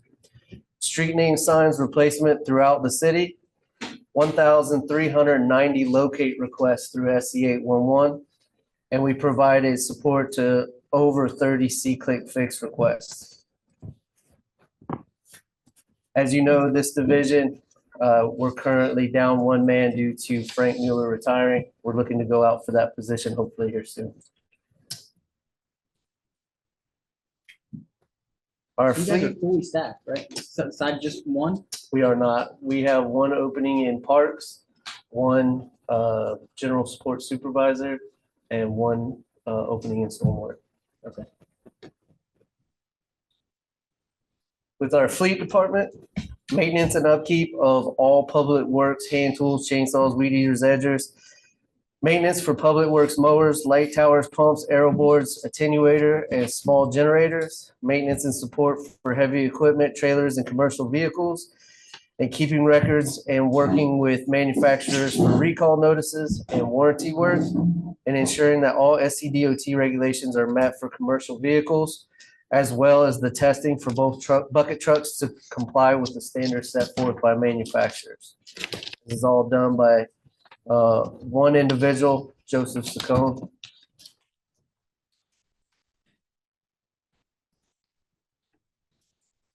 Parks Department.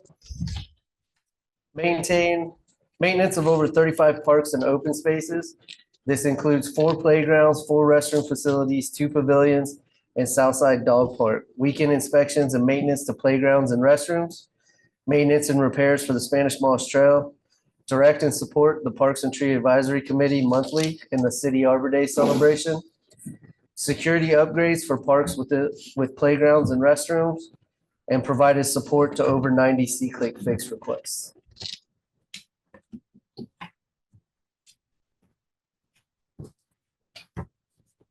Streets and stormwater. Maintenance and upkeep of 16 stormwater retention ponds, maintain city-owned drainage easements, roadways, right-of-ways, and streetscapes, removed over 38 hazardous and dead trees, multiple pothole and sinkhole repairs, sidewalk maintenance and repairs, stormwater pipe clean out, roadside ditch clean out, outfall maintenance, tidal flap gate maintenance, and upkeep. This was our largest C-Click fix requester, and they provided support to over 240 C-Click fix requests.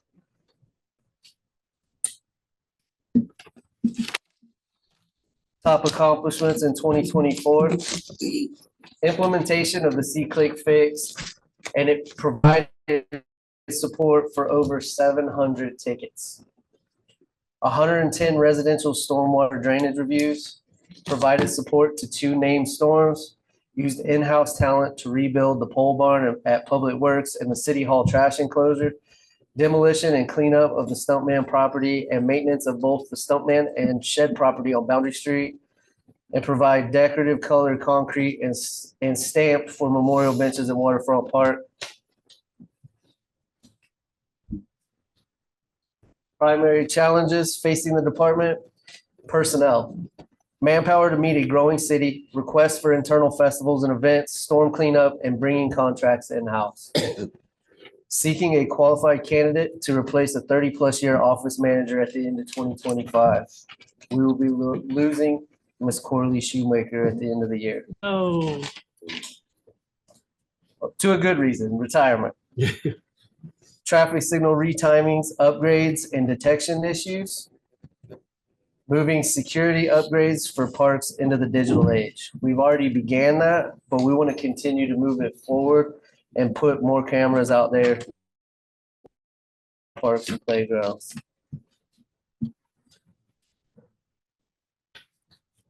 Plan department initiatives. Implement and update Wi-Fi and cameras to new areas within parks and playgrounds. Engineer, design, permit new stormwater projects to be completed in-house. Professional development to our guys, CDL, arborist, work zone, signal technician, level 1 and 2.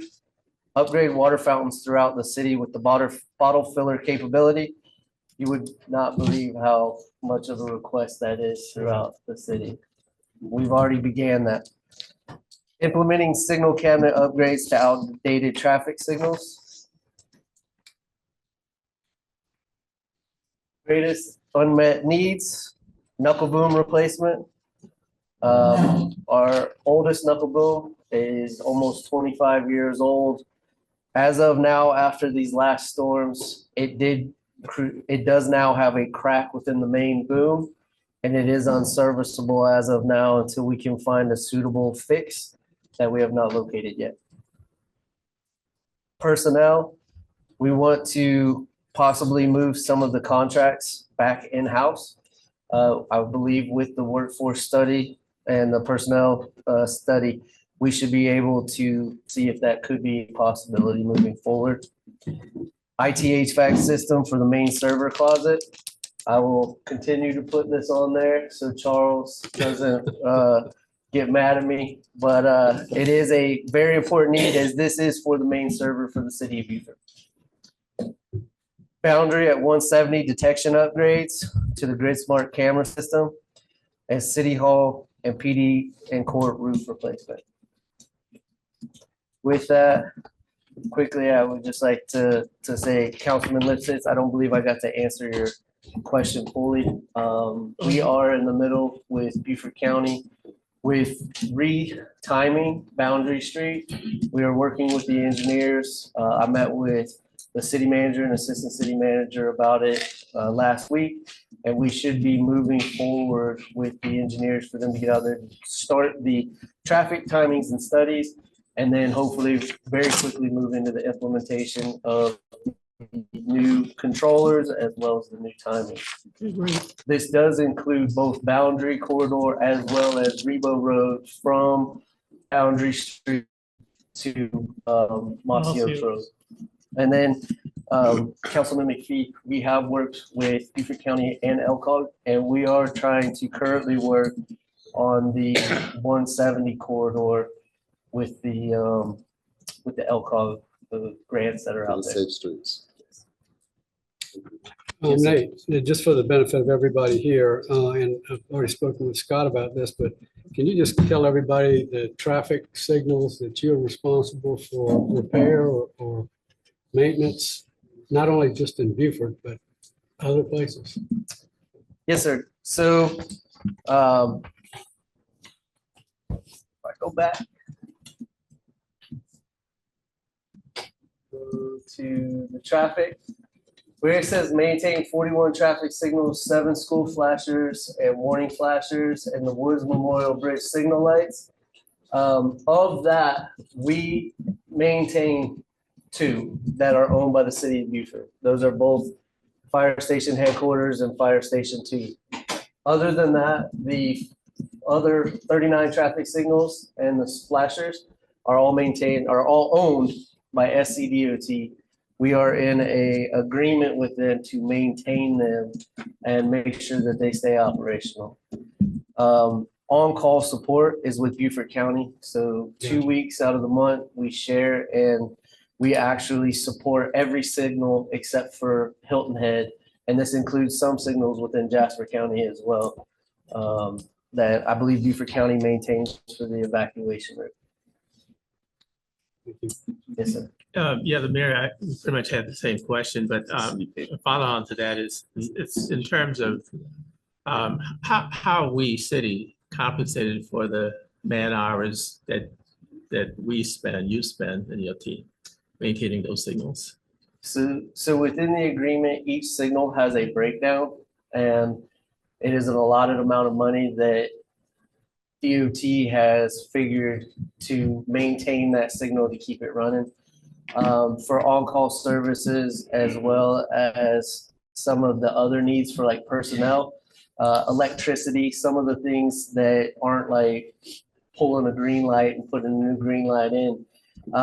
We get a lump sum, and in that lump sum that basically provides for those staffing hours, as well as the electricity and some of the other needs to keep that signal moving. Does it cover our costs? Yeah, that's the next question. We are currently working on Evaluated that, and myself and the city manager will hopefully get back with all of you with an answer to that. How frequently is that renegotiated?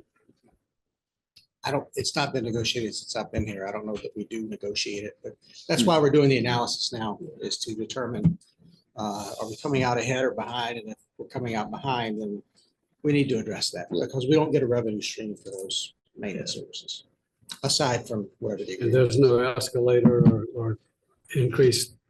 Yeah, we need to evaluate that along with several other agreements we have in place. How do you feel in regards to the current manning that we have? So I know you said you're down 3 total. Do you feel like at fully staffed, that is adequate when compared to the demand? Because I mean, you guys do a lot. Just reading through the monthly report, I mean, everything is noted, but the amount of things that you accomplish with the staffing that you have never ceases to impress me. But would you say that at fully staffed, that is adequate, or is there needed growth? I fully believe there is needed growth. As the city gets larger, as more vehicles hit the roadways, as we continue to add these stormwater projects, we add new tidal gate systems, we add new flap gate systems. All of this infrastructure that we're putting underground still continues to have to be maintained as we go throughout its lifespan. With that, it takes a need of qualified personnel to be able to do that. And, you look at the amount of money we're spending in stormwater, and our stormwater and street department is joined, and it's 6 people. And so I fully feel like, for us, hopefully in the future moving forward and taking a good look at where we're going and what we're adding, we also have the ability to add personnel, which would hopefully someday allow stormwater to do stormwater and allow streets to do streets. I know that's a process that will take time, but I fully believe that, as we move forward with all this stuff, we would definitely need to look at manpower to make sure we can complete and maintain what is existing. And I don't know what exactly looking at that would be like, but I know from my perspective, I would rather be proactive in that regard, opposed to reacting to it after it's gotten to the point to where it's just way too much for you guys. And so I don't know how identifying that additional manpower and what the needs would be on your end for the city to then determine the feasibility of it would be, how that, all that would play out. But I really would like to take a deep dive into what that would look like in order for, you guys not to be too swamped. Yeah, and it is a lot. We do a lot of cross training, and that's what kind of keeps us afloat is, you come in as a parks employee, you may be, helping lay out a ditch for stormwater. You may be, holding an arrow board for traffic that day. We don't just come in and I think that's what makes us great is that we continue to cross train and everyone is open to be able to do anything in our division.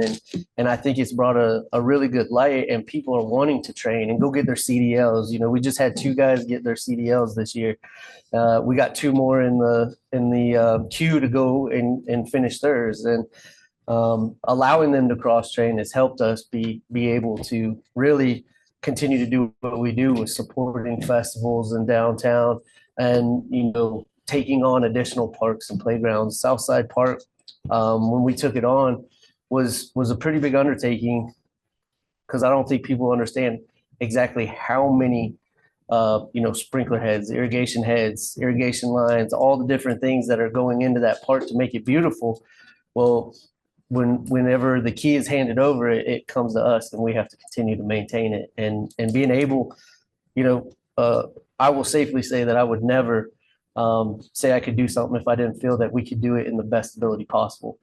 But I do feel that, as we move forward, we need to look at manpower as well when we do these projects. Two things.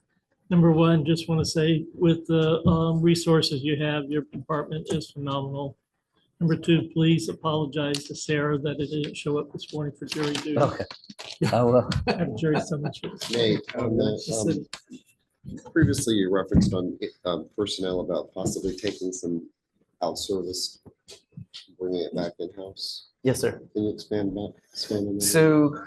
So currently, right now, we have 3 contracts that are that we house within our division and that is the facilities contract for grounds maintenance. So we contract for the grounds at City Hall, fire departments, all that to be maintained, as well as the right-of-way contract, which is the Spanish Moss Trail, Boundary Street, and then I believe quarterly they go through and they cut the right-of-ways throughout the neighborhoods. As costs have increased and things have changed, I feel one, if we had the manpower and the ability that we could do a better job.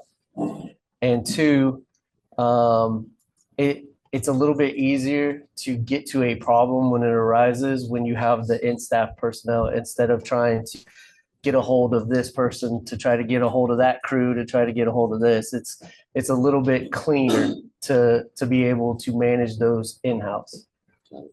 So thank you.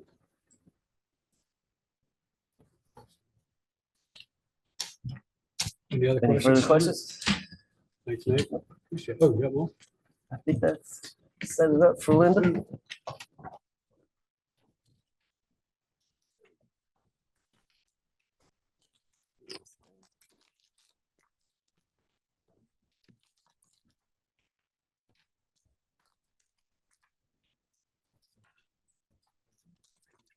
Good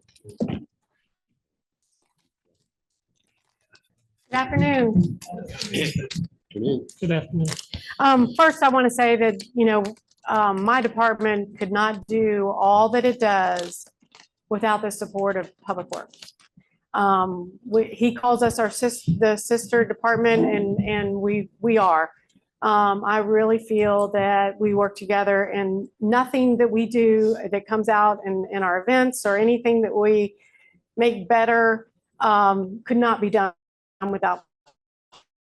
So kudos to them. And I just want to say their support is unwavering, all hours of the day, 7 days a week. And so thank you, Nate. All right, downtown operations and community services. Our summary of activities. We hosted 28,100 participants for our community events throughout the year. This was Taste Shrimp, Night on the Town, and the Boat Parade, that and Halloween. So that is a pretty big lift of a lot of people that come out to see our community events. 445 shuttle riders for the Shrimp and holiday weekend. We implemented shuttle services for parking where we had remote lots, and we had where shuttles would pick them up and bring them to the events, as well as we had an inner city shuttle that would take you from parking lot to parking lot, city-owned parking lots, to the events downtown. So for the initial 2 events, I think that was a pretty good amount of riders, and I hope that it continues as we move on. We executed 11 First Fridays with the estimated total of 30,000 participants in the year. So our First Friday events, our downtown operations team always executes. We help plan, but with the DBMA, but we actually execute and make it happen. Coordinated 175 events in our parks throughout the city. This is anywhere from a small birthday party for a 2-year-old all the way down to a huge wedding in several of our parks. We had 47,981 patrons who toured our downtown with a guided tour. So this is all of our tours, all of the riders, all of the walkers, all of the carriage rides. That's the number of patrons that were in when we hosted and helped them see our wonderful historic city. Our top accomplishments for 2024. The launch of Main Street Beaufort website and Facebook. Both of these highlights our restaurants, our tours, and things to do, and news and etc. These were new this past year, and we're starting to get followers and people who actually seek out our websites. Along with the cultural district, we finalized the design for the mural and the Marina restroom for the Marina restroom building. We should have that done by sometime in May. Well, we're hoping to have it totally completed. Nice addition to the Marina parking lot. I think everybody's going to enjoy seeing that. We added the shuttle options for the patrons of Shrimp and holiday weekends. I think that's a huge accomplishment. Been wanting to do that for a while, and we did it. Primary challenges facing our department: waterfront park and drainage infrastructure improvements, and how it affects the use of the park and the downtown during construction is going to be an accomplishment in itself. Trying to get it educated and actually let all of our events still either happen or not during construction. The effects on parking inventory due to new construction and redevelopment affects the use of our private parking availability, as well as our own, what we own as far as parking and how it's utilized. With the new park amenities for the events and the desire for more community events, this is within our other parks. So that's gonna be Washington Street and Southside Park, all of those new amenities. Staffing for planning and coordinating needs to be increased. The plan department initiatives. So during the recent staff changes, we actually we moved things up a little bit. Ashley was moved to PIO, which is great for the city. And we were recognizing that the downtown manager and the events coordinator was just overtaxed. And if we wanted to get Main Street on board and start pushing it out the way it is intended, we've been Main Street affiliates for a while.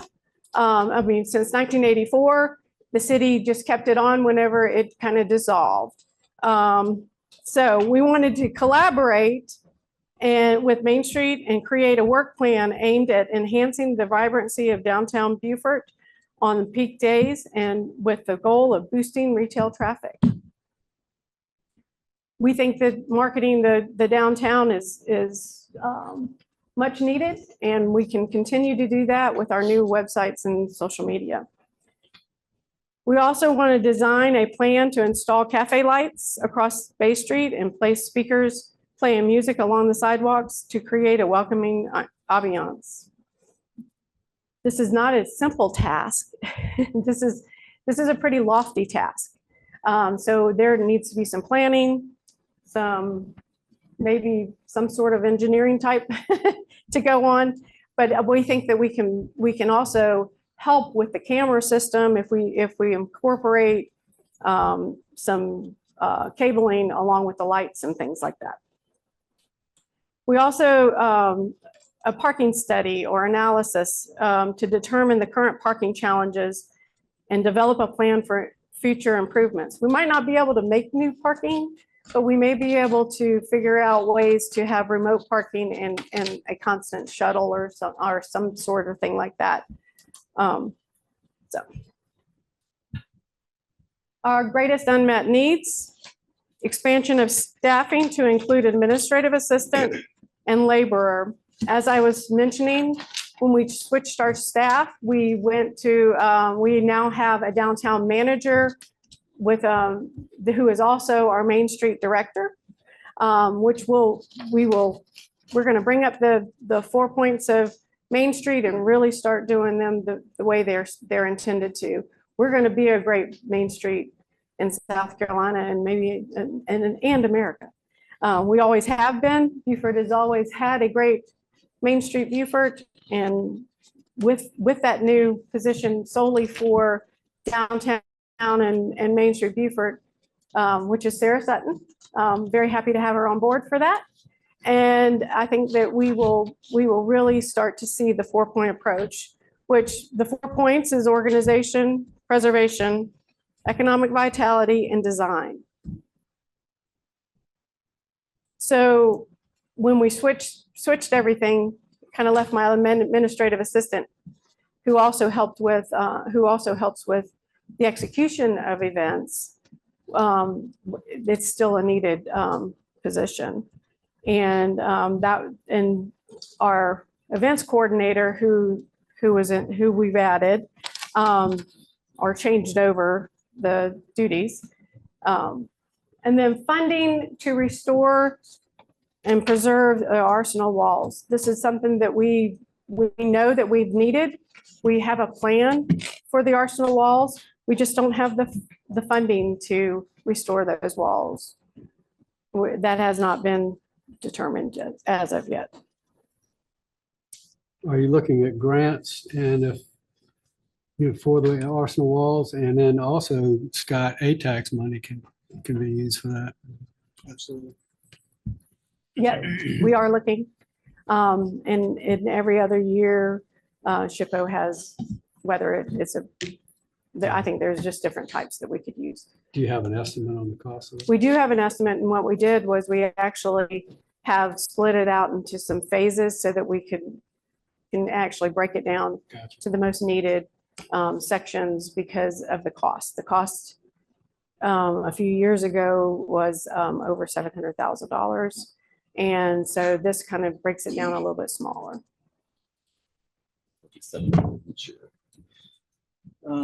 So first, I just want to thank you guys for all the work that you do to organize and facilitate all of the events throughout the year. I actually organized my 10-year high school reunion, and there was probably 100 people that came, and I could not even begin to imagine what it's like to organize the events to the magnitude that you all do. And you do a phenomenal job. So first, thank you for that. Second, I didn't think about it until now, but I do think that there's going to be a huge benefit to having you all work very closely with the Waterfront Advisory Committee, because as that plays out, obviously the decisions that are made are going to affect you all down there and the events that are hosted. And so I think being very in tune and a big part of that conversation would not just do you good, but it would do the city good. So I didn't think about that until you were speaking, but I did notate it just so I could bring it up.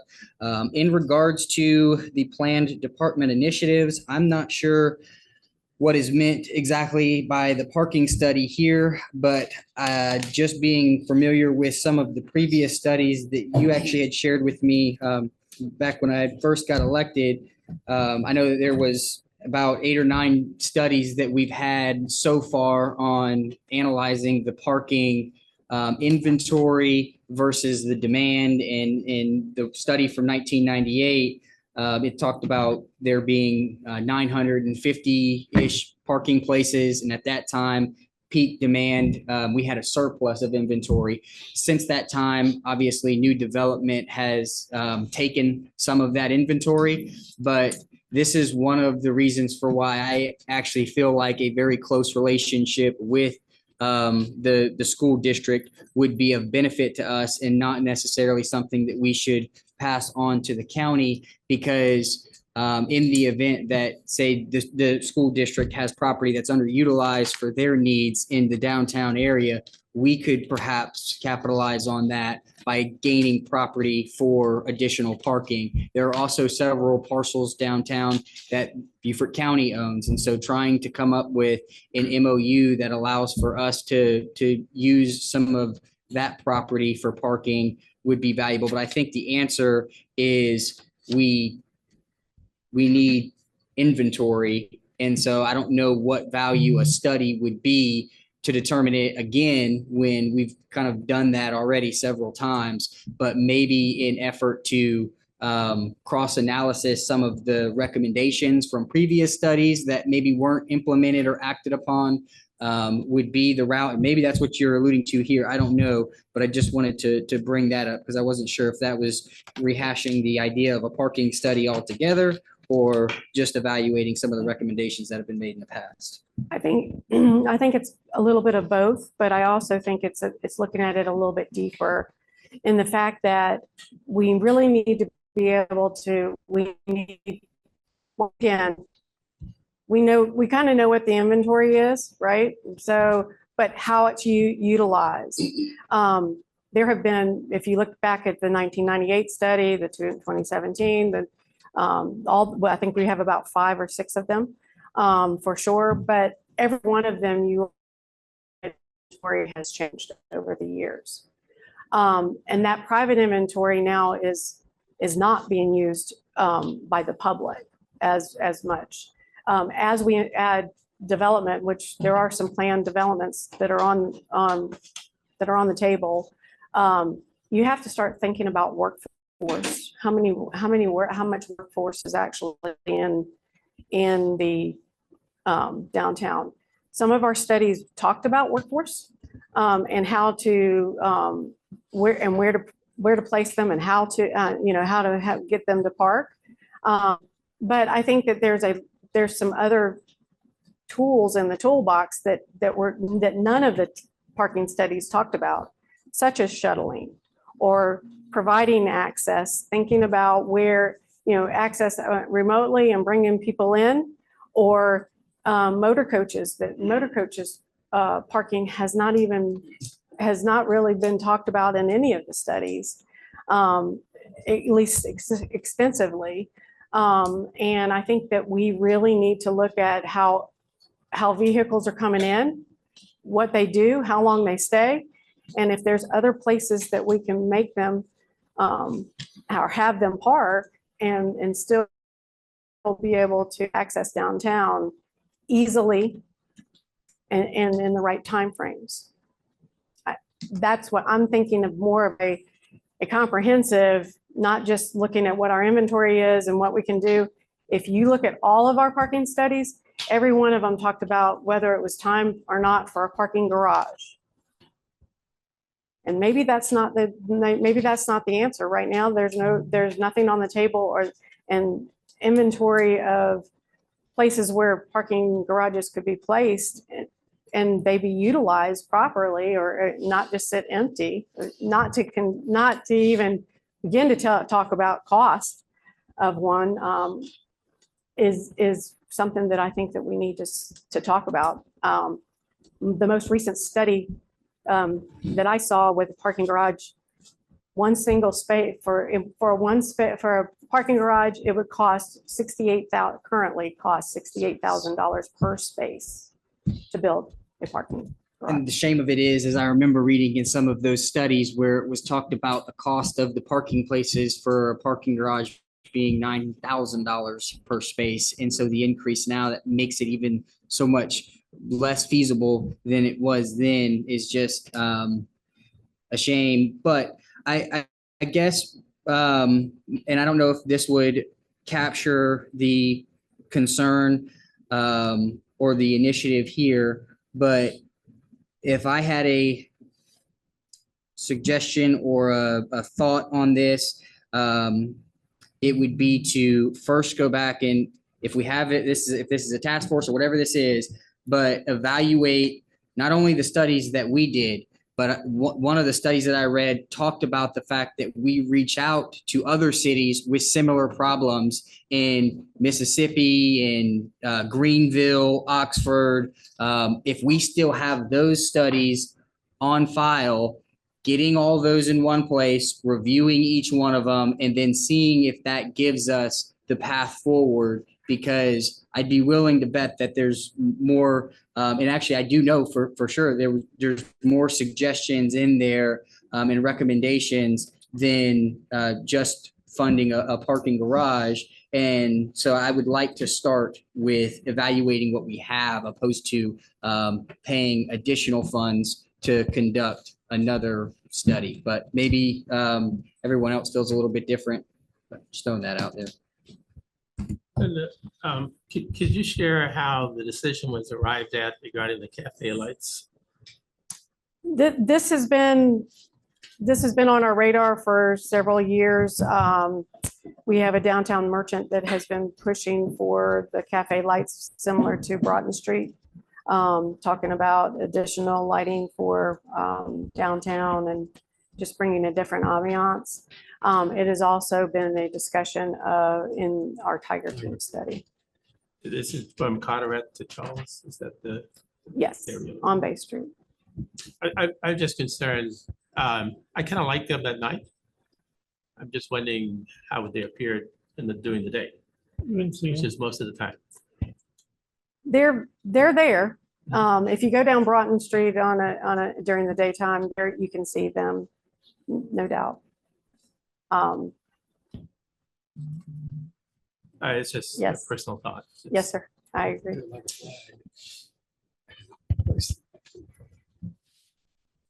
Anything else? I have a stupid question, probably a stupid question with regards to the parking thing, because I know it's contentious and I love contentious topics. Has there already been discussion about all of the existing infrastructure? I know you guys have talked about shuttles and things like that, but like everyone coagulates at Whitehall to go to downtown now that Whitehall's created, right? And there's other places like that where people aggregate to kind of go downtown.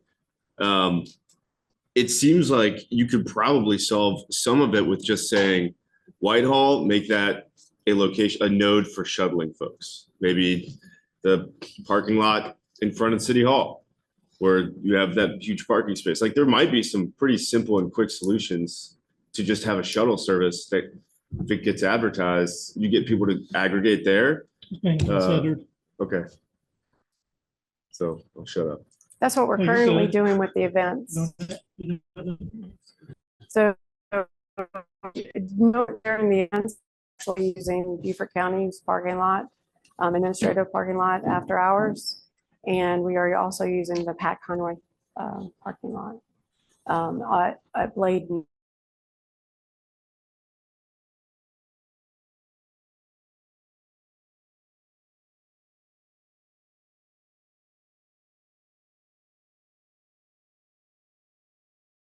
The needs that she brought up was their need to have somewhere else to put their shuttles. What's that? Yeah. Was it the shuttles, right? They have two shuttles, I think, right now, one van and one other. And so maybe there would be the opportunity to explore having the car site in with the agreement that we'd be able to utilize those whenever we did have events. I don't know if that would be helpful. It seemed like in a conversation, not that that was brought up particularly, but having some more to those vehicles would be helpful for them because of the pressure that they're getting from the neighbors about having all of those vehicles out front. And so I don't know if there's an agreement to be struck there, but maybe. Yeah, the only issue would be liability. Oh. We'll work that out. First thing, that's the first thing. First thing pop in your mind when we talk about flash pads too. You have kids. Liability. Give them overtime to shuttle people downtown. Do we ever Give them utilize overtime to the shuttle folks sheriff's down. department? Yes, that's the Pat Conroy. That's the Pat Conroy one. Okay, okay. Yes, sir. I thought you were talking about their little parking. That's not. No, at Blake, no, the large one. Okay. We're actually not allowed to use the sheriff's department.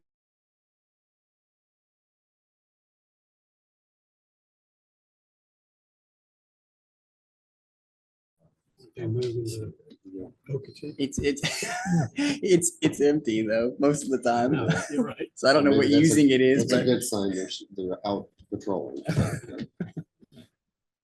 Okay, I'm gonna pass it on to capital project.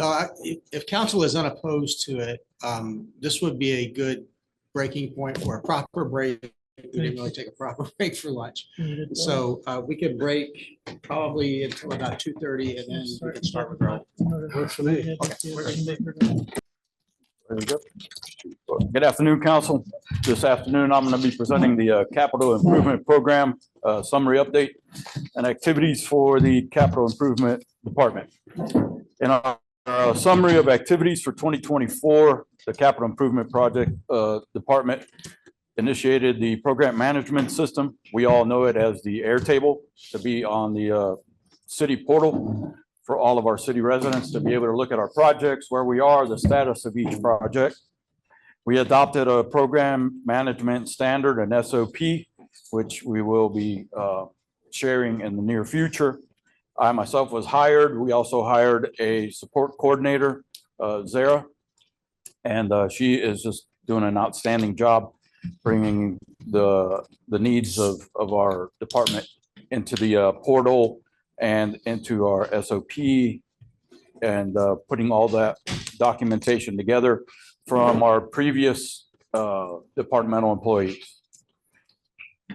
We established in 2024, we started to establish our communication with our county and utility partners. And we are currently holding monthly meetings to go over projects, not only that the city has lined up, but that the county has lined up along with our utility partners such as Dominion, Beaufort Jasper. And we all get together and go over these particular projects that we have and how they intertwine one with one another. And tomorrow we'll take a little deeper look into these projects, but today we're just going to kind of go over this summary. We currently have 21 projects in the planning, design, and engineering stages. We have 3 projects that have been completed, which, as we all know, is the South Side Phase 1, Airport Road, and the North Street, the Trail North Street Extension. There's one project that still remains under construction, and that is Mountain Road. And that should be completed with the paving phase of that project by this Friday. There are 3 projects that are either postponed or on hold, that being Parallel Road, Calhoun Street, and the 17021 sidewalk, which again, we will cover again tomorrow more in depth. Bro, you need to advance your slide. Oh, sorry. Top accomplishments for 2024, completed again the Southside Park. We had the grand opening on December 19th. We allocated remaining ARPA funds to vital infrastructure like paving, recreational projects, and future generations to enjoy those recreational projects. We adopted the program management system. We increased our transparency and accountability through public projects and GIS interface portals, holding our monthly council reports and our quarterly work sessions. And we started the implementation of internal processes and procedure to establish better lines of communication internally and externally. Some of the primary challenges facing this department is a full inventory and understanding of the existing capital assets, consistent funding for identified and prioritized capital needs, finding qualified and consistent contractors in our local area, which is starting to shrink a little more each year, it appears, and communicating known and existing infrastructure needs to the public and effectively engaging the public to identify unknown or unidentified needs so that the public fully understands the needs and costs associated with each of these capital projects. Some of our initiatives going forward: development and implementation of a 10-year capital project improvement plan, continuing to build strategic relationships with our regional public and private partners, provide consistent, useful, and timely project information for the public, which we have been doing and have just updated it lately for the public to see where we're at on each of our projects. Identifying and maximizing any previously unidentified CIP resources to accomplish our mission effectively, thus looking for state or federal grants and other partnering opportunities to move these projects forward. Continuing to integrate departmental functions and roles within the CIP team. And part of this is including our finance department and accounting, our public information department, downtown operations, and our public works team to help us in accomplishing some of these missions.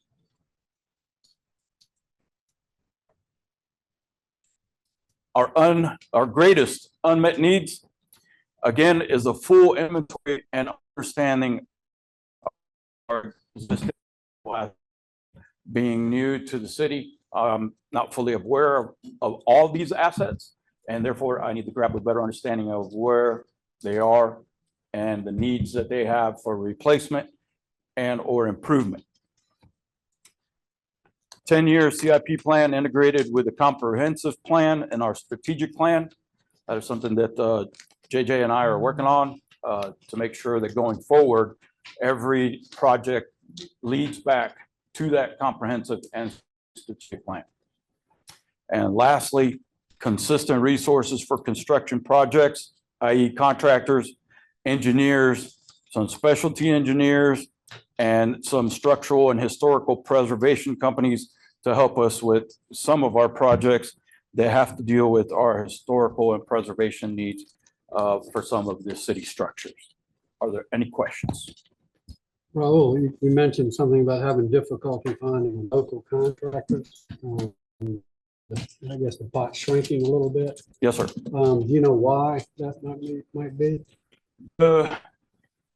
One is resources. They're struggling with having qualified employees. Gotcha. So they can only take on so many projects or projects of a certain size. Mm-hmm. Others are, unfortunately, the business owners have just decided it's time for them to retire and move on. So that's part of our issues. Yes, sir. ARPA money out there, is that any, you think that's got something to do with it? That is a great question. Is ARPA money something to do with it? Yes, it does to a certain point.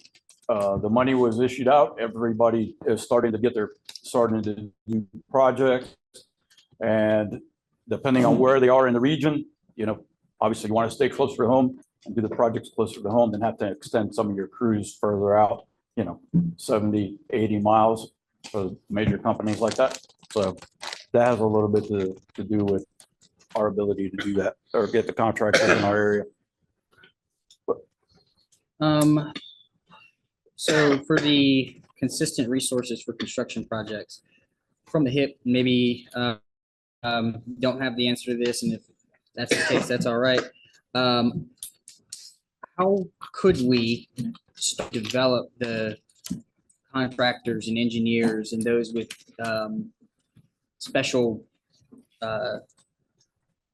certifications to be able to work in the historic district? Is there a way for us to encourage that? For maybe those who don't have that education or that ability, but could get it if they knew what opportunities existed, and maybe that comes along with the 10-year plan as we understand more what we want to do. But what would be your thoughts on how we start establishing those resources locally? Some of that we will gain through our ability to go out for these RFPs and RFQs. Some of that will come through our 10-year plan, and a lot of that is going to come through building relationships. Because as we build relationship with the contractors that we currently have, of course, they have connections to other contractors, and therefore having that partnership and working that relationship, that sphere of influence and that sphere of connection is going to grow, so we can tap into some of those resources outside of our local area. Okay. Any other comments, questions? Thank you, Robert. Thank you.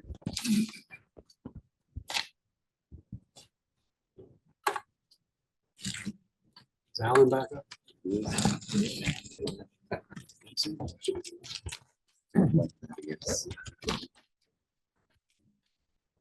We're in round two. Good afternoon, Mayor and Council. I'm here to present the Finance Department. There that goes. All right, so just to begin with a summary of activities for 2024. We continue to have growth and efficiency in the city's online payment portal for businesses. We have increased number of customers to make it easier to pay for business licenses, local accommodation taxes, and hospitality fees all online. We issued about 4,300 business licenses in 2024 with about 3,800 customers using city online payment portal. So we're real proud of that. Also, the Finance Department, of course, does accounts payable or pays our vendors. So rather than issuing checks, we're doing more electronic payments, which is a faster, more secure, and less expensive way of paying our vendors rather than through manual checks. And we processed over 1,500 electronic payments in 2024 for a total of a little shy of $22 million. So more of our recurring vendors, we try to get them set up, and most of them have enjoyed that. That part is pretty much like a direct deposit for vendors as well, for them to receive their payments easier and faster. And also we do process payroll as well for city staff. And so we have our biweekly payroll processing for about 4,800 direct deposit payments over the course of the year as well, that finance is responsible for. Our top accomplishments in 2024, this is both coming from our Government Financial Officers Association, GFOA. We received the award for the Certificate of Achievement for Excellence in Financial Reporting. And for our 2023 Annual Comprehensive Financial Report, or ACFR, this is our 17th consecutive year of achieving this award. And then also we received the Distinguished Budget Presentation Award for the city's fiscal year 2025 online budget book. And this is our 8th consecutive year achieving this award. And I'd like to thank our finance team for putting both of these together, and it's definitely glad to get recognized from a national organization for these financial reporting awards. Primary challenges facing our department is to retain and attract talented employees. We've been pretty fortunate to be fully staffed for a while. We did have one employee leave this past March, and took until September for our finance department to become fully staffed. So we're a small staff for only 7 employees. We were able to fill that position, but then we had to fill someone else's position as well. So whenever someone does leave, it does create a void. And so we're able to get everything up and running, but does cause a little more stress and a little more time for the other team members as well. And then also the implementation of new governmental accounting standards boards, or GASB statements. There's been recent statements requiring extensive staff time devoted to implementation. These relate to either leases or coming up, we have one for compensate absences for sick and vacation leave. It just takes our team a little bit longer. Usually we have to change the reporting a little bit, and it takes us a little while to get those up and running. But GASB's been pretty consistent on implementing new standards about 1 every 2 years or so for us to achieve those goals. Our planned department initiatives include, as we mentioned before, the GFOA HAFR, or the Popular Annual Financial Report. This is an easier to understand financial report for the public. It's only going to be about 15 to 20 pages. We're going to have it all online through our OpenGov portal. And if we're able to receive this award, we'll receive the Triple Crown of GFOA financial reporting for the ACFR, for the budget document, and also for the PAFR. So right now we're laying the foundation, the groundworks of putting that together. And then our plan is, I mentioned, we'll do the ACFR, issue that in December, and then the PAFR will follow shortly thereafter and sometime in January. We're looking forward to rolling that out, make it easier for the public to see where we stand financially as in the city. And also, as JJ mentioned, the adoption of the formal fiscal policies and control manual. We're working on putting that together, finding other entities that have similar documents and making sure it adheres to what we're doing going forward. So this will be all encompassing document to include policies for budget, fund balance, grant management, capital improvement plan, procurement, investments, risk management, among others. So we're working on developing that and putting that in together by this fiscal. And also our online employee leave request software. Right now, most employees have to fill out a paper leave slip still. So we're going to look and see if we can do an online option so that they don't have to keep on filling those out, make things a lot more efficient and save a lot of time and paper going forward. And our greatest unmet needs is our top priority is our online procurement software. This will be easier for staff to prepare requests for proposals or RFPs, and easier for vendors to submit bids online with the required documentation and forms. This will make it easier, I think, from staff side, also from the public side as well. I think we get more interest and make sure that whenever someone does submit a bid, all the required documentation is already in there and that they're not missing anything that they might need. This is especially important for grants where there's certain forms that they have to fill out during the bid process. So we have to make sure that they're following all the standards. And then additional staff in key financial areas. Our greatest need right now for additional resources is in the areas of risk management and also a capital asset / fleet manager. Our finance team currently wears many hats. Our person responsible for more of our software system is also doing more fleet management side, and also our employee more responsible for accounts payable is also doing risk management as well. So we want to devise some of those responsibilities and make sure they're a little more focused and not quite going back and forth with some of those roles. I think that'll be helpful going forward and also provide a benefit for the city. Happy answering questions or have. Is the addition adding to your staff? Right, adding to, yeah. Seems like GASB comes out with. They do, yeah. They gave us a little break during COVID, but now they're back at it. And so it's always I don't know how much something. more they can acquire. I mean. Yes. And they got some more down the pipeline. Changes. So we'll just have to follow along and go along with it.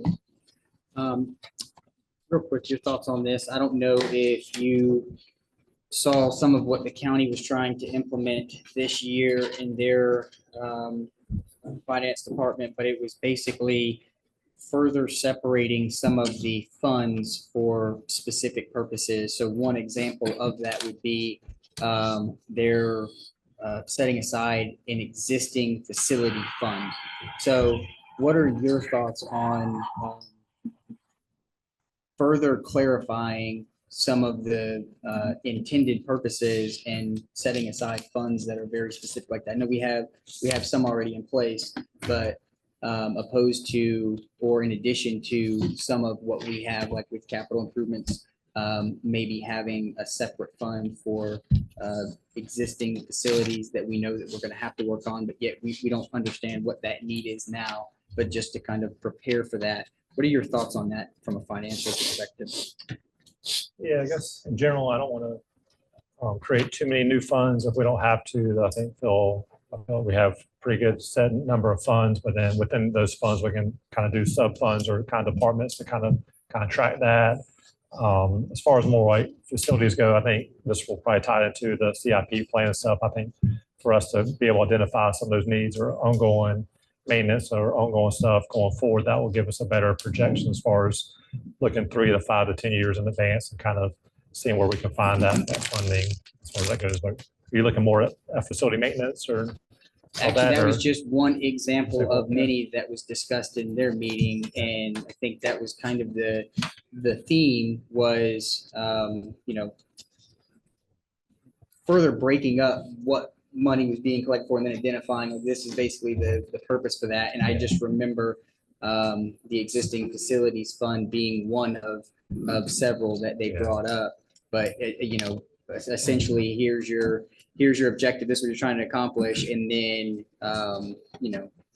setting aside money for that clear purpose. Okay. And I know in some ways we do that, but I just didn't know if they were evaluating their process, if there was any benefit to us looking at it as well, or if what you're currently doing is working fine for you. Yeah, I guess I would also add, and I don't know if they have like additional funding streams, so like there's a special revenue fund. So if there's certain funds coming in that are tied to a specific purpose and objection and stuff, you have to make sure you have a separate fund for that. So I don't think we have too many of those additional funds coming in, but the county may have additional funding sources and stuff where they have to make sure that they track those funds and keep those specific as opposed to other general fund monies. Something we can look at and see kind of, I guess, the way to kind of plan a little bit more in advance and stuff, maybe kind of build for the future, I guess, maybe have that money aside just in case something does happen, we can have that. Something to look into. That's all for me. Sal? Appreciate it. As we look at, as we look at incentives of sorts, whether that is for annexation or development, for housing, like we talked about, from your angle, would it be better to, and what do we currently do in regards to providing those reductions or breaks? Would somebody, like if I owed the city $1,000 for a fee that I knew that I was going to get a break on for whatever reason, would I pay the city $1,000 and then if there was a 50% reduction on that, would the city then give me $500 back and issue a W-9 or whatever else goes along with that? And if that's the way that we currently do it, would it be of value as these discussions play out to, instead of getting money and then providing a refund, just reducing the cost up front? Yeah, I mean, it sounds like net effect goes the same way. I would probably be more comfortable if they pay us the entire amount and then we reimburse us or refund that at $500. We just have that more documentation and all that. That won't necessarily be income and stuff. Like we don't issue them a W-9 or anything with that, but I would just rather receive the entire funds and then make sure we kind of track those reimbursements coming back to them. Just from an accounting standpoint, it's a little bit cleaner, and rather than taking off of their original bill. For documentation. Yeah, just kind of have that just in case something does come back, we can show that way. Good question. Any other? Thanks, Alan. Appreciate it.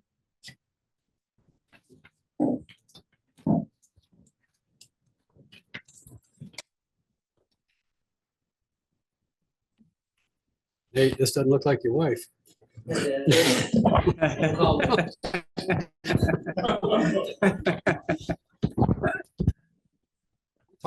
just as much as he does to his wife some weeks, it feels like. Sarah is tied up this week with jury term, so we're a little short in court right now. One of our technicians was hired by UMC to be their clerk of court, so we're really excited for her. Hated to lose her, but so Sarah's a little short. And I told her I'd step in and give the presentation. So summary of activities, our clerk's office filed 1,725 cases and disposed of 1,733 cases. There were 84 sessions of bench trials held. Those are just trials or hearings where only the judge is on the bench. 4 one-week terms of jury trials. We hold those once a quarter. That's what's going on this week. And 438 arrest warrants were issued. And again, that's just for municipal court. So Chief Price and the police department had a lot more warrants than that overall. Our top accomplishments in 2024. The court team collaborated with the police department staff, including the court liaison and our mental health professional, along with several other agencies, to identify and assist defendants with possible mental health struggles. That's been a recurring issue in our courts. Is we see subjects that we know are suffering from some sort of mental health or a substance abuse issue, and rather than them being a constant repeat offender for nuisance offenses, we were able to work with all of our partners and start the conversation for some long-term options. We're still not completely there, but we're getting the right people to the right table for those conversations. And Judge Tupper's actually helped with getting a lot of those people to the table. Engaging public utilization of our courthouse. We've been hosting CLEs, continuing legal educations, for different attorney groups throughout the Low Country. Those have been very interesting. I've enjoyed attending a couple there. We've been hosting middle and high school students for mock trials, the National Mock Trial Program and some of the homeschool mock trial programs. And then we've also opened up our offices for mediations to help try to resolve civil disputes and smaller disputes with that have had mediators appointed to that. And then we also council reappointed our judge and associate judge this year. Our major challenge facing the courts right now, or for this year, is our transition of the indigent defense services. Currently, we contract with the county's public defender service. That's been going on for a while. The contract is up at the end of June this year, and we're actually partnered with both Port Royal and Bluffton and exploring some different options of how to deal with that, that could be both more efficient for everybody involved and also more cost effective.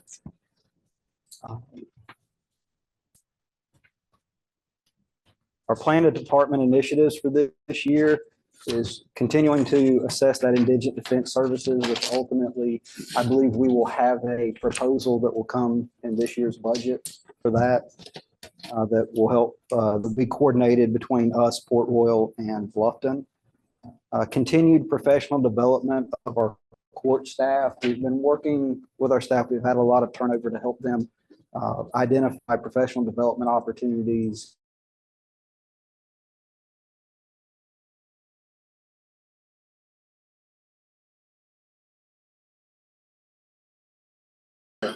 Talking about his jury summons the other day.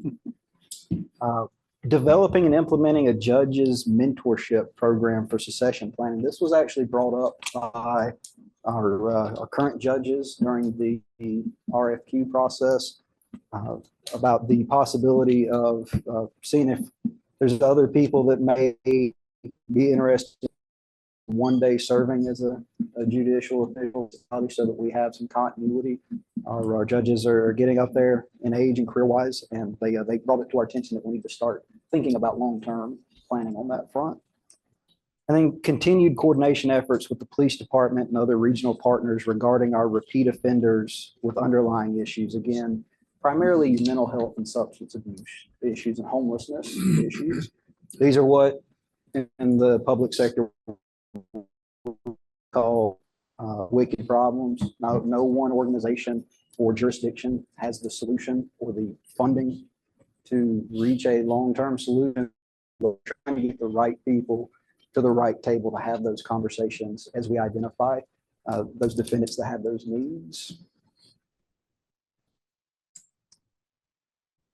Sarah didn't list out any unmet needs at this point. We may be bringing some more to the table next year as we can dig into the processes, but the technology and the staffing are pretty.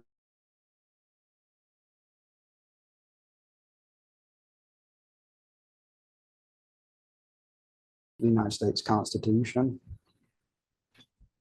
Any questions or answer discussion? JJ. Yes, sir. Just curious on the indigent defense. Now that we've got a new administrator of the county,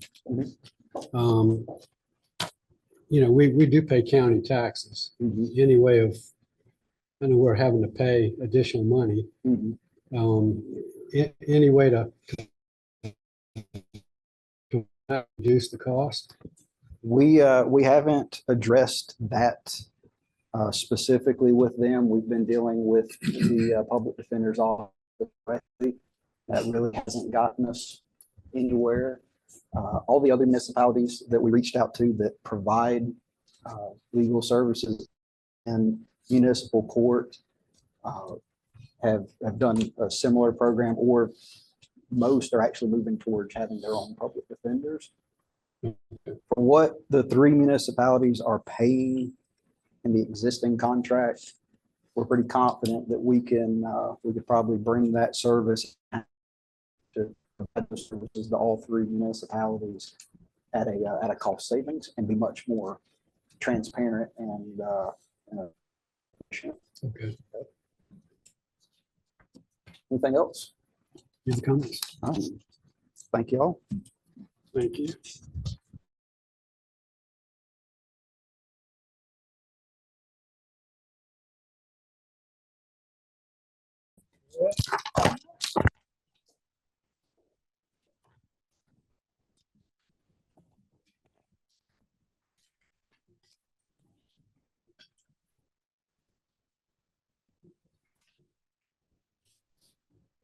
Mayor, Council.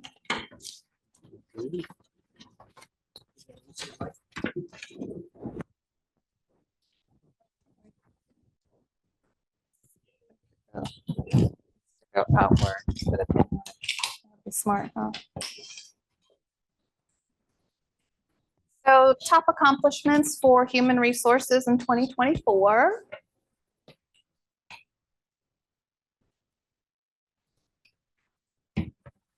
Let's see, human resources onboarded approximately 39 new hires. The city hosted 2 interns, 1 high school student that was in our police department, and 1 college student that was in the city manager's office. HR staff dedicated 104.75 hours of training. And that was Municipal Association Human Resources annual meeting, webinars, and specialty courses that were required to take for various reasons. We also deployed the wellness reimbursement program. If you're familiar, we talked about that a little bit during budget last year. So we were able to deploy that July 1. We also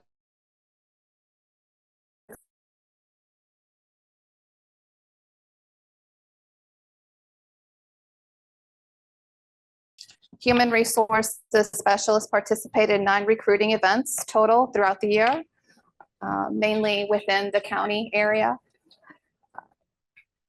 Human resources also coordinated suicide prevention workshop with the city's occupational health partner, Beaufort Memorial Hospital, last year.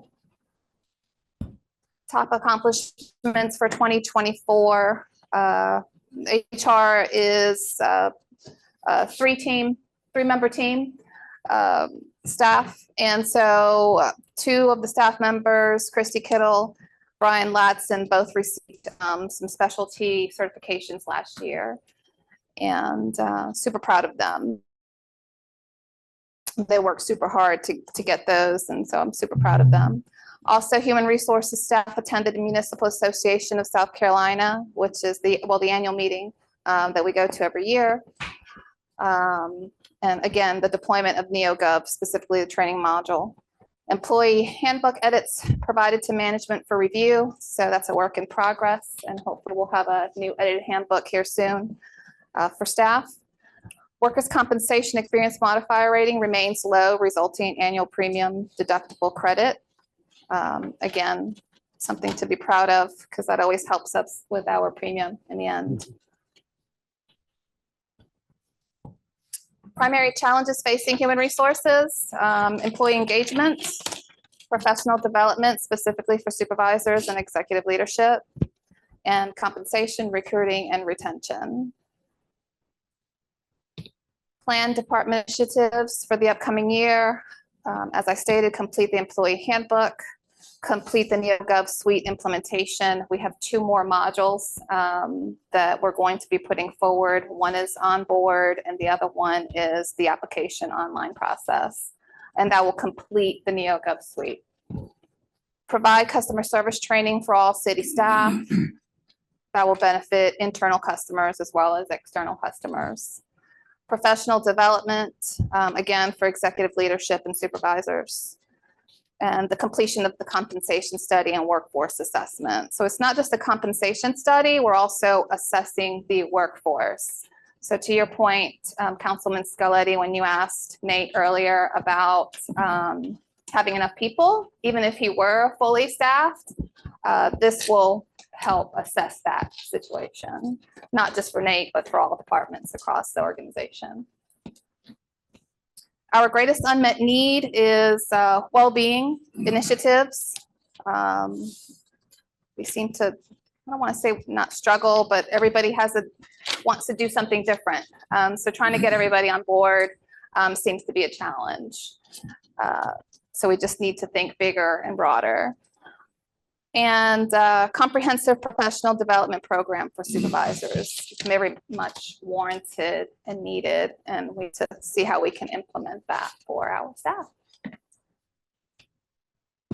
Any questions? Yvette, on the employee handbook, are you going to have a labor attorney review this? And check that? Absolutely. Okay. Absolutely. And then on the well-being initiatives, I know PIBA is very involved in that. We're members of PIBA. We are members of PIBA, not on the health side, sir. Okay. So we are only members of PIBA Retirement. on the retirement. Okay, gotcha.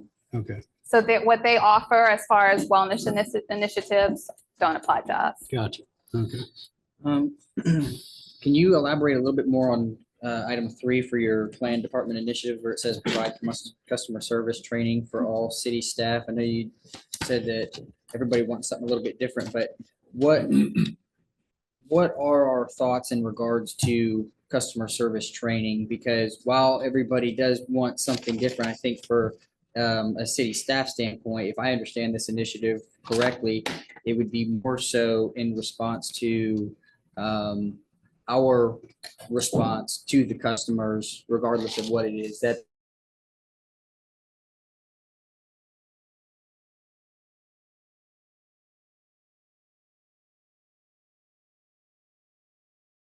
that goes for both.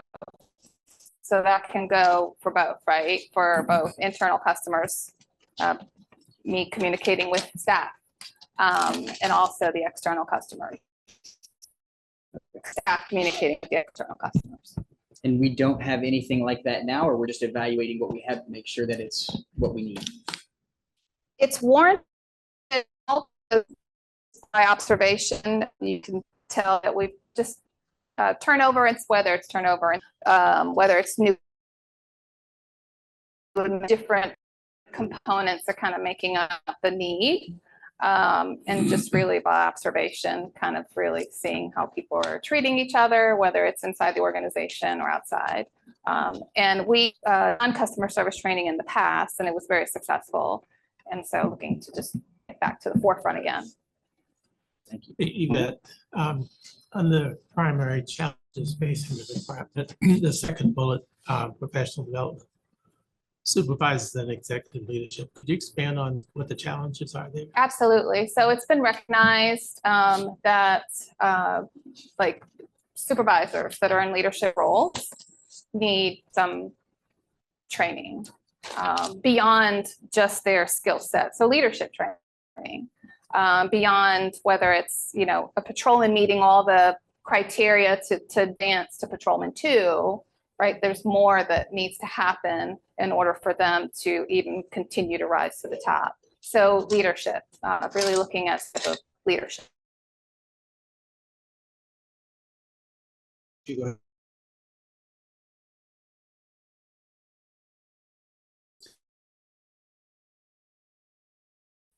And can't do that.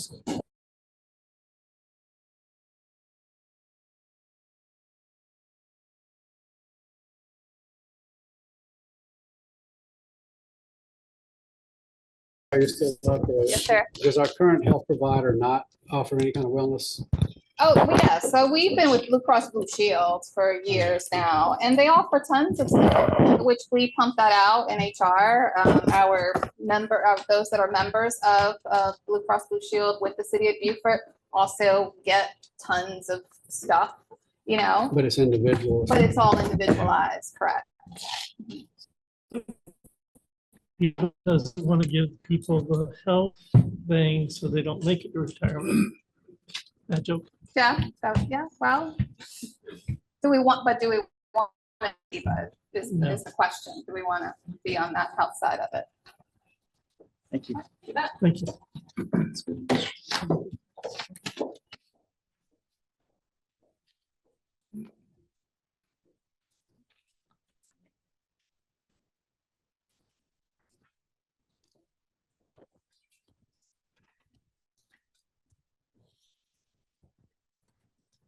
When did you get this?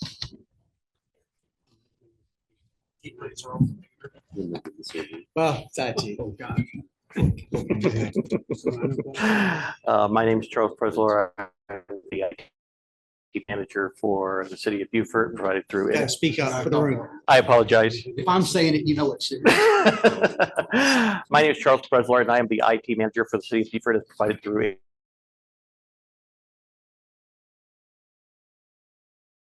Daniel Schulteis. And JJ will also be presenting on the GIS portions of this presentation. For calendar year 2024, the IT department closed 1,363 tickets. Those are comprised of either alert tickets, which are automated, break fix tickets, which are usually user initiated for computers not turning on, those kinds of things, and service requests or requests for new services, such as we have a new user, we have a new piece of equipment, we need assistance with setting that up. Currently, we manage for the city a total of 203 computers, 19 servers, and 56 network devices. Examples of a network device would be a router or a switch, or another device that distributes across the city. So GIS services, I'll be presenting on. We hired full-time on-site contracted GIS analysts. They're a full-time InterDev employee, but they are here on site with us. We had Justin Giardini, who you all met when we rolled out the GIS program. He left to take a great opportunity in Texas, I believe that was. And we now have Kat Kirkland here on site, and she's doing some great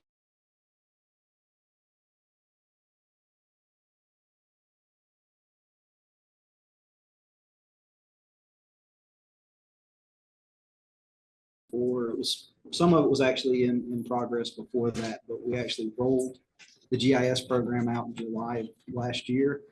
And we had some great internal tools, including fire hydrant response mapping and assisting the PD with crime mapping. And a public portal opened in August with 15 different mapping applications, and we're currently updating all of that right now and looking at options of what else we can roll out based So top accomplishments in 2024 for the IT department, the implementation of multi-factor authentication, the upgrade of the police department's evidence storage server, increasing storage from 10 terabytes to 25 terabytes. Cisco Umbrella implementation to increase the city's anti-malware and web security. Virtual environment major version upgrade. This is essentially allowed us to upgrade legacy servers up to the current version. The core fiber switch move and upgrade. This was the basically the city's fiber backbone. This was located in Hargrave's bunker behind Red Rooster, and we worked to complex. We were able to improve the city's cybersecurity posture, allowing for the successful renewal of the city's cyber insurance policy. This also included the implementation of the Huntress tool, which provides monitoring of security events at system endpoints. As of last year, it scanned 325 million events and mitigated 8 risks in the process, focused around protecting user identity. Before I jump into GIS, Council, I cannot stress enough how great a job the InterDev team and our finance team did on our cybersecurity renewal. That was a fighting point for every one of my clients, local government and private sector clients. The threat out there,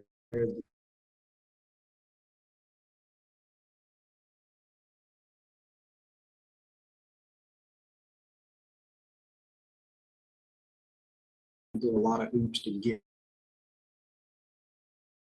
things the way they wanted it to keep those rates down significantly lower than what they could have been. So in GIS, our biggest accomplishment was hiring that full-time on-site analyst, having been here on day-to-day with our departments. And the phase 1 rollout that included those internal tools and the initial public portal offering that we rolled out back in August. The primary challenges facing the IT department. The first one is the lack of a strategic plan for managing and deploying IT and GIS infrastructure. And I'll talk a little bit more on that with on the next slide. Lack of redundancy for network links and connectivity services. That's primarily focused on having a redundant internet connection. Key server and network hardware reaching end of life and end of support, making sure that those get refreshed properly. Increasing the need for specialized evidence management system to handle modern evidence needs as evidence becomes more complex, especially with cell phone and system dumps. The need for a specialized system increases. In fact, the police department has already taken action on that. And so on that instance, my presentation is slightly outdated. Bravo. Transition of management of police and fire in-vehicle computers from county to the city and developing related technical controls and procedures. The county had previously been in control of the city's in-vehicle computers. And as they have pulled back services related to that, the city has been taking those on. And so we've been working with the city to develop its own management of those systems. The aging HVAC systems in the network closets. Coordinate, oh, no, sorry, this is GIS. It's just coordinating, keeping that coordination ongoing and up to date data sharing with all of our regional partners, making sure that our GIS data matches with what the county has, what the state has, what our utility providers have, so that we can plan our infrastructure projects primarily better and just keep that up-to-date data sharing. And then the internal and external stakeholder education and familiarization as we build out these new tools. And they have these opportunities out there and that they can find this information. And internally, we want to make sure we're providing tools that are actually useful to the staff, whether it's the fire department, police department, public works, planning, whoever it may be, that they actually know the tools exist, what their capabilities are, and how they can help make their jobs easier. And the plan department initiatives, I want to turn this over to Daniel to talk about the development of the strategic IT plan.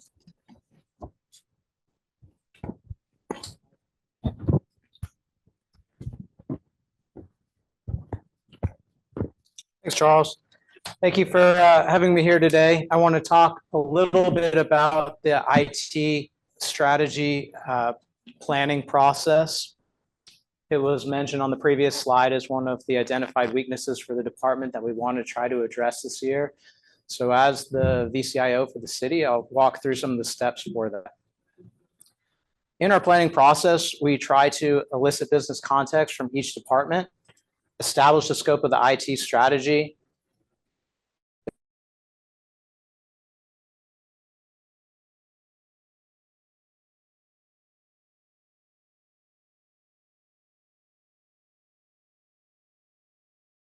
generally is a process of sending out surveys to key stakeholders or department heads. We call them diagnostics.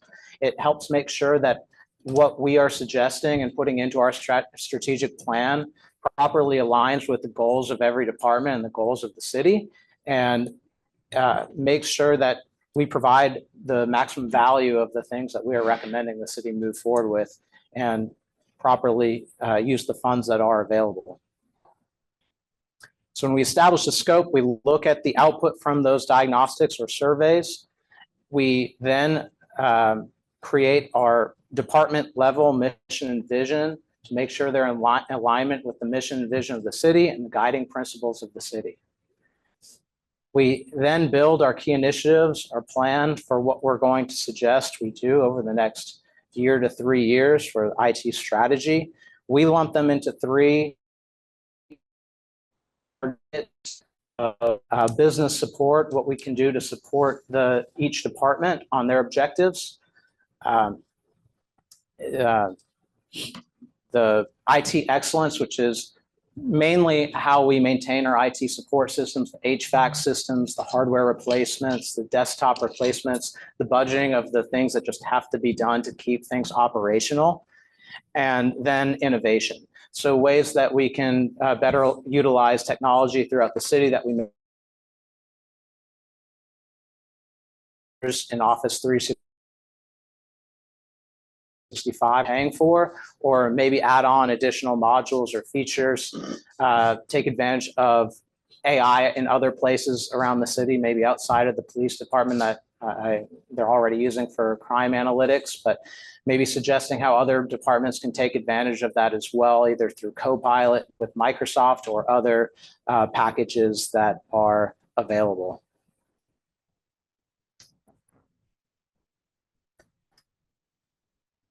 And then we define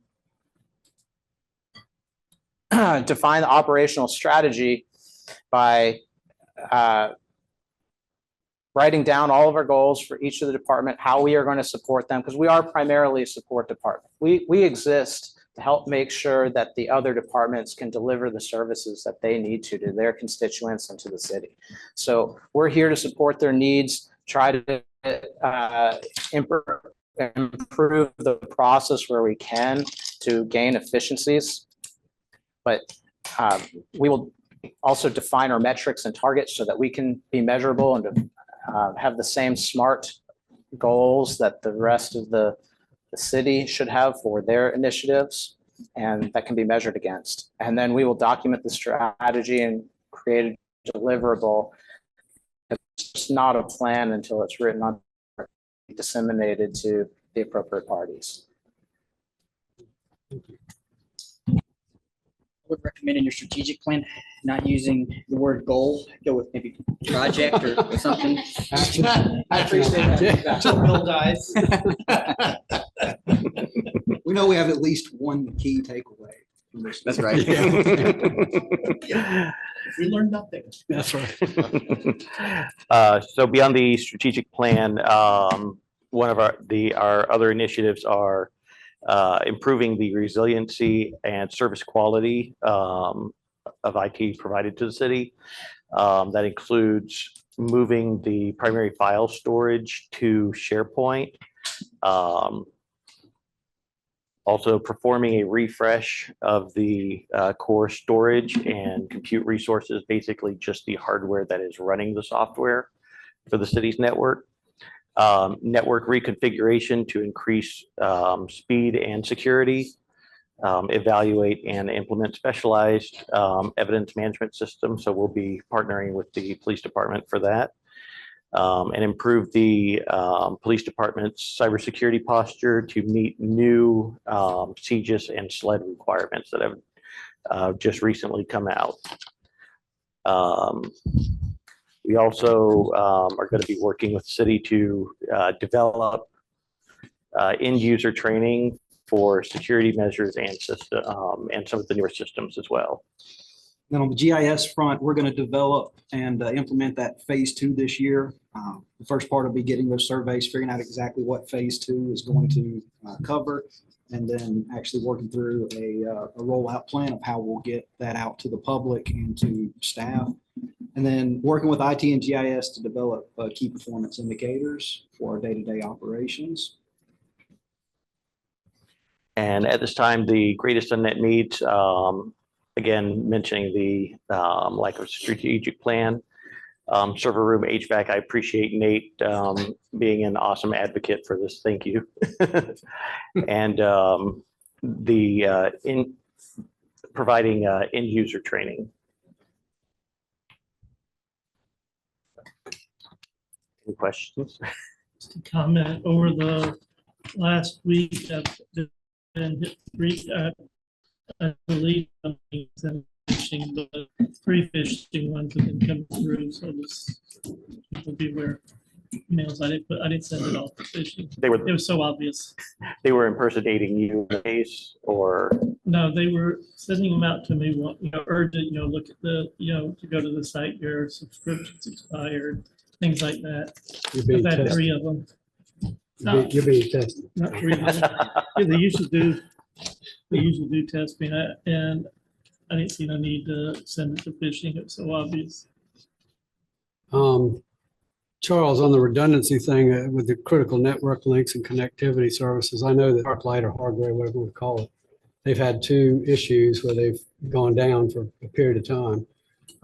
And are they letting you know any kind of, I mean, if they say redundancy, they're just putting another line next to the existing line and somebody cuts it, it cuts both of them.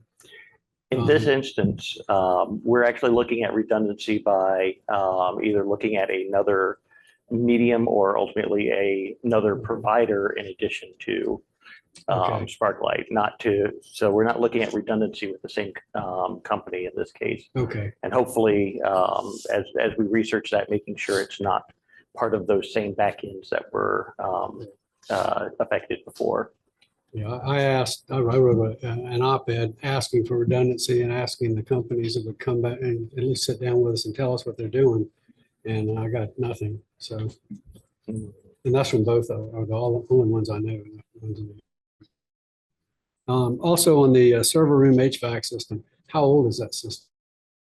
Yeah. Nate, do you recall the original one that was with the building when it was built? So I believe somewhere between 2008, 2009. It should have been installed. Because Mike, you remember we did the Johnson Controls? They came in and did that. I thought they were looking at all that stuff. So this is a separate unit from the actual HVAC that runs PD court building. Gotcha. This is its own special. It's an auxiliary to cool it greater Gotcha. because of the location. Okay. Those are all enclosed. Yep. Each network cabinet has its own independent air conditioning system. As we look at redundancy in potentially adding to some of the options that we currently provide. What is your perspective on Starlink? So you have the satellite service opposed to what we have with the cables. And I'm not super familiar with it, but what are your thoughts on a service like that would be still available should everything else go down? That would be something that we would investigate. We want to look at both same medium where since the connection is fiber, looking at what it would look like as another fiber connection, but also looking at other providers such as satellite or cellular or microwave, and evaluate the strengths and weaknesses of each of those options. Okay, and that's all part of the process right now as far as you guys are paid. Correct. Okay. Hey, Charles, for your unmet needs, the lack of IT / GIS system strategic plan, is that something that you're working on, or is that something that comes out of this strategic session? That's going to be independent from the strategic this strategic session, but we will be working alongside the city to develop that. Councilman Mitchell, we'll be working directly with our virtual chief information officer and the InterDev team. It'll be very similar to this process, but it'll be specific to all of our IT and GIS infrastructure. We expect that to take a little bit of time, but we want to get that laid out so that we have a good plan. And we know it'll be also a big part of our capital improvements plan as well. Can you take on a new GIS project for the planning commission? We'll be happy to talk to you guys. We'll be getting that survey when we get ready to roll out the phase 2 to see what needs the different planning or different commissions and boards have. So, yes, sir. Absolutely. Yeah, I'd like to talk to you about it. Well, thank you, Charles. Any other comments or questions? Thank you for the privilege. Jenny? Charles, thank you. Ashley?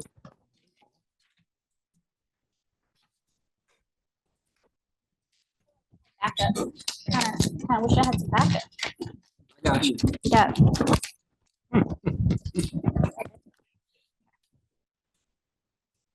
All right, good afternoon, everybody. I am Ashley Brandon. I'm the new Public Information Officer for the City of Beaufort. So I want to talk about what Public Information Officer or the Communications Management Office did in 2024. So we released the 2nd and 3rd editions of the Beacon. We had 5 complete neighborhood meetings.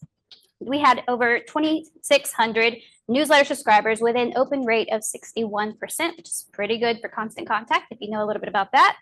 Our Facebook reach, which is organic distribution of Facebook content, that's not ads, that's not boosting, that's just organic, was at 158,000, which is up 23.4%, which means we're reaching more people, which is good. Which also shows in the Facebook views at 434,000. So, and we also had the retirement of Communications Director Kathleen and hiring of me, and that was January 6th. So it's been a little over a month. So be nice to me when it comes to questions, guys. No change. I can try. Top accomplishments for 2024, we had 134 press releases published. 86 FOIA requests, which increased from 74 from 2023. And of course, Ms. Tracy handled that and has now slowly passing that on to me to handle as well. Increased communication with our citizens through social media, the monthly newsletter, and the Beacon. So increased communication is also increased transparency. And again, increased transparency and ease of access for citizens through the publishing of the GIS page on the website, as well as the CIP portal program, which I know Raul talked about for you. All right. Primary challenges facing the department. So I think we can all agree the increasing lack of confidence in government institutions nationwide and frequent instances of misinformation across social media tends to be a definite challenge in this office. Increasing number and complexity of the FOIA requests we're receiving, as well as increasing expectation of consistent and immediate engagement across numerous platforms and forums. So everybody wants their information, they want all the information, and they want it now.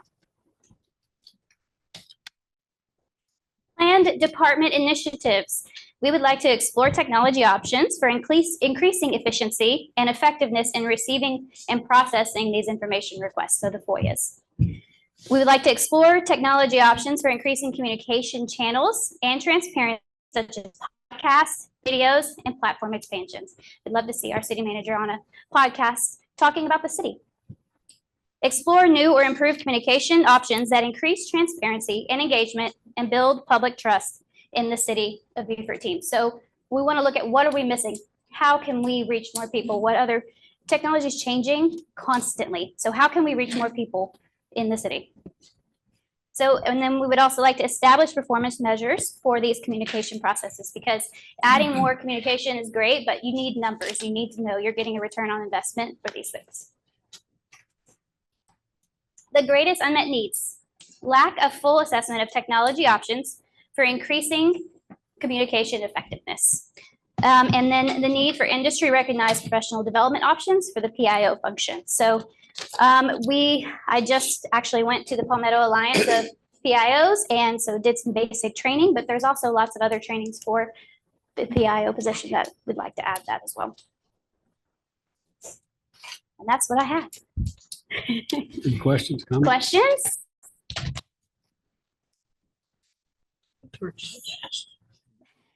Josh?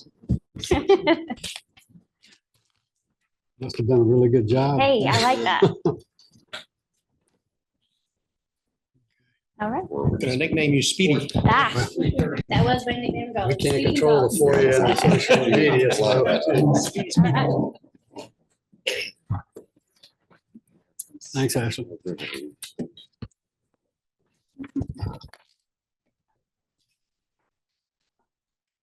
All right, I'm last.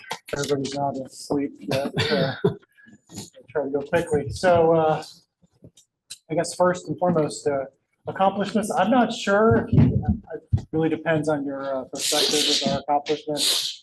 So 885 new dwelling units, which was a record in the city of Beaufort. So we didn't set a record for actual permits, that's like sheds, that kind of thing, but this year was a record for dwelling units. 732 of those permits were multi-family. So I think you've all been talking about that quite a bit, but that's what we permitted basically in 4 major complexes last year. So just 143 single-family homes. Really just 2 single-family subdivisions are building right now, but there's some infill throughout there. 10 commercial new buildings. So it's about an average I think we've had about the last 4 or 5 years. And 1,236 permits for a little over $1 million. So just to put this in context, the 885 dwelling units, I was looking back on the old records. So from 2010 or 2009 to 2019, that is how many permits you did in that 10-year period for new dwelling units. So it's a big increase just in a year. We have a lot of meetings in my department. It's a department of meetings. We have meetings to have meetings. So the TRC, which is really kind of a meeting to help people get to the next meeting again. And we had 27 of those and 59 projects came in. And in that we have like the fire marshal and our stormwater engineer, building official, Beaufort Jasper usually comes, external utilities and our architect, et cetera. They all attend those meetings to kind of help developers move forward, or even if Phil wanted to build like a shed on the back of his house. So from the highest level development to the lowest level development, we try to assist you in the process. So HTRC was actually a lot more popular than ATRC. So there was 41 of those meetings. So these are both held every week. They usually take a few hours. So there was 108 project reviews. So that gets a little more granular. So again, that goes from, kind of a big project, maybe downtown, a new development to, someone just doing something really minor on their house. That's again to help guide them. And both of those things are recorded and we give them notes and of everything that was discussed and kind of a next step forward to help people go through the process. So the Planning Commission was set in February of this year. So it's brand new Planning Commission, which I think we'll talk about later, but we had 22 meetings. So that sounds like a lot. And that's because after the first few months of the year, I think we were getting our bearings, right? And we obviously had a lot of, really a lot of expectations. We're putting a lot on this new commission. And after a few months, they decided they needed to have at least a monthly additional work session, which has also had, some months we've had two in the last 3 or 4 months. So that, we've had 22 meetings and then 43 public hearings for that. With the HRB, we've had 55 projects that had public meetings there. And the ZBOA, which was a little more quiet, had 5 public hearings and we have 1 tonight. If anybody's interested in, more bureaucracy. I can't imagine you would be, but. So again, I guess top accomplishments. So the new Planning Commission, that was consolidated with the DRB in November of last year. So it got set in February. So it is looking at both design and basically infrastructure planning. And, I think we were talking about this with the code edit session. So, I think the first few meetings there was kind of getting up to speed for everybody. But they've been doing some code edit sessions and I'll talk about it a little later. We've been trying to streamline as much as possible. These TRC meetings are like the main process for doing that, but also just really streamlining and making everything citizen friendly. So I know when I came here, I found most of our processes to be extremely unfriendly to a citizen and bureaucratic. I don't mean that in a negative way, but well, I guess I do. But they were not overly helpful to citizens. They were, really just, I think, really not giving citizens the information they needed to move forward. I guess is and really just not giving. Really just making everything, I think, kind of hard. So we're trying to kind of, especially streamline the historic preservation process, because you can see we have a lot of development going forward and a lot of these historic projects moving forward, and to have each one of them hung up for months is really not good for the citizens or for you as a councilman or for the rest of the staff. So yeah, and the other accomplishments, we obviously have had the record development that I kind of was discussing before. I kind of discussed that. So again, 81% of those 855 dwelling units were multifamily. So that's a little bit of a concern. I would think maybe in the future, and with our vested approvals, it's very similar to that. Most of our vested approvals, when we get into our development presentation, are multifamily developments. They are not townhouses, which is, single family attached. They are not duplexes. They are not single family residential. They're apartments. And so, that obviously puts a strain on police, on fire, on utilities, on public works, on streets. So that's something, but it also provides affordable housing. So, that is something that obviously we're wrestling with right now. As I was talking about with infrastructure, probably the result of the record growth is because Buford Jasper has just doubled their impact fee and their meter fee, and they're tripling it next year. So the doubling happened the 1st of February. I believe a lot of the multifamily came in both either to meet a development agreement that was close to expiring or to basically get in before that doubling of impact fees. And it's a significant amount for every project. And, I think the best way to explain it is, it's hard to borrow on that kind of money, if that makes sense. If you're going to get a loan as a major developer, you have to be kind of a major developer to get a few $1,000,000 just to pay for water impact fees, because there's nothing really you're putting up for that capacity and essentially. And so that becomes a little more difficult to borrow. So I think that's why we're seeing a lot of this development happen all at once.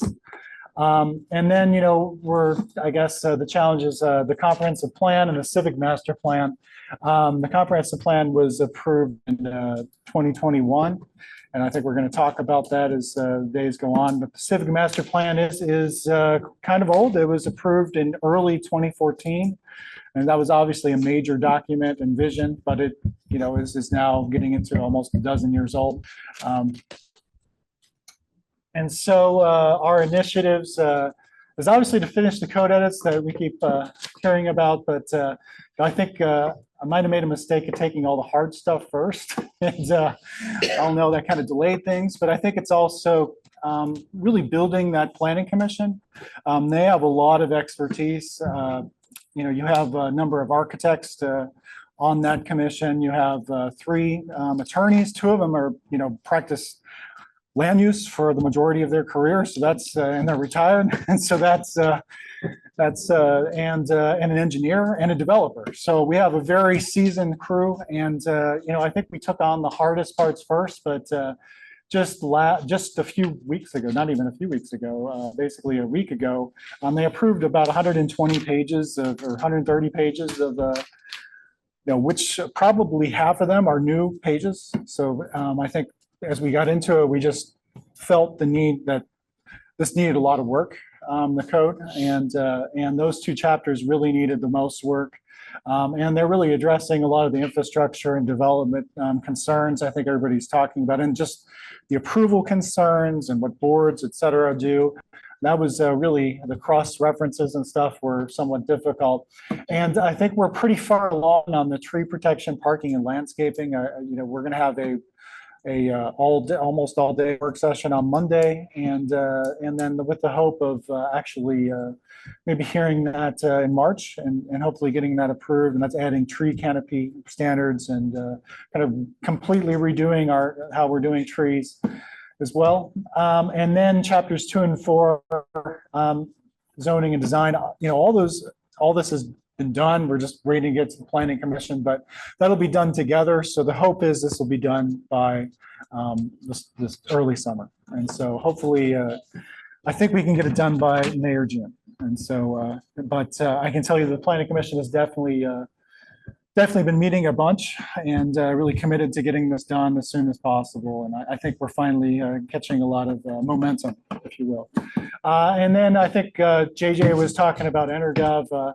I think that wasn't really on our end. That's on EnerGov's end. I think if you talk to anyone with EnerGov, they have a really hard time getting it implemented in their community. And we've definitely had a hard time with them. They've gone through like 2 project managers, and finally we're beta testing starting next month. So that'll provide the dashboard that we've been working on for 2 years. So it's a little frustrating, but it also provides all that transparency for everyone. And, if you wanted to see what your neighbor was building and you want to see his permit, and check on it if you're a nosy neighbor, or if you're looking for, what is this new apartment complex down the road? And how is that going to affect me? You can pull all that stuff up at your house. And I think that's really helpful. And then the 2 unmet needs are the comp plan update. I think, and I think we were really talking about the transportation focus on that, especially, should we do more of a minor update since this was done 5 years ago? Obviously, the civic master plan has to be discussed a little later. And then EnerGov, is really kind of talked about a lot. So that's all I've got. Any questions? Kurt, do these some development agreements have sunset dates, whatever, does legacy PUDs include legacy PUDs? Yeah, well, the development agreements have sunset dates that are getting very close. Okay. For the remaining development agreements we have. But the legacy PUDs, they go on forever. And that's a problem. That's part of the issue. So the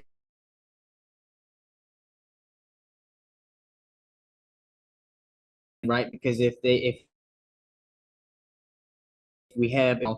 if no permit is applied for within 5 years, then the council would choose to either extend that or not. Is that right? No. Well, one thing we're doing with the code edits you'll see hopefully next month is we're reducing it's essentially a 7-year approval right now, which I think you're seeing some projects that started in like 2018 or 2019 got vested. But we're moving that down to 3 years, so a 2-year and a 1 year. But PUDs like Bluffton that Scott was in, PUDs last forever. However, development agreements, there was a state legislation that somewhat capped them, and then most of them are capped between 2026 to 2028 in Beaufort. All the development agreements I know of, but the PUD goes on forever. Does that make sense? The PUD. It does, but I thought for sure that. And we haven't been approving any PUDs in the last 20 years, but they still. We still have it in our code. It's still a tool in the toolbox, but the city hasn't approved one in some time, in probably 20 years. Mike would probably know. Yeah, if you look at a map of the PUDs around here, you'd be shocked at how big they are, how many of them. Kurt, going back to the first page, you got 885 new dwelling units. And then you got it broken down by 732 and 143. That only adds up to 880 or 875. Yeah, there were a few duplexes in town. Oh, okay. And then how many? How many? As you can see, I think 10. Okay, approximately how many of those 143 single families were over in Salem Bay, just out of curiosity? I'd say probably like 60 to 70% of them were. Okay. Salem Bay had 300 units. Yeah, so they did a whole phase last year, or they finished a whole phase. Yeah, one of those is my neighbor. Going pretty quickly. So I'll double check that because I'm not sure where I'm remembering that PUD sunset of 5 years, but. That's a project sunset. So if a project gets approved or vested, right now it's 5 years and then 2 more additional years. So that's after it gets approved. After it gets There's no approved, but permit. the PUD sets the regulations forever. Gotcha. Okay. Does that make sense? Yep. So you had mentioned, man, this was probably in mid last year, a conservation overlay or conservation district that would essentially form a development around preserving green space. Have you put any more thought to what that would look like here, or not at all? We were going to deal with that in the zoning section, but I did talk to the green space program with the county, and I think it was something maybe the staff want to do with the county, because that would be that's where I was kind of proposing it based on. They have all this money. If we could tap into the money to pay for some of the green space, we can incentivize that kind of development pattern with money that already exists. But right now, the way it's set up with the county, they're not able to do that. But it's something we'll still explore, I think, in a few months. But if you're interested, it's probably going to be less likely used in the city. I think if we were to adopt it, it would be almost to attract properties that were in the county to maybe annex. Maybe the property owner had a desire to, preserve more land yet still get paid for. That was the idea, right? To be a little more better steward of their property, but annex in. So that's the idea behind it. So we'll definitely have something for you in the next few months, hopefully. So. Okay.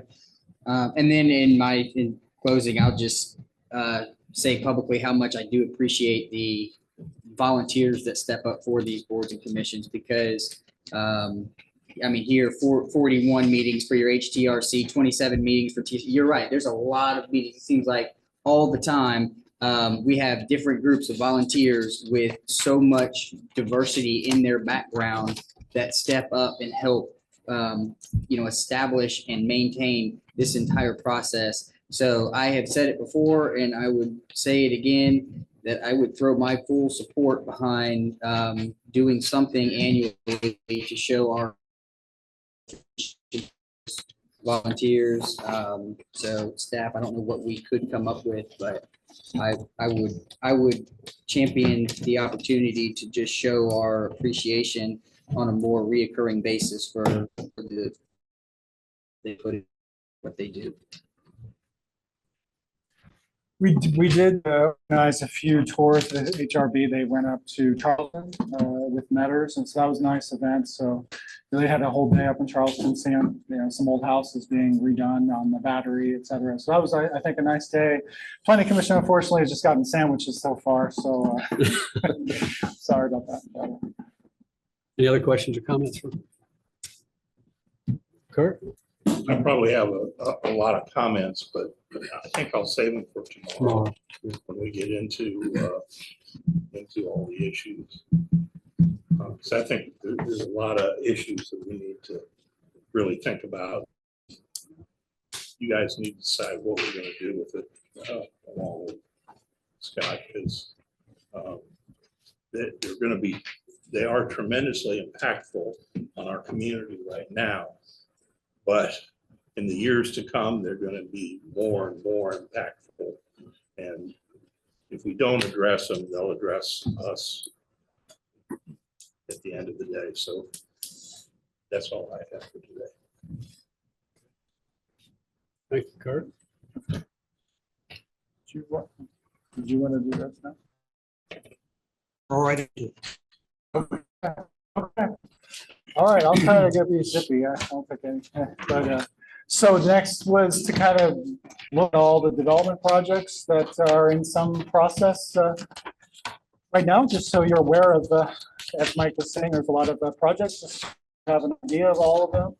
Kind of put them in a few different categories, but boundary corridor, 170 corridor, and then some of those legacy PUDs and development agreements. I think those are in some historic projects.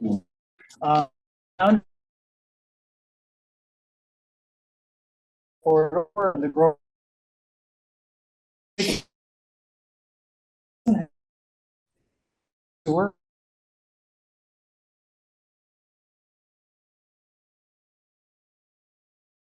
I think the parallel road, that kind of thing. But right now we're seeing, mix of commercial and multifamily development. And you can kind of see where this is on the map, the primary street in our code. But I think everybody's aware of Pintail Point. It's basically done. They're waiting on Beaufort Jasper and their water meters. But again, that's an affordable housing project. It's 84 units. It was approved 3 or 4 years ago. And it's really just waiting on that final inspection and the water meter to be turned on. So Carrington Manor, that's the large structure right close to Pintail Point.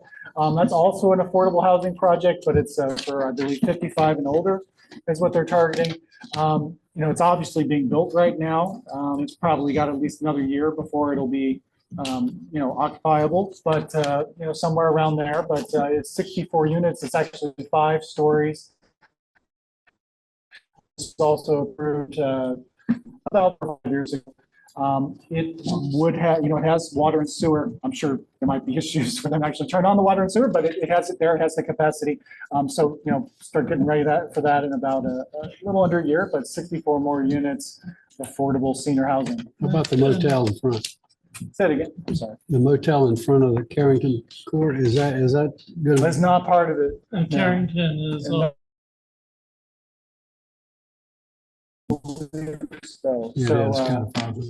It's not part of it. So you can see the plan on the screen. That's what it looks like. So it has a access point from Boundary Street, just a right in, right out.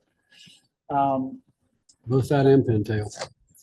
Yeah, well, Pintail just has the right in, right out. Pintail, you would not have access except for the northern end. If you wanted to do a future access easement, so you'd have to be acquiring right away. So that's something I think important that you can see. There's buildings now there in the middle, so that's a problem.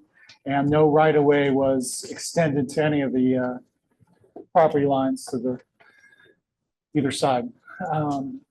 As for Carrington Manor, there obviously you could make a connection to the north there for a road that would actually be able to connect to the parallel street.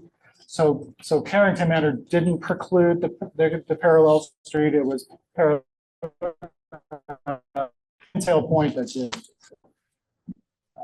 Okay, so Culver's, I think everybody sees Culver's is going up. That's in the old Applebee's building. It's been approved for a while. They just started getting ready in the last few months, but again, they're renovating. Hopefully it'll be done in a few months. They said Kurt, they're you planning to got- open May 1st is what they told me. Your density that you approved at Culver's is 64 units at 5 Oh, stories. that's my fault. I'm sorry. We'll just move on. We don't need to- It's a new Culver's, business.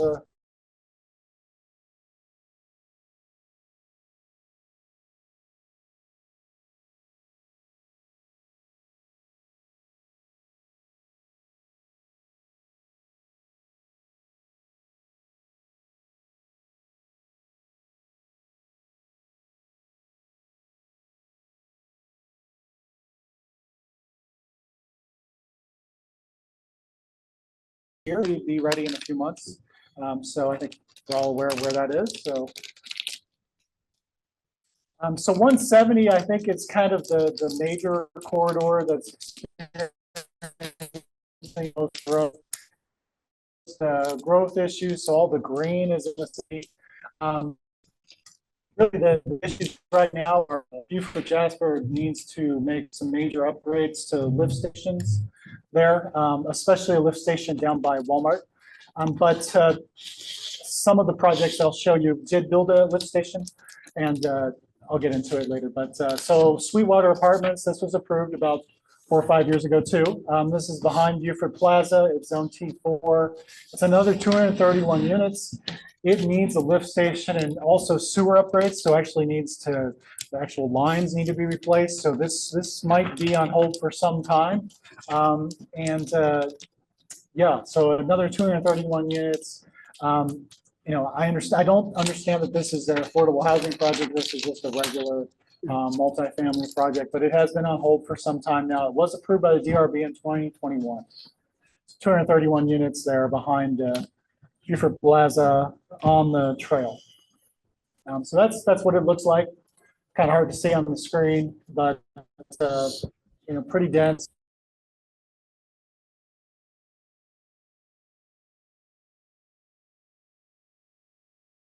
(2021) with the DRB. It was like the last project, I think, approved by the DRB. It can be serviced right now. I understand a lot of things have to be done. But if anybody knows, there was a lot of improvements to the lift station down on Salem Road from Salem Bay and the Garden Oaks and Hanover Park that were done. But this is 154 units.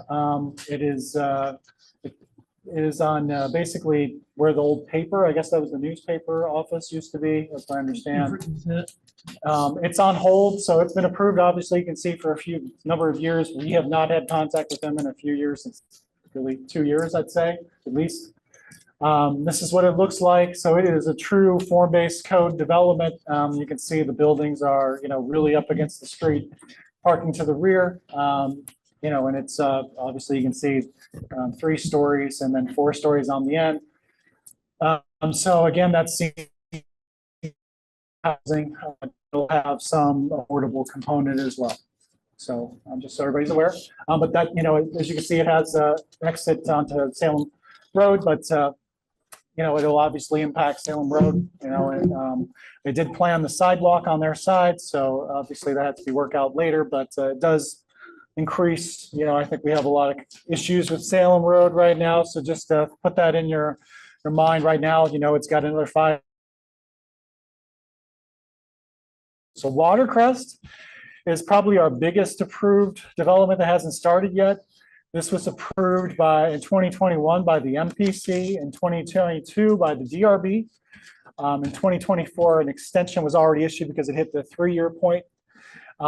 This has been on hold. It's behind Walmart.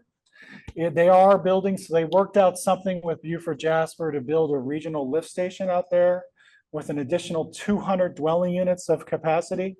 And so they're basically putting in about an 800 unit capacity lift station out there that's supposed to start in the fall. So that opens up basically on a first come, first served basis for Beaufort Jasper, pretty much all of the Burton 170 region for about 200 more units of development when that's finished. So, the Sweetwater, the senior housing, all of the stuff I'm talking about, has no capacity. Watercrest has decided to put in the money, pay the money. They're obviously doing 500 units, so they have a lot more, the ability to fund that.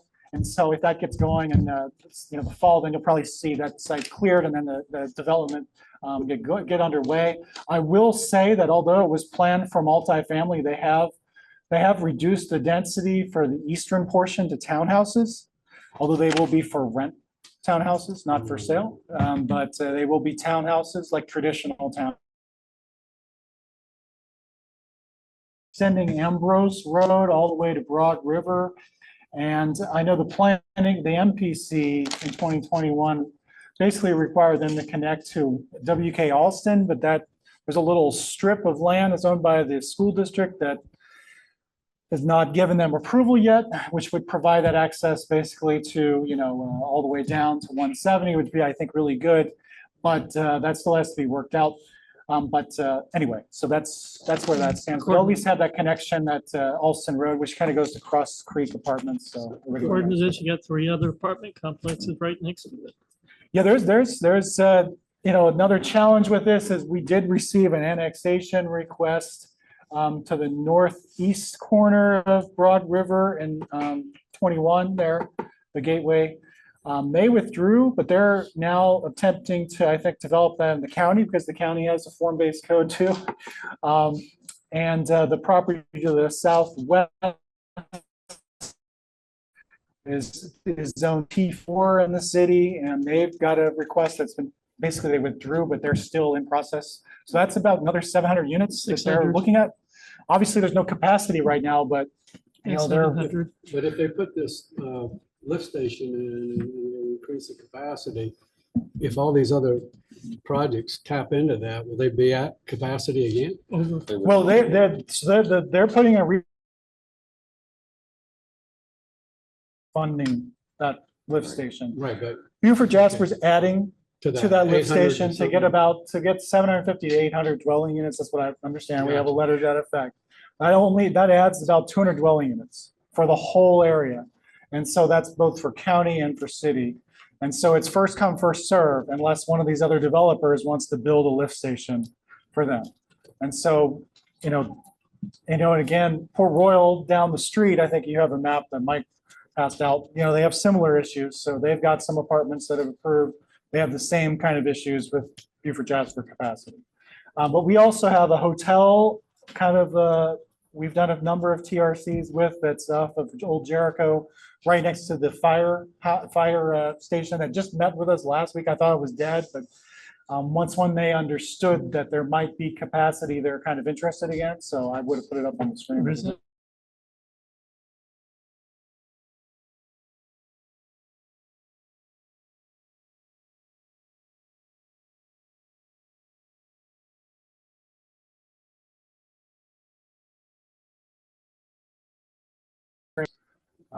Ambrose Run kind of be extended, and then very mixed. It's very urban based. I think the MPC did a pretty good job for the size of it to kind of make it more form-based code. But it while back and it's said everybody's aware of it up right now. You can see it. They're about to go vertical, like probably through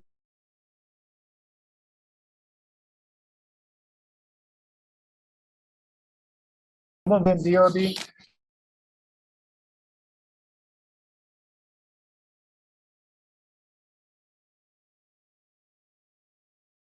Commercial lots are just basically, they have no plans right now. So permits were issued last year. It's in process. It's going vertical. So you can kind of see it here, kind of the roundabouts in the middle of the project, but the road kind of this way will extend up to Hanover Park, which is also being built, which I'll get to next. So that'll provide a kind of a collector road up to 170 from Burton Hill Road. So that's kind of being built at the same time. They have coordinated. It is a private road, but it was part of the development agreement for the Trask development agreement in like 2002 to build that road. So that's what that looks like. And all of the commercial, which I suspect is not probably it's going to take. I suspect they try to get it entitled into something else in the future, but that's what it looks like. So, pretty major project. I don't understand that this has any affordable housing element either. On this one, it's about half and half, right? So I think this is, going to be just regular Class A apartments. Okay, so Hanover Park, which I was mentioning, that's kind of right next to the cemetery. That was all clear cut. I think everybody sees it going up right now. This was part of the development agreement approved over, about 25 years ago. I think they might be thinking about doing residential. They have come in and talked about it, but they haven't submitted anything for that. It was issued it started in 1998. Essentially, the developer could choose any use or pretty generous density and a completely administrative approval that was based on the development agreement and PUD approved 25 years ago. So they did pay for those lift station improvements up over on Salem Road that allowed them to get under construction and build this in conjunction with Point Grand and Garden Oaks. So they all came together in Salem Bay. So all of them came together and made those improvements last year. And that's why it got underway. All the roads are there, they're building all the roads. And so that's what it looks like. Again, they do have this is HUD funded. It's not a fully affordable housing project, but I think they have to take like 20% or 15% vouchers. So just so you're aware, and as you can see, and so then you can kind of see the roundabout there that connects to Point Grand, goes up to 2 access points on 170. Those are supposedly commercial outlots in the future, but I think they're thinking about doing more residential because their development agreement says they can. And that agreement is entitled for another few years. So, I think it's up to them if they want to move forward with it. But just so everybody gets where that is, and it's going up right now, I think everybody can see it. If they do commercial, then they want to put a body shop in there. There'd be so many accidents. It'd be unbelievable. Well, that could be a good business proposition for you, Neil, to look at. But we did require them to put in a full multi-use path all the way through Point Grand and then all the way up to 170. So that on the right-hand side, so connecting all in. There was a little bit of battle with them. I'll be honest, they also wanted the city on the road. I said no, but it'll have street lights and a tree lawn, or that's what I call it, a tree lawn, and a larger sidewalk. So hopefully to provide connectivity. Then we got Battery Creek Apartments. This started in 2021. It is over an Old Jericho Road. It's next to some trailers right now, but it's another 83 dwelling units. It is not tied to any affordable component that I know of right now. It has multifamily and commercial as well. They need the pump station. It's on hold, so it's been on hold for a number of years, but they do have an approval. The difference with this approval is I had started here when this came in, is we approved this conditioned upon them actually getting a lift station. The rest were just approved, with some bad coordination, I think. But so that's what that looks like. Again, a very urban development right up against the street. Then we got Gray Track A. I just put this in here just because it gave you some context there. That is almost built out. They're almost done within the next month or two. I'm finishing all the permit on that and stormwater, closing everything out. So that was 2021. This all got approved by the MPC and the DR in 2022 by the DRB. It's 340 dwelling units. They actually have a little medical office space that they haven't built, but that's multifamily. It is all Class A apartments, so they're not. There's no affordable element to it, and I think that's what it looks like. It still has some connectivity concerns, as you can see. So right now, it just has that one way in and one way out, with future connectivity to that parcel kind of in front of the school there. And which used to be, I think, considered for a VA hospital, but I don't know where that is right now. But that would eventually connect to that property and then connect to WK Alston should the school district give them access. Okay, so, and then Garden Oaks, that's all in the same vicinity, 288. I think that all got finished last year. I just put this in for context. So then this was all, as you can see, almost everything was approved in 2021 and 2022. You know, we have probably a few thousand units here all approved in the same time. And that is built, and that's what it looks like. And so, you know, and then Salem Bay subdivision, they're on their last few phases. So they're starting on phase 3 and phase 4. They put in all their phase 4 improvements. They haven't started in phase 4, but they're on phase 3 right now. So the last houses, you know, again, this is 2021. So, you know, in that 1 or 2 year period, I think the city essentially entitled or vested about almost 3,000 units of development. So we're seeing those coming online right now. And that's what that looks like. So I think everybody that passes by probably saw that they finished the street on the southern end there in the last few months. And so, yeah, that's, and then in this area, we got the Aldi going up. That's finally going up now. It was approved by the Planning Commission in 2024. Permits were issued in June.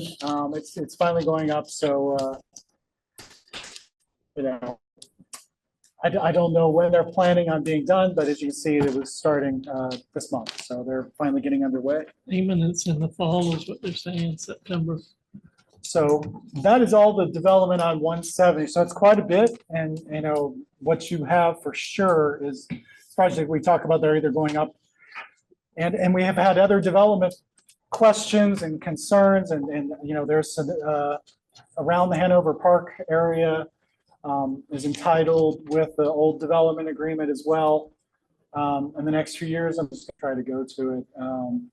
Actually, it's kind of around the Lowe's and behind and kind of south of Salem Drive and Old Salem.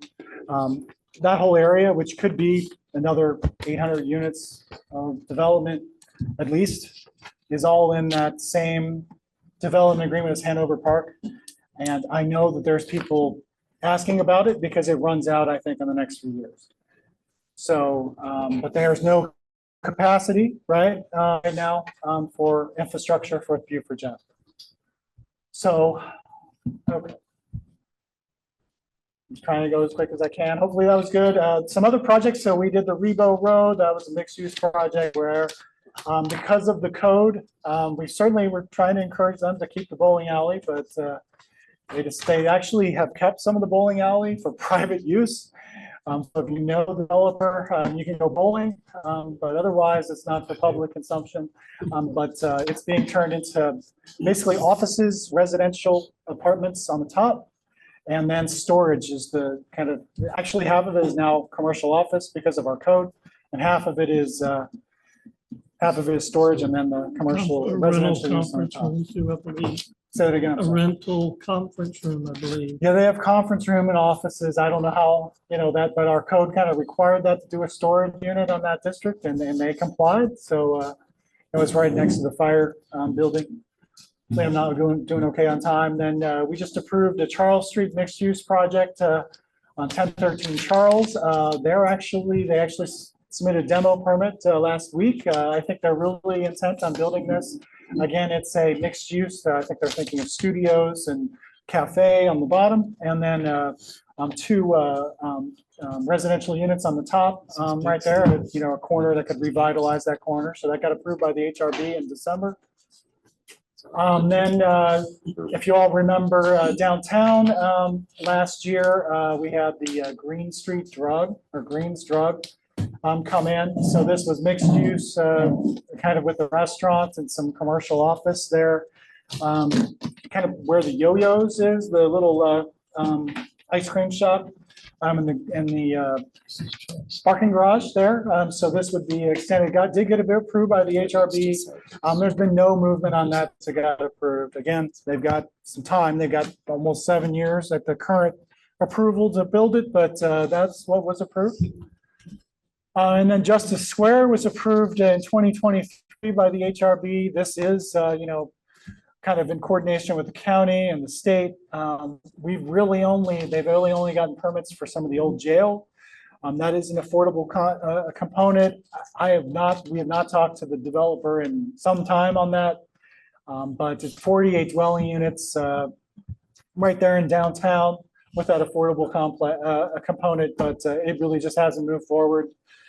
But just so you're aware. And then some of our these development agreement items that you probably just heard about.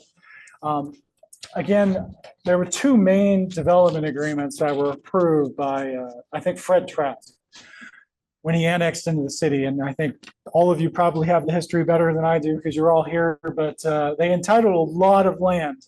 And the projects that never got built were this Hanover Park, some section of Airport Junction, Lower Cane Island, Upper Cane Island,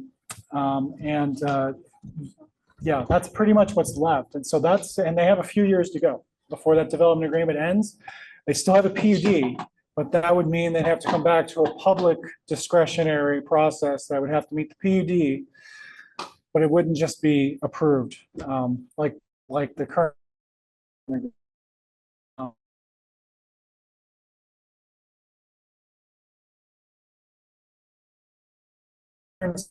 64 dwelling units in a resort setting with a marina.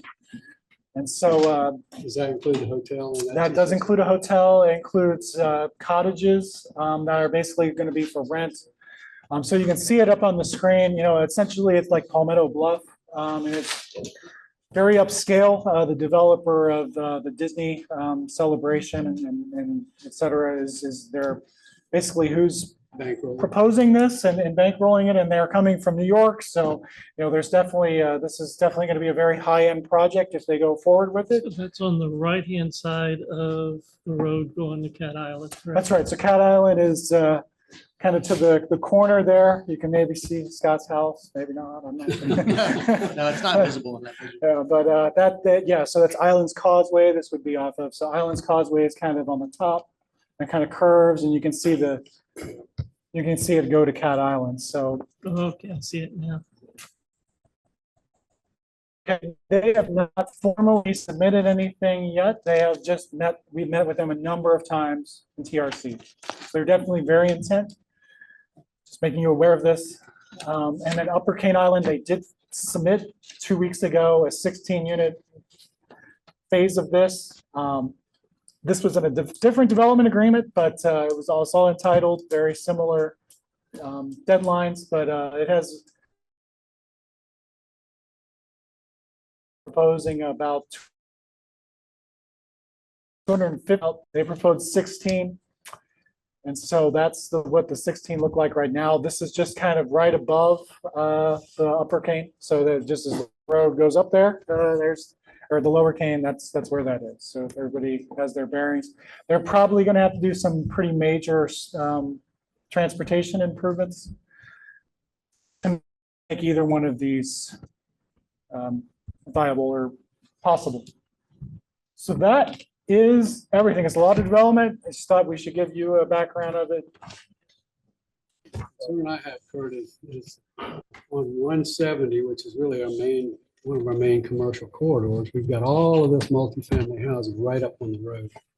It's going to be dumping an awful lot of cars, and it limits what we're going to be able to do unless they have some outbuildings or out parcels, commercial development. And, you know, 81% of those permits are multifamily. It should be the other way around. We should be encouraging more single family rather than this. Well, I think you can see, these are all the vested permits. You can see almost all of them are apartment complex except for that Salem Bay. So the future vested are almost all multifamily. So Anyway, we can put a moratorium on apartment buildings. well, I'm not. He can't make that decision. We So Okay, we can't, I mean, we do have the power to do that. I would defer to the. What's the question? I'm sorry. We have the power to put a moratorium on new apartment buildings. You would have to run that through the planning commission or at least get their recommendations. And usually a moratorium has got to be pretty specific in nature. You need to probably state what your goal of the moratorium is and what the criteria is for the moratorium being lifted. Otherwise, I think you would expose us to a lot of litigation. Okay. Well, it's a temporary anyway, if you do a moratorium. Yeah. Yeah. So the major thing to remember though is where I was getting, and that's why I had the BJF WSA section on all of this, is where it was. BWSA is, is there a lift station? Is, most of the ones that we show that weren't built, they don't have, there's going to be just a 200. So there's somewhat of an infrastructure moratorium naturally that's been created Yeah, but by that'll lack of change. infrastructure. That'll change. On water and sewer. So that's, I think, the broader thing to discuss is just, just think about that. It sounds like you are. What I'd like to really be ahead of is if in the event that some of these expire, not just providing the extension, because I don't know that infrastructure was considered when these were approved originally. And that's evident in the fact that this has been just put so much more pressure on not just our capacities as far as our utilities go, but the roadways as well. And so making sure that we know when and how long before each one of these permits expire, and then making a very conscious effort on what the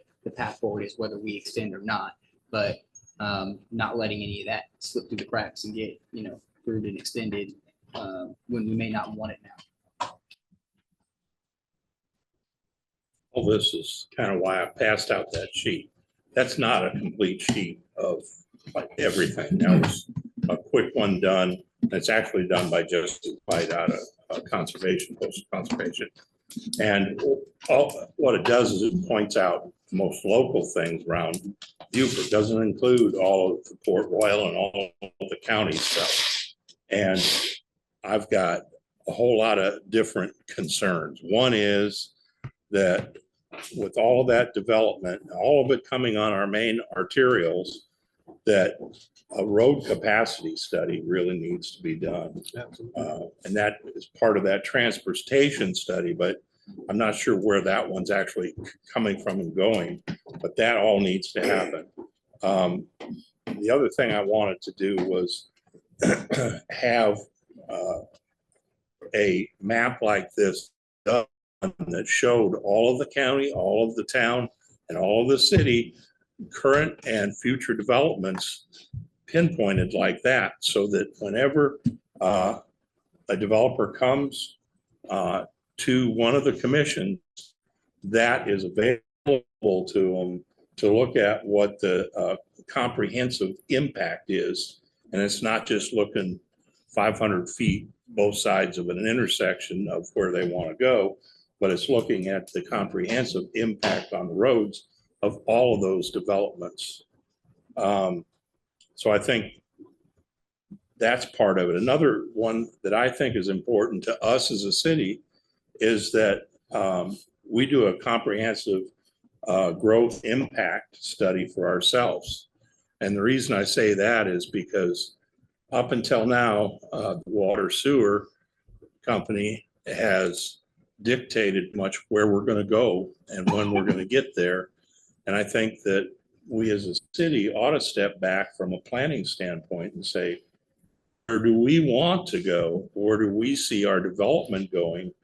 And see if we can't help direct some of that stuff in a direction that we want to go. So that all comes under the a growth study that takes a look at all those things.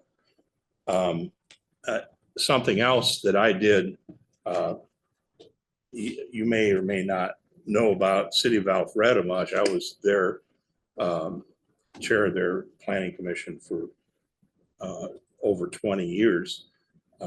And we had tremendous growth, just like we are right now here. We just had tremendous growth. One of the concerns was how much rental do we want versus owned properties to stay viable as a community? So what they did back then, or we did, this was the year that I left, they initiated a rental housing study that took a look at what those differences were between rent and own, and then took a look at nationally what was the best percentage viability for those rentals versus owned. Now, I don't know, that was back in 2016. that those numbers probably changed a lot. I think maybe doing a little bit of historical analysis for other cities that have gone through that, they may have better, more up-to-date data than what this does. But I offer this, anybody that would like to take a look at it. It does set up percentages. They said that at that time, we only wanted to have 15% rental, 85% owned. I don't know if that is what we might want. We're in a little different community, but we're in that growth situation. So that's another possibility or issue that we might want to look at. I've talked to the county. They have interest in all these issues as well. And some of the impact studies may be able to happen through LCOG as a possibility from a financing standpoint to get it done. But I think those are all the discussion items that I kind of want to put it on the table because I just feel like from the time I left,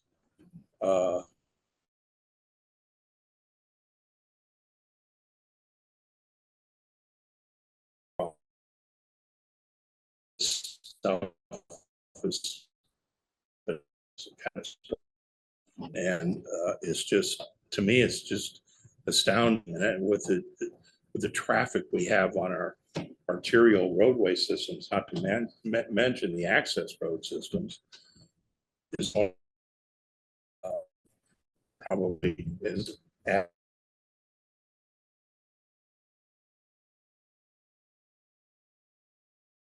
jammed into a box. I think the last thing I have to say from a planning standpoint to kind of dovetail with what you're saying is that all of the things that you've seen do not trigger any improvements on ones that did not trigger.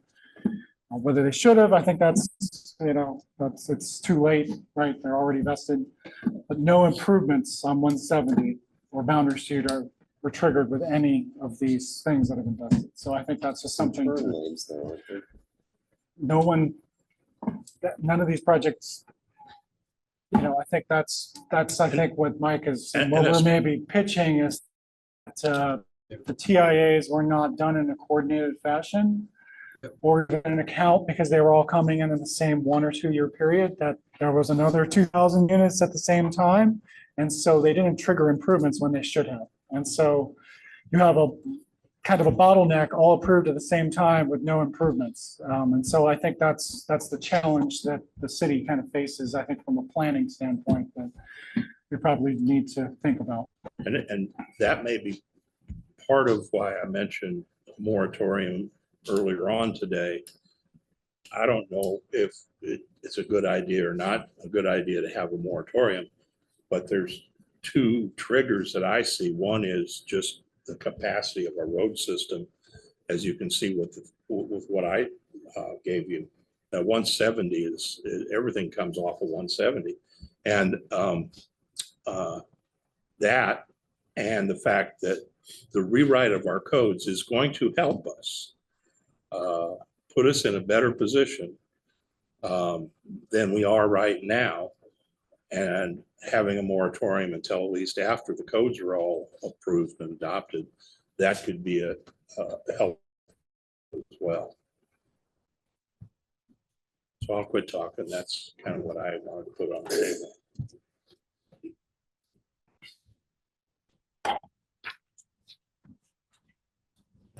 Okay, any questions for Kurt? Thank you, I think. Appreciate it.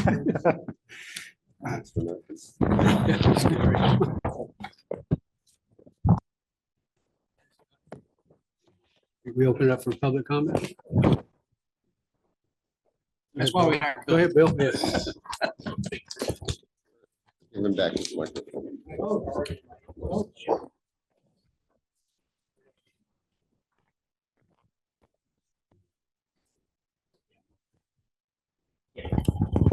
So plan for this afternoon, excuse me, as soon as I get done. Sure, I haven't said anything for hours. is public comment. So we'll turn that back to the mayor. But tomorrow is, now that you've heard all of the great news from today, is to talk about what does the future look like tomorrow. We're going to do that in a couple of different chunks of time. So I was kind of looking at that based on what we did today and not sure how we're going to navigate that. So I may have to spend a few minutes with you guys before we break. We'll look at that and get theoretically the future mapped out. For that, we will talk about the survey results. If you have looked at them, my intent tomorrow on that is to be very brief. There's not a lot of divergence in those survey results. And the bigger pieces of that are, what did you see as the challenges under each focus area? And we're going to be covering that in the, what did we pull from the project list? So I'm not going to spend time discussing the survey when we're going to talk about it in real time a little bit later. So that's kind of the plan. So if there is something very specifically that you want to talk about in the surveys, kind of be prepared to go, hey, I want to raise this issue. But quite honestly, I'm about the brief by exception guy. So if you don't see anything that's negative in there, let's just move on and we'll go forward. So just want to give you a little glimpse into what does tomorrow look like, because I have a feeling that when public comment is done, it's going to be break and everyone's going to bolt. So I figured I'd get it before we did it. So Scott, did you have anything before? No, nothing before public comment. Okay, Mayor, it's all Okay, you. I'm gonna turn it over to public comment. Not yet, no hands raised on my end.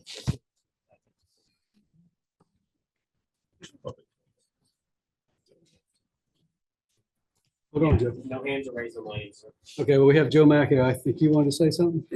Oh, from here? Yeah, wait, either that or. You're very helpful. Joe Mack, I'm a volunteer with Beaufort Trailblazers. Hope everybody can hear me. Had some conversation earlier today with Mr. Bill Stipp. This meeting had got snowed out, and so he had my curiosity before the snowed out meeting. So I never heard of Goodyear, Arizona. So I had to look it up. And of course I had to go into Parks and the Rec. So they had a brand new rec facility. I forget the year, but I brought that up with him and he got excited. That's what rec does. It excites people.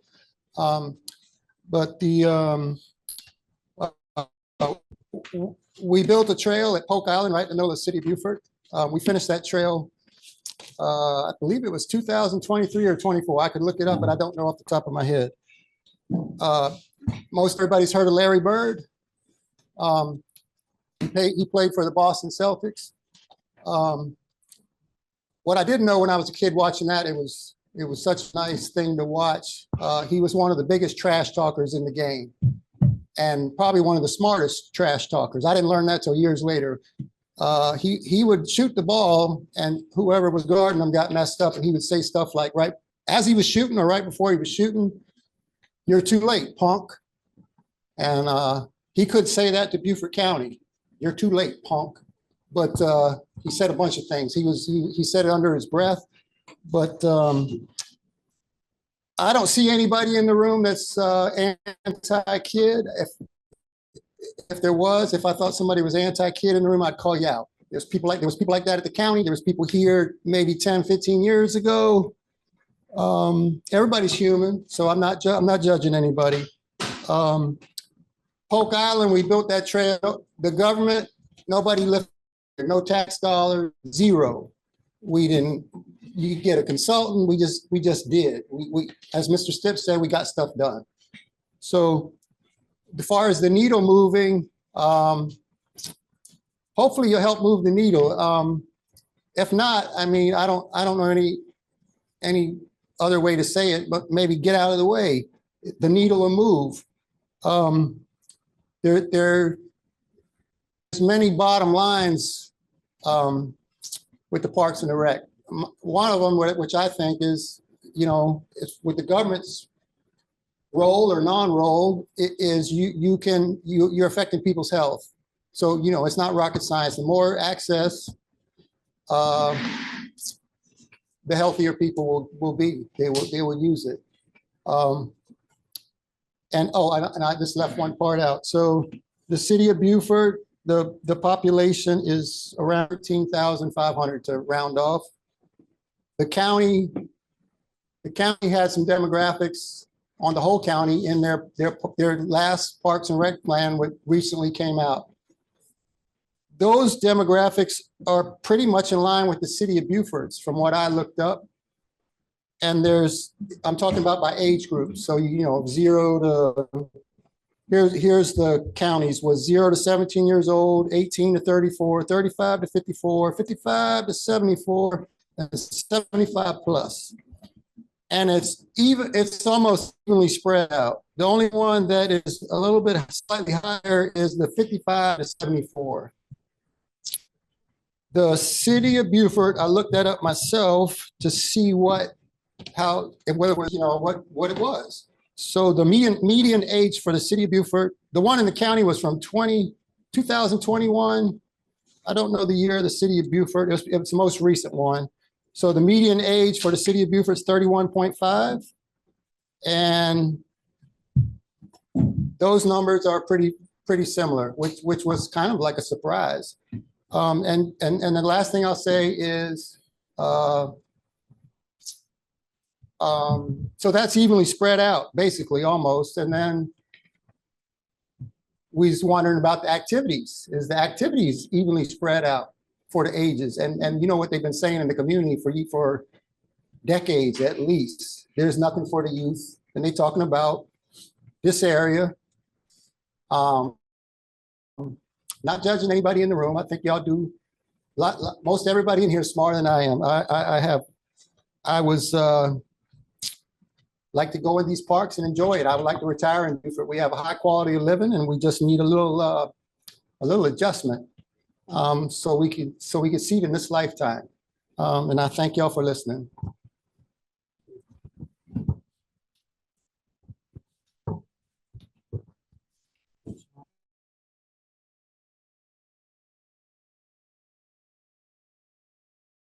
I think so. It's 20 till 5. I'll turn it over to city manager.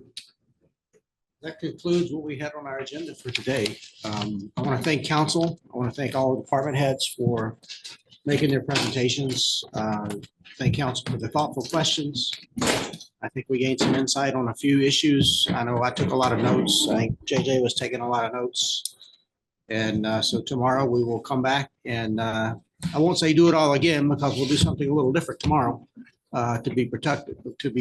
But tomorrow will be about more about the future and less about what we're doing right now. So with that said, thank you very much for your time and your attention today, and I'm looking forward to tomorrow.